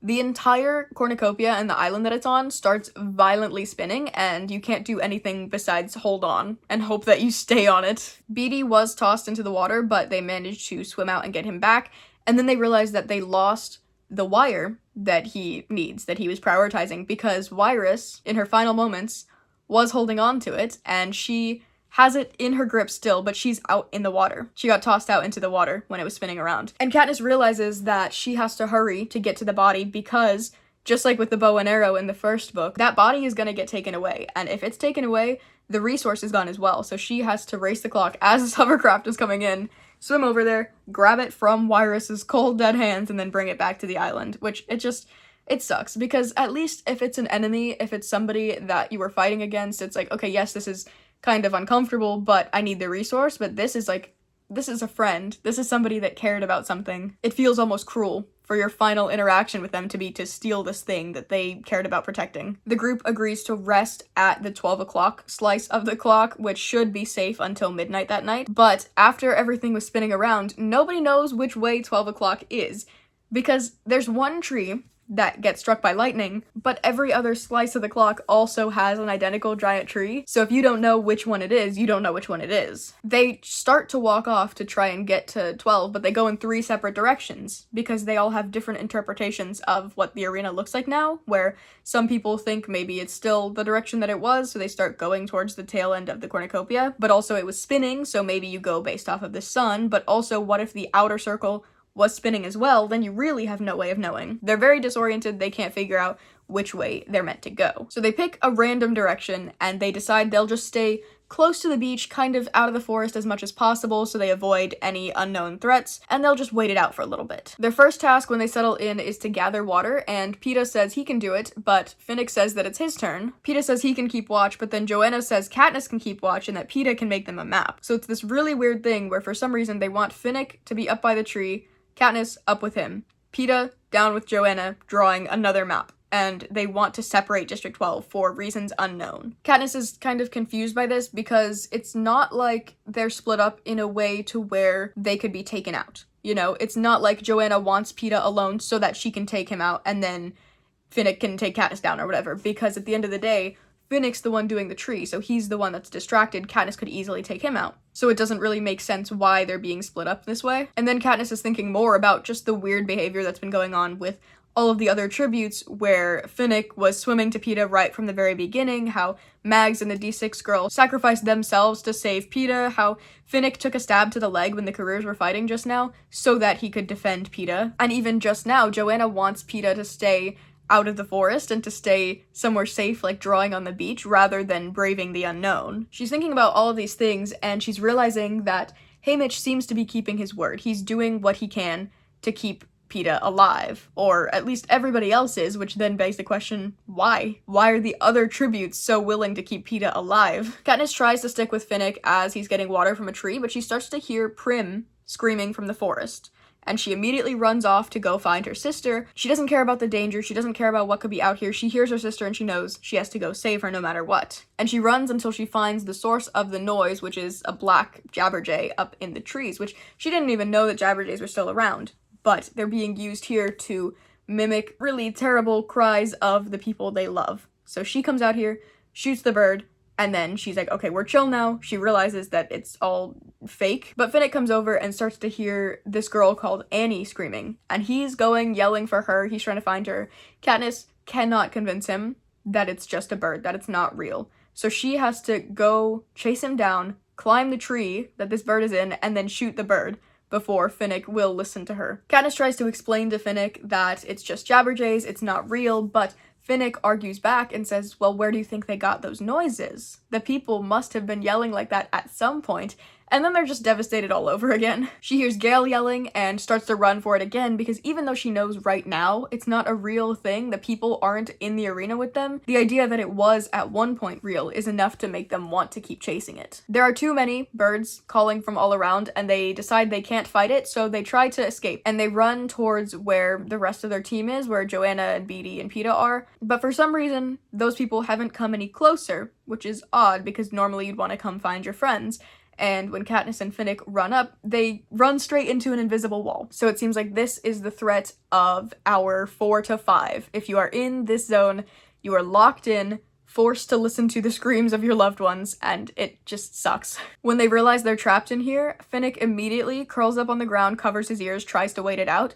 Katniss is trying to shoot the other birds down, but eventually she realizes there's no hope. There are way too many birds, there's no way she can take them all down, so she copies Finnick, curls up on the ground, and just tries to wait it out. There's no physical threat in this zone. They're not being attacked by the birds necessarily, it's just emotionally really devastating. And she's so caught up with just holding herself and blocking out the sound that she doesn't even realize the hour is up until Peeta comes over and holds her and tells her it's okay. She's upset that the sounds could be real, but Peeta tries to say that the audio could be manipulated and that they could have pulled the clips from other interviews or stuff like that and just used them to make this sound, which Beatty and Joanna back that up as well. And they say that everybody loves Prim. They love to watch Prim in the interviews and in whatever else she's been in so far. So the Capitol would not be making a good decision if they chose to do any type of bad thing to her. Which Joanna goes as far as to yell at the sky about this. She says, "Of course Peter's right, the whole country adores Katniss's little sister. If they really killed her like this, they'd probably have an uprising on their hands. Don't want that, do they?" She yells up to the sky. She says, "Whole country in rebellion? Wouldn't want anything like that."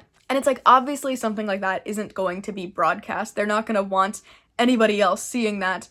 But the fact that she was so willing to do that is cool in itself, and Katniss admires her a little bit more for it. And then Joanna gets up and goes to the forest to try and get some water, which Katniss tries to tell her, don't go, don't do it, even though the hour has passed, the threat is gone. But Joanna responds by saying that this area can't hurt her because there's nobody left that she loves. And then a little bit later, I think Joanna is explaining to Katniss who Annie is and why Annie matters to Finnick, saying that Annie is the other victor that Mags had volunteered for, and that when Annie was in her arena having her games, her partner was beheaded, and she kind of lost it after that, and then the whole arena flooded, and the only reason she was the victor is because she was the best swimmer. So Katniss is kind of learning this other side of Finnick, where to the audience, he's such a lover guy, and he's having all of these outings with other women from the Capitol, but then you get to know his personal life, and he has this one woman who, even if she's kind of lost it, she's not right in the head or whatever, he's still so devoted to her. So Katniss comes away just thinking that both of them are a lot cooler than she initially thought. A cannon goes off for the area around 6 o'clock, and then the hovercraft has to go down multiple times to pick up all the pieces, which I don't know who this is, I don't know what went down, we don't know what happens in that area of the arena, but we don't want to know. Whatever it is, it's not pretty. So at this point, they know roughly half of the evils in the arena, and they kind of know where they are, because if the Jabberjays occur at 4 o'clock, I don't remember exactly how they know the time, if it's that they heard a neighboring area go off, or if it's just based on the sun or whatever. But they know that the Jabberjays happen at 4, so that gives them an idea of where they are at in the arena. They settle in for the night, they're putting on the nasty green ointment, and the show goes up of who has died this day. Both people from District 1, Wyrus from District 3, Mags from District 4, the District 5 and District 6 woman, and then the District 7 and District 10 man. So 8 were out on day 1, 8 were out on day 2, and there's only 8 people left, but 5 of them are here. There's only 3 other people to look out for. You have the 2 from District 2. Both of them are careers. They're very experienced killers. Brutus, who wanted to be here, and Enobaria, who has fangs for teeth. And then the only other tribute out here is Chaff, the guy from District 11, and you don't even know where he is, what he's been up to this entire time. All you know is he's Haymitch's friend, and then that's the last you see of him. They're all sitting together, and they receive a gift of 24 bread rolls that come from District 3. And it keeps making a point of how Finnick likes to hold them, which I really don't know if that goes anywhere, or if it's just that he likes to hold the bread. But fair enough, I guess. They all split it. They say everybody can have 3, and then whoever is alive in the morning can split the rest. And it's morbid, sure, but it's also like, you know, it's kind of an okay time to make jokes about what's going on before it gets too serious. And in the morning, they stop feeling like it's something they can joke over. That night, they wait until 10 o'clock until the flood passes, and then they take shelter in that forest because they'll be safe until 10 o'clock the next day. They can hear from the 11 to 12 o'clock area the sound of, like, evil bugs, and they don't know what it is, but they're happy that they're not in that area for the night. Katniss and Peeta take watch together that night, which is partly because they're well rested, but also partly because they just need some time to talk privately. They haven't really had any private time this entire game. Peeta says immediately that there's no use lying about what the other person had talked to Haymitch about. They both want to save the other person, and they both made agreements to make that happen, but that Haymitch said yes to both of them, so he's lying to somebody and they don't know who it is. And then Peeta has this really sad talk about how he has nobody left, he has nothing to look forward to, he only really cares about her and he wants her to be alive and all this stuff. How she can be so successful but he has no life without her. And then he pulls out the gold chain that he was given by Effie, which is actually a locket, and he opens it up to reveal a picture of Katniss's mom, Prim, and Gale on the inside. It's like, this isn't a token for him, this is a token to show her what she's supposed to be caring about, and it's sort of his way of saying that he's willing to give his life if it means that she can have all of them, if she can have a happy life with the family that she was supposed to have before all of this went down. And she makes a note of the fact that he doesn't mention the pretend baby, and how she should live on because of the baby or whatever, which is how she knows that it's not part of the act. He's not saying this for the cameras, this is legitimately his thought process and what he feels about the whole situation. And then Katniss has this really sad realization, which is that she's the only person that'll be truly affected if Peeta dies. So Katniss has a lot of people that are rooting for her and that are, you know, hoping for her and caring about her. Peeta has nobody waiting for him back home. He has nobody else besides Katniss, so if Katniss dies just so he can survive, he has nothing to return home to. He has nobody that cares about him like that. He has nobody that's... it is really sad, honestly. And before they can argue about it further, Katniss kisses him to cut him off, and that's kind of the end of that. Finnick wakes up during the night when the midnight lightning strikes, and then he switches with Katniss for the night watch. And that brings us to day 3. Things do get a little weird here with the timeline, just because from what I can remember, the movie only has 2 days. In the book, there are very clearly 3 days that separate up the games. In the movie, I think it's only 2, which is fair enough because I do think the later half of the second day and then the start of the third day are kind of just nothing filler type of interactions, and I can see how they still managed to fit it all into 2 days. So I'm just gonna space it out a little bit weird here. We'll do day 2 and then we'll kind of cut it off where the next big event happens for day 3. I do think it feels a little bit fast in the movie just because 2 days for an entire Hunger Games is not a lot. So it's the start of day 2. They're eating their breakfast of shellfish. Peeta finds a pearl in an oyster and gives it to Katniss, which I think happens in the book as well when they're eating shellfish together, but they hear screaming from a different part of the arena, and then this giant portion of the forest is rocked by a wave, which comes down to a point at the cornucopia, seems to splash against invisible walls, and then floods out over the rest of the water, and a cannon goes off for whoever was in that. A hovercraft comes down and picks up the body. Then Katniss, Finnick, and Peeta are looking out, and they see a bloody trio by the beach, which Finnick recognizes Joanna. This part is pretty similar. Joanna says they thought they were safe, but then there was blood rain. In the book, it was a little bit more out of necessity because they were saying, like, they didn't have a lot of water, but in this, it seems like they just happened to get caught in the bloodstorm. Wyrus is still doing her TikToking. Beetee is fine. He's, like, maybe injured. Like, they talk about how he was hurt by the cornucopia, but he's fully awake and responsive, and that frustrates me a lot because surely he would be able to understand what Wyrus is saying. She's smart but finds difficulty communicating, but Beetee seems to understand her all the time, so why is he awake in the movie but can't figure out what she's trying to say? Surely he would be on the same page with her about that and not just brush it aside as her being in shock and saying random stuff. So I don't understand why they chose to have Beetee be a functioning character at this point in the story, because I feel like he'd be able to solve it so quickly. But instead, he's the one that says that she's in shock and that she needs water. Joanna's rude to Wyrus, and then Katniss is rude back to her, and then Joanna says that she got the District 3 people out for Katniss, and it's, you know, it's the same idea with this interaction. And then Beetee is sitting on the beach with this massive spool of wire, which Joanna explains he took a knife in the back at the cornucopia to get it, and yet he seems perfectly fine now, so, like, how small of a knife are we talking here? It has been exactly 1 day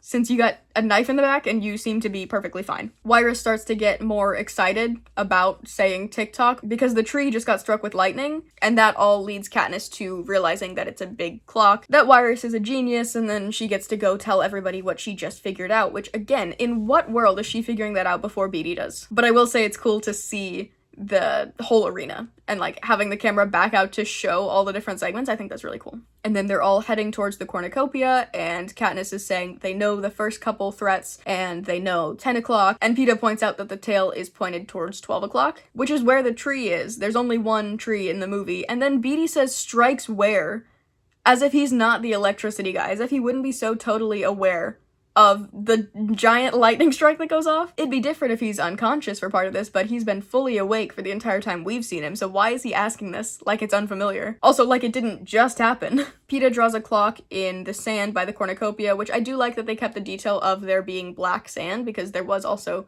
black earth in the book. And Wyrus is over by the water singing nursery rhymes to herself. They're all talking about strategy and how they want to approach the clock, and then Wyrus gasps and they all look up to see the District 1 boy really quickly, honestly, stab her in the neck and she's out. Katniss shoots him in the chest and he's down, and then at some point Finnick gets hit by somebody, I don't know. It's kind of hard to tell what's happening. Again, the editing for this movie is like very quick in some spots, and it's kind of hard to tell what's going on. Not that we need to dwell on these moments, but I mean, you know, like when she's doing the assessment with the game makers, I would love to have that be dragged out a little bit more and to have it mean something rather than it be a reaction to what she saw. But something like this is like, it can go fast. I want to know what's happening, and it doesn't really fill us in, I feel like. But also, that's just me. I'm really bad at keeping track of characters. We see Plutarch's view of this in the game maker room, where he's looking down at this hologram of the entire dome of the arena, and he can see with the trackers in their arms exactly where they're at and how District 2 is running around the cornucopia to get away and like to get into the water. And he orders the game makers to spin it.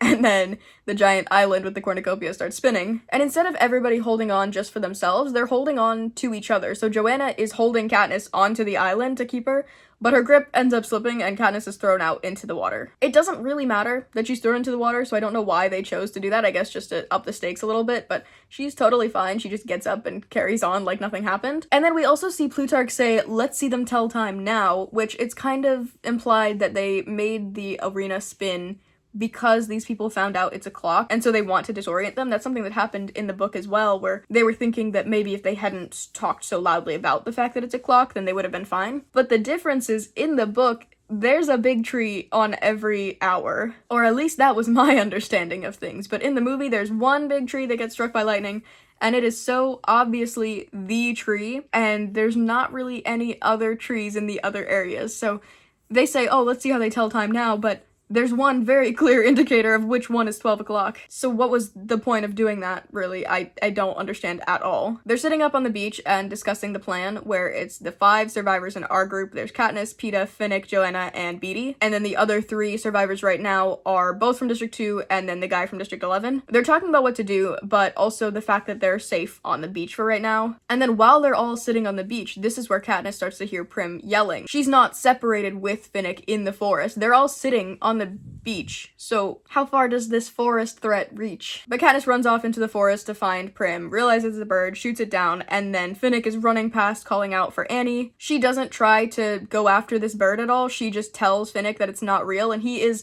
listening, whereas in the book, he would not listen to a word she was saying until she got rid of the sound. But Katniss says, hey, it's not real, and Finnick immediately responds by saying, yeah, but where do you think they got that sound from?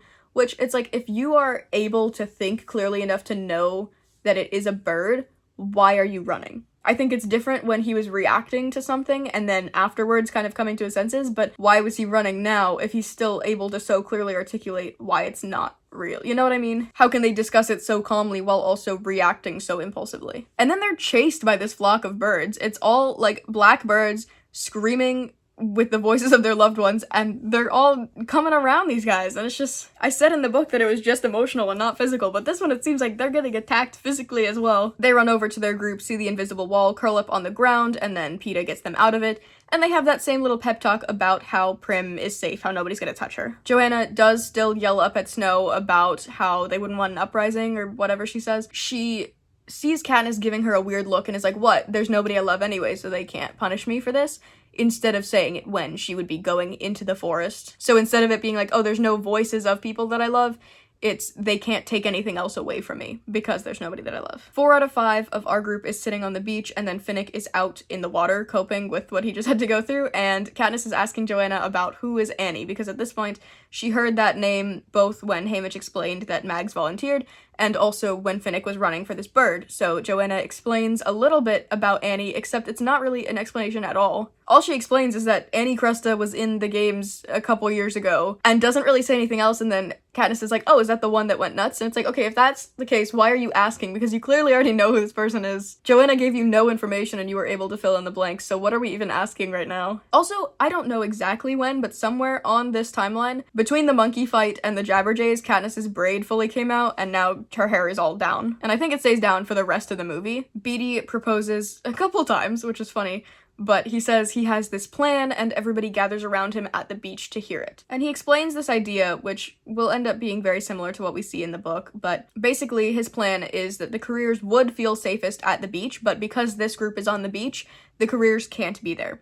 So if they leave, the careers will probably show up. And the beach gets soaked with water when that big wave from hour 10 comes up. So his plan is to tie his wire to the giant tree that gets struck by lightning, and then bring the wire all the way down to the water so that when the lightning strike goes off at 12, anybody in or around the water is going to get electrocuted, and that'll hopefully take out the careers without any of them having to fight. And there's no real confusion about this plan. There's no confusion about which tree is the right tree, because there's only one, so the spinning did nothing. There's not really any questions about Beetee's plan either. Joanna kind of has one concern, but it's immediately brushed aside, and then everybody else is like, yeah, that's chill. And then we cut to later in the day. It's like sunset time, and 3 of them are over by the beach just hanging out, and then Katniss and Peeta are off to the side. I guess they're just like chilling until sunset, until this plan can happen. They just don't have anything going on at all. But like there's no reason realistically why Katniss and Peeta would be just chilling on the beach like this. In the book it made sense that they were having time alone because they're the 2 people keeping watch, but like why are they split up like this? It doesn't make sense to me, because especially if they know the careers are looking to the beach for where they're gonna be, why are all of these people so far apart? They're gonna have no way of defending each other if something happens. But everybody is split up along the beach, and Katniss is saying that maybe she and Peeta should run, because as soon as the careers are out of the picture, they're all gonna have to fight each other. So maybe they should get away while they can, and then the 2 of them can take everybody else out together. Peeta suggests that maybe everybody can just refuse to fight.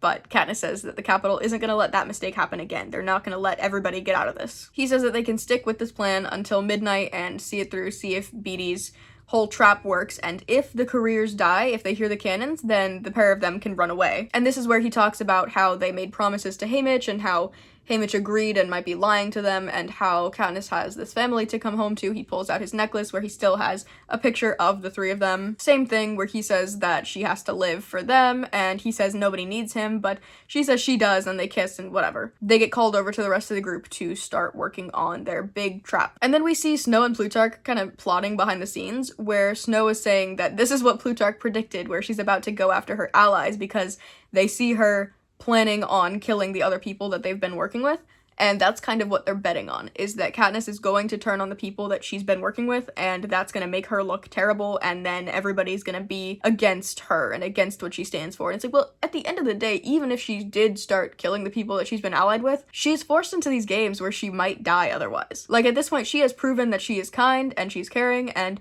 she's been doing what she can to keep everybody safe, but at the end of the day, she's not just going to throw her life away because she's nice. Like, if Peeta wasn't part of this, it was genuinely just, she is this symbol, and they want her to slip up. It's like, I don't think people would feel betrayed just because she killed other tributes, because they're the ones that put her in here. So if she's already that strong of a symbol, I don't know that people would turn on her if she did what she was forced to do. So it's the end-ish of day 2. The day is not officially over. It's not midnight yet, but the fallen tributes are being shown. Both people from District 1 are out. Wyrus is out. Mags, the District 5 woman, the District 6 woman, District 7 man, and the District 11 man, which, when did that happen? Last time we heard them talking about it, they said there were 3 people that they're up against. There's the 2 careers and that guy. I watched through the entire scene multiple times from there on, from them discussing the enemies up until this playing. Did I miss something, or did he just disappear from the game. When they're sitting on the beach, Katniss and Peeta are talking about how the careers are the only competition, and after that they're gonna turn on each other, so I would assume it's before that, but I would think with only 3 people left that you're fighting against, you would want to make a note of when one of them is taken out of the games. And I truly could not tell you when that is. But that brings us to the final part of day 2, which I'm gonna save for the very end. In the book, we do make it to a day 3 in these games, which starts off with another delivery of 24 District 3 roles. At this point, Katniss is a bit unsure about who to trust, and she wants to split off and go separately with Peeta. She takes him out to the water to practice swimming, but really it's just an attempt to talk to him privately, where she says they should run off, but he says they should wait it out until District 2 is taken out because Beetee has a plan to take them down. And this is where Beetee explains the plan to take the careers out, which is, I mean, pretty much identical to the movie, where he's gonna tie the wire to the big tree, run it all the way down to the water, and then they're gonna probably be on the beach, and worst case is they're not on the beach, but all of the water is fried, all the food in the water, so even if they're not taken out, they're probably not gonna survive very long. And these guys will be far enough away in the forest that they won't be in any danger. And everybody has a question or two about it, about, you know, will the wire hold up? But Beetee says, yeah, because I freaking made it. Stuff about will the wire hold up, or what happens if they do this, or if we do this way, or whatever. They all have minor concerns, but he brushes them aside to where it's like, either they're so small that they're not even worth considering, or it's something that he has already thought about and come up with a solution for it. Then at roughly 9 a.m., they head to the tree to inspect it before they set the trap up. Beetee is still too weak to walk from the attack at the cornucopia, so Peeta and Finnick help carry him. Joanna leads up until they get close to the force field, at which point Katniss takes over, and they say it's because she can hear it, which Beetee would know immediately that that's a lie, but he doesn't step in, he doesn't say anything, he just lets her go on telling that tale. And they do some work when they get to the Area 12 tree to try and set it up for when Beetee's going to put up the trap. He tries to feel out the area, so he's just throwing random stuff at the force field, or, you know, analyzing little things which nobody else takes any value from, but he seems to be learning something. And their plan is to head over to the wedge beside this one to wait out the lightning and then come back when it's less dangerous to set up the trap. They all gather and have this massive seafood feast. They really go all out to take what they can because for a lot of them this is going to be the last meal that they have, so they go for everything that they can get. At this point, Peeta finds a pearl and an oyster and gives it to Katniss. I knew it was in the book, I just didn't know where. And despite the conversation they had the previous night when they were on watch about how they want to keep the other person alive, Katniss is still determined to keep Peeta alive through all of this. As a gift from above, they get some spicy sauce and also 24 more bread rolls. Nobody dies, and around 9 p.m. they set up to go to the tree. So you can kind of see why the movie doesn't include that, because it seems like the later part of day 2 in the book is a lot of them sitting around, they get some bread, and they have their chat, and then the next day is just them kind of looking around, but nothing really substantial goes around during this time. And I think it's important that it's in the book, that they have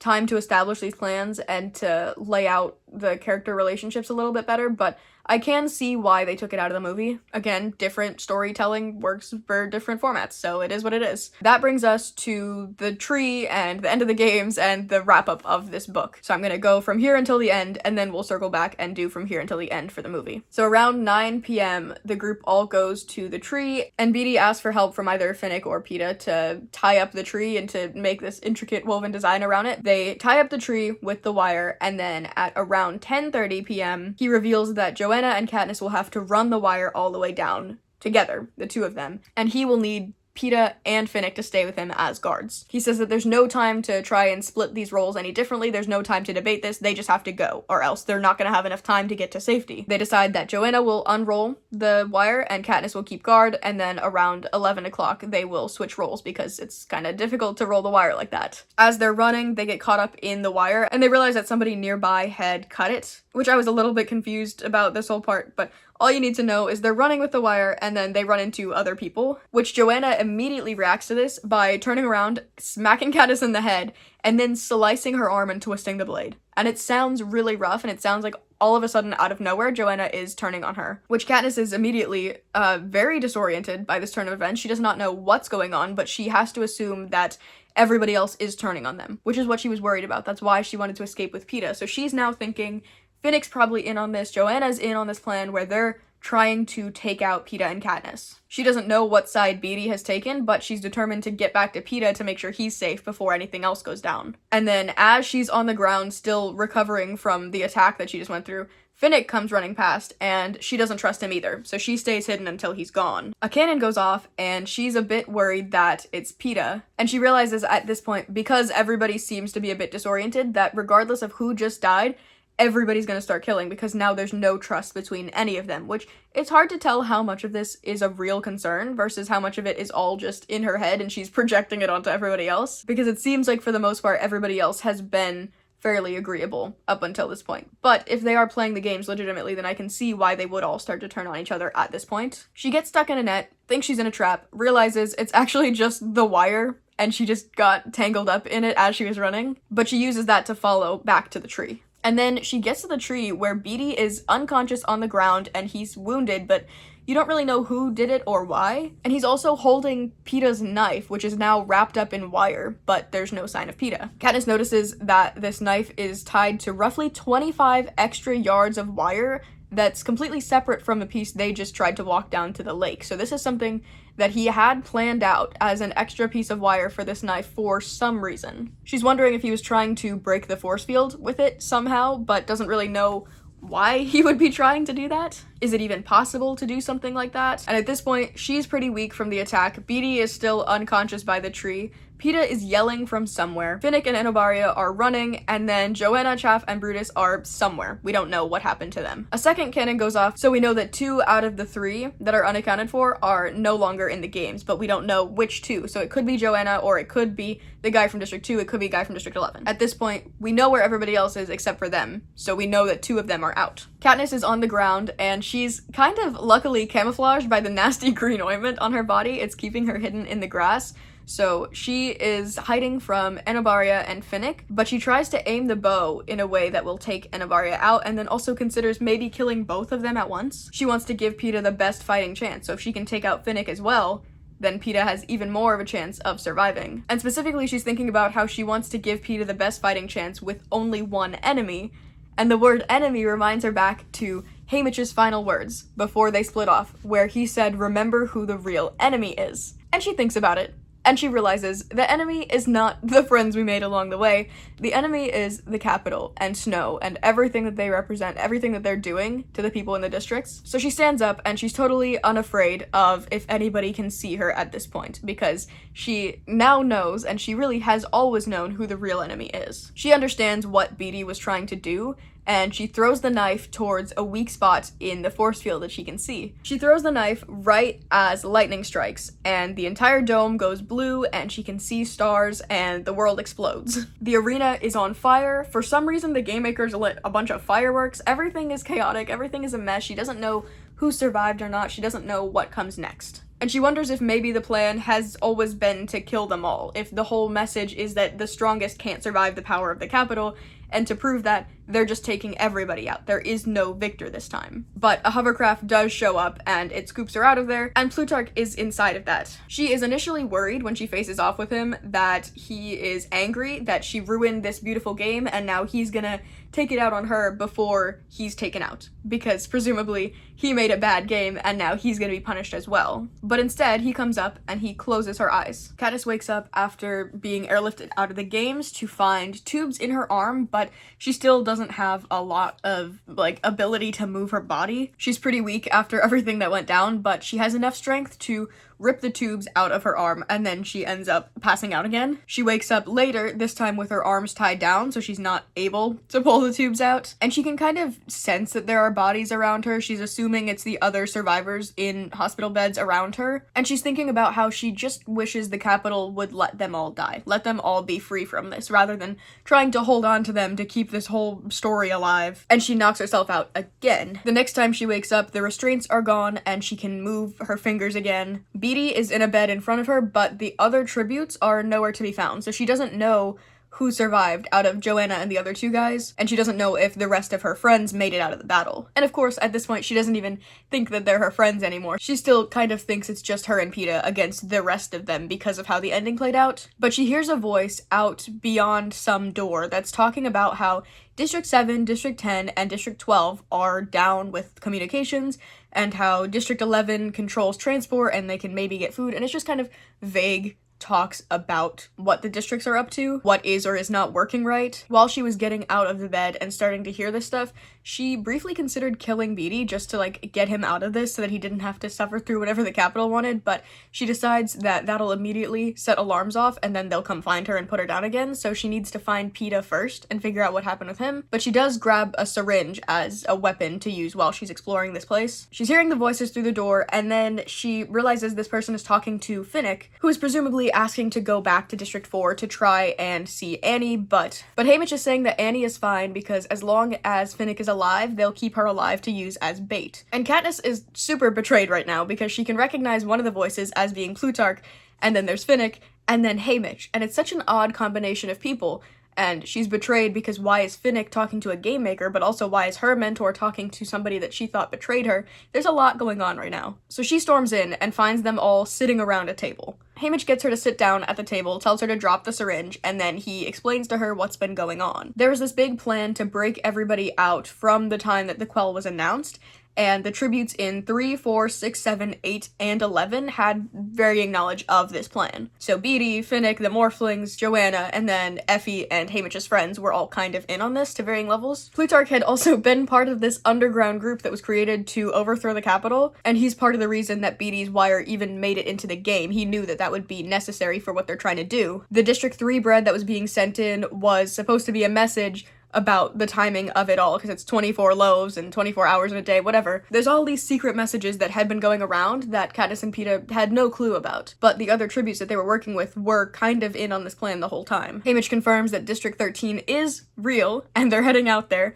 and that most of the districts at this point are having a full-scale rebellion, which is a lot to hear. Obviously, it's good that people are fighting back, and it's good that there's this plan that's going on, there's actually stuff in motion, but it's also really hard to hear how many secrets there were, because, for example, Katniss had brought up District 13 to Haymitch and he brushed it all aside, and he laughed it off, and in reality, he's known that it was a truth the entire time, and just kept that from her. And she's thinking that she feels used in this situation, because at least when she's in the arena, when she's in the games, or just when she's dealing with the Capitol, she knows what she's up against, she knows that she's being tricked, and she knows to look out for stuff, but with this, she genuinely felt like she could trust these people, and now she doesn't even have that. The people closest to her were leaving her out of something really big here. And they justify it by saying they couldn't tell Katniss or Peeta, because if any of them were captured, it would most likely be Katniss and Peeta first, so if they don't have the information, they can't have the information taken out of them in any way. It's just safer for everybody if they knew nothing. And they explain that everybody was in on this plan to keep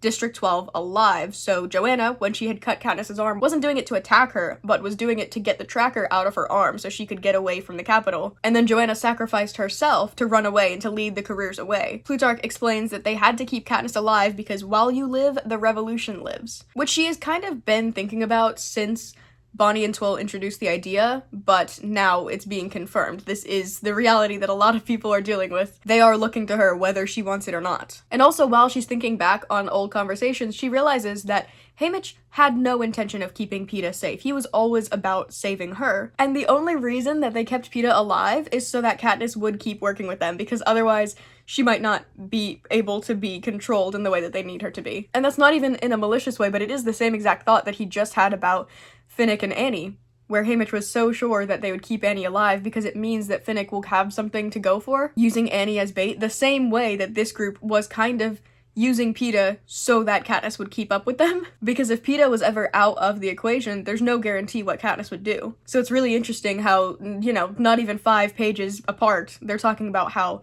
the Capitol is doing this evil thing, and also how they're doing this evil thing, but then kind of trying to justify it because it's for the greater good. I don't know. It's just interesting. And they admit that Peeta Joanna and Enobaria were taken by the Capitol. Katniss, Finnick, and Beetee were taken here, Chaff and Brutus died, and then the other three are off at the Capitol. She tries to attack Haymitch's face. She's mad about this because they let Peeta get taken by the Capitol. Anything could happen to him now. And while she's fighting him, she feels invincible because she is the Mockingjay, so he can't possibly fight back in any substantial way. Finnick ends up restraining her, and they sedate her, and it's just sad. They're either gonna try and dig information out of Peeta, or they're gonna, I don't know, they could do anything to him, right? It doesn't matter what anybody tried to do up until this point, because this is the reality of the situation, and now they have to figure out if they're gonna try and save him, or if he's beyond saving, or like, how much energy can you put into getting him out of there, you know? Finnick uses the same justification that he just heard about Annie, about how they will keep Peeta alive because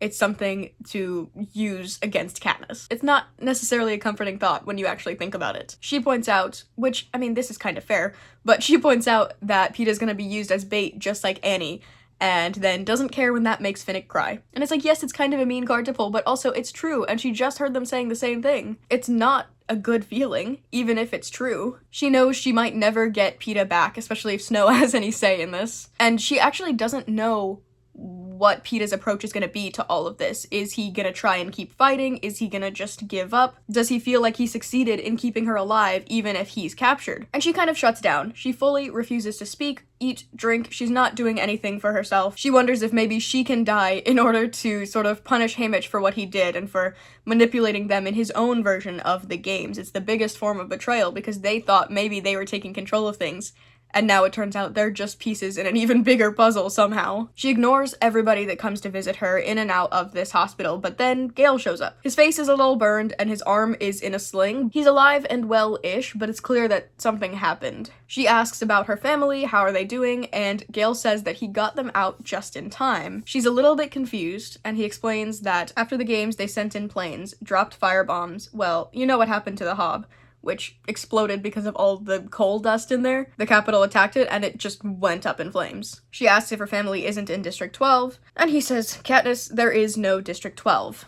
End of book 2. So we're set up to go into the next story knowing that Katniss is going to District 13, that Peeta is in the Capitol, and that there's no District 12 to go home to. It's a very cool way to set up a book, because when you finish the Hunger Games book, you could just stop reading there, and it's fine. But you get to this book, it brings you into a story that you didn't know you were getting into, and then it makes it expand so much more. This is such a good setup for how much bigger the world gets. And then really quickly, we'll run through the ending of the movie. So they're approaching the big tree. It's the night of day 2. Beetee is kind of explaining how he can use the lightning energy and the importance of getting away from the tree and all this stuff, but without them talking about the time or making note of what specific zones are having the attacks, it's kind of hard to tell what time it is exactly. But similar plan here, he explains that the girls are going to take the wire, drop it in the water, and hide, and he already needs the guys staying with him to keep guard. At this point, he has already wrapped up the tree. We don't see them working on this at all. And Peeta fights back for a little bit. He tries to argue that he should be guarding the people with the wire. But Beetee says there are 2 careers out and that he needs protection from both Peeta and Finnick. Katniss and Peeta try to renegotiate the groups, but at the end of the day, Joanna and Finnick side with Beetee, and there's really nothing else they can do. It does make you feel like you should be suspicious of these other people, though. I think the way that they're so quick to side with Beetee and be like, well, it's his plan, so we should just do what he says, and they kind of look at each other in a way that makes it seem like they have something planning, I think it's a good way to build that suspense and to build that distrust, because we obviously can't see it coming from Katniss's head. But I do wish we had seen it a little bit more before this scene, because, for example, when they want Katniss to guard the water and they want Peeta to draw a map before the birds, in the book, they made it seem kind of weird that they're trying to split this group up, and then later you realize it's because they're trying to keep Peeta safe. So I wish they had a bit more like that, where you can kind of see these moments where it's hard to tell if they're doing it for good or bad reasons, and trying to split these people up because they are trying to take them out or because they're trying to protect them or what the situation is. But Katniss and Joanna are going through the forest. Katniss has the role the entire time. She never gives it to Joanna, or they never trade off. They come across a trap of some sort from District 2. Joanna pushes Katniss down, attacks her, takes out the tracker, but also whispers to her and advises her to stay quiet and to stay down before luring the careers away. And I feel like that makes her look a lot less malicious, because in the book,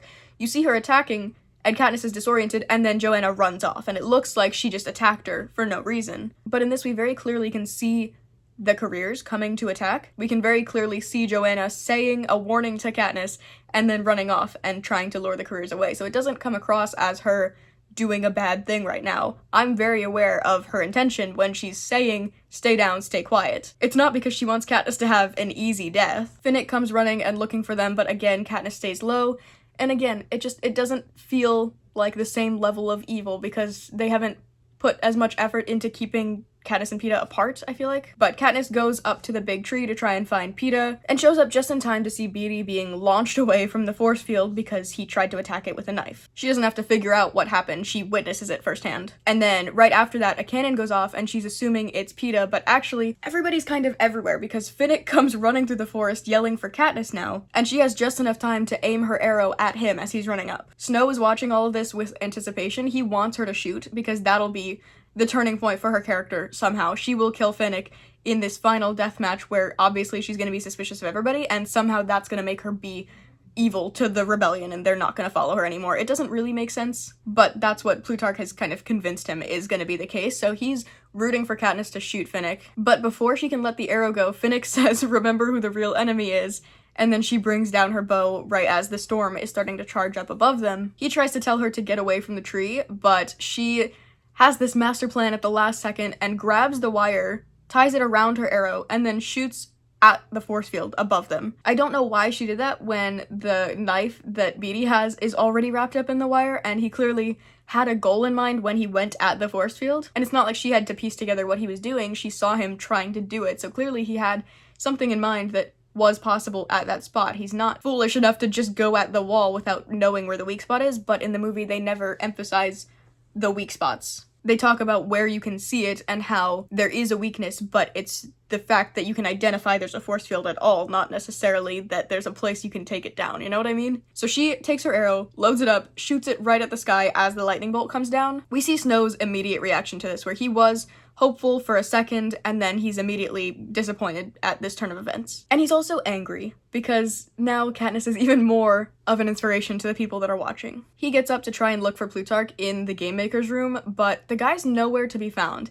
And Snow just watches in this room as every screen gets hit with a full system failure, but there's nothing they can do at this point. Katniss, I guess, overloaded the entire force field when she shot at it, and the entire dome is starting to fall down on them. And you can see the night sky that was part of this dome was just a projection. It's actually the middle of the day, which we know from the last game that they're able to manipulate day and night like that, but I'm still curious how that would have worked when we're talking about the drones and the hovercrafts. Everything is falling down from above, and the arena is starting to burn, and then a hovercraft comes in through the hole in the sky, which is why I'm asking, and it picks her up, and it carries her lifeless body out of there. After the games, Katniss wakes up beside Beetee, where both of them are being kind of lightly medicated, but also they're just on the floor of this hovercraft. They're not even in beds or anything like that. She stands up, she grabs a syringe to try and defend herself. We obviously don't know her thoughts right now. She's just trying to feel out her surroundings. And then through a closed door, she can hear Plutarch and Haymitch talking, where Haymitch is saying that without the boy, she might not cooperate and she might lose it when she finds out what happens, which is not a great thing to hear from somebody you're supposed to trust. The door opens and she sees Plutarch, Haymitch, and Finnick sitting around a table, and she immediately tries to attack Haymitch with the syringe, but he's stronger than her and faster than her and knows her moves, and he holds her. And then Finnick is the one that tells her that she should listen, where they explain it was too risky to tell her anything where Snow could be listening. It was better that she knows nothing. Plutarch says she's been the mission from the beginning. The goal was always to get her out, and half the tributes were in on it, and this is the revolution, and you are the Mockingjay, and also we're on our way to District 13. So there's a lot that's being dropped on her right now, which is difficult to hear, especially because we didn't get the introduction to District 13 from the people from District 8. It's kind of been mentioned here and there, but for the most part, we don't know anything about this district, and I read somewhere that the reason they left out Bonnie and Twill might have been so that it's a more dramatic reveal when they're talking about it now. But to me, it feels somehow less dramatic because I don't really know where they're going. I really like the idea of hinting at this whole base and having people that are hopeful and trying to go there. And sure, it probably would have felt a bit out of place in a movie, but I think it's really cool in the book for building up that idea. She keeps asking for Peeta, and they explain that Joanna had cut out her tracker, but she and Peeta were taken to the capital. At this point, she attacks Haymitch again and calls him a liar because he promised to protect Peeta and help her, and Plutarch ends up almost immediately sedating her. The next time she wakes up, Gale is beside her on this medical bed, and she has been asleep for a few days at this point. She asks if they're home, because if she's seeing Gale, she would assume they're at District 12. He just stares at her. So she asks, where is Prim? And he says that they're all alive. He got them out just in time. After the games, they sent hovercrafts and started bombing the district. There is no District 12. And then the last thing we see is just her staring into the camera. And then we get the Mockingjay symbol on the screen, which transforms from the original pin shape to now the wings fully spread open and on fire, and it's really cool. And that's the end of the movie. And I would say my main takeaway from this is just, it has to do with the pacing, because I think the book is spread out so well, where the first half of the book, you don't even know that it's going to be about the 75th games, let alone the fact that they're going to be in it. And then it's all dropped on you at once, and you feel the betrayal with the characters. And then you get to the movie, and it feels like a lot of things are rushed. Obviously, a lot of things are taken out of the movie, which I feel like, sure, that makes sense. There's a lot of unnecessary dialogue that makes the book feel richer, but isn't necessary for telling the story. But it feels like a lot of scenes that I would have liked to dwell on are chopped up, and then we speed through them really fast. So even stuff like when Gale is saying goodbye to Katniss right before she's taken to the reaping, it doesn't feel necessary that they have that scene. Either give them a goodbye or don't, but don't throw in a random goodbye where they give each other a kiss even though, like, it doesn't go anywhere. I don't like how when she's doing her assessment with the game makers, it cuts that up so fast. Obviously, I don't like why she's doing it, but it feels like how fast they cut together the scenes, it makes it look like it's even more of an impulsive decision, and I wish it would have been a bit more intentional. And then there's just like little stuff in the games where it feels like events are going by and we don't really have time to sit with them. And it's also just like there are multiple scenes where the group is sitting on the beach talking about a plan, to the point where you kind of mix them up, and it's like, surely, you know, I get that they are comfortable in this location, but we can mix it up a little bit. If you're gonna cut a whole day out of the movie, you shouldn't have two separate scenes in the same exact place to where I can hardly tell them apart. Just little stuff like that. But I mean, I saw a lot of people posting and saying that they think this movie is better than the book, and that it cuts out a lot of unnecessary fluff, and that it's rare for a movie to be better than the book, but this one did that. And I do understand that, but I still think I prefer the book. I think it's really cool how it presents the game. I think it's really cool how it's paced. I think the side stories that you get to see, the little characters that you only see glimpses of, makes the world feel so much richer and fuller. It really gives you this idea that the world exists beyond District 12 and beyond Katniss. But either way, I think the movie is really, really good at capturing exactly what this story was trying to tell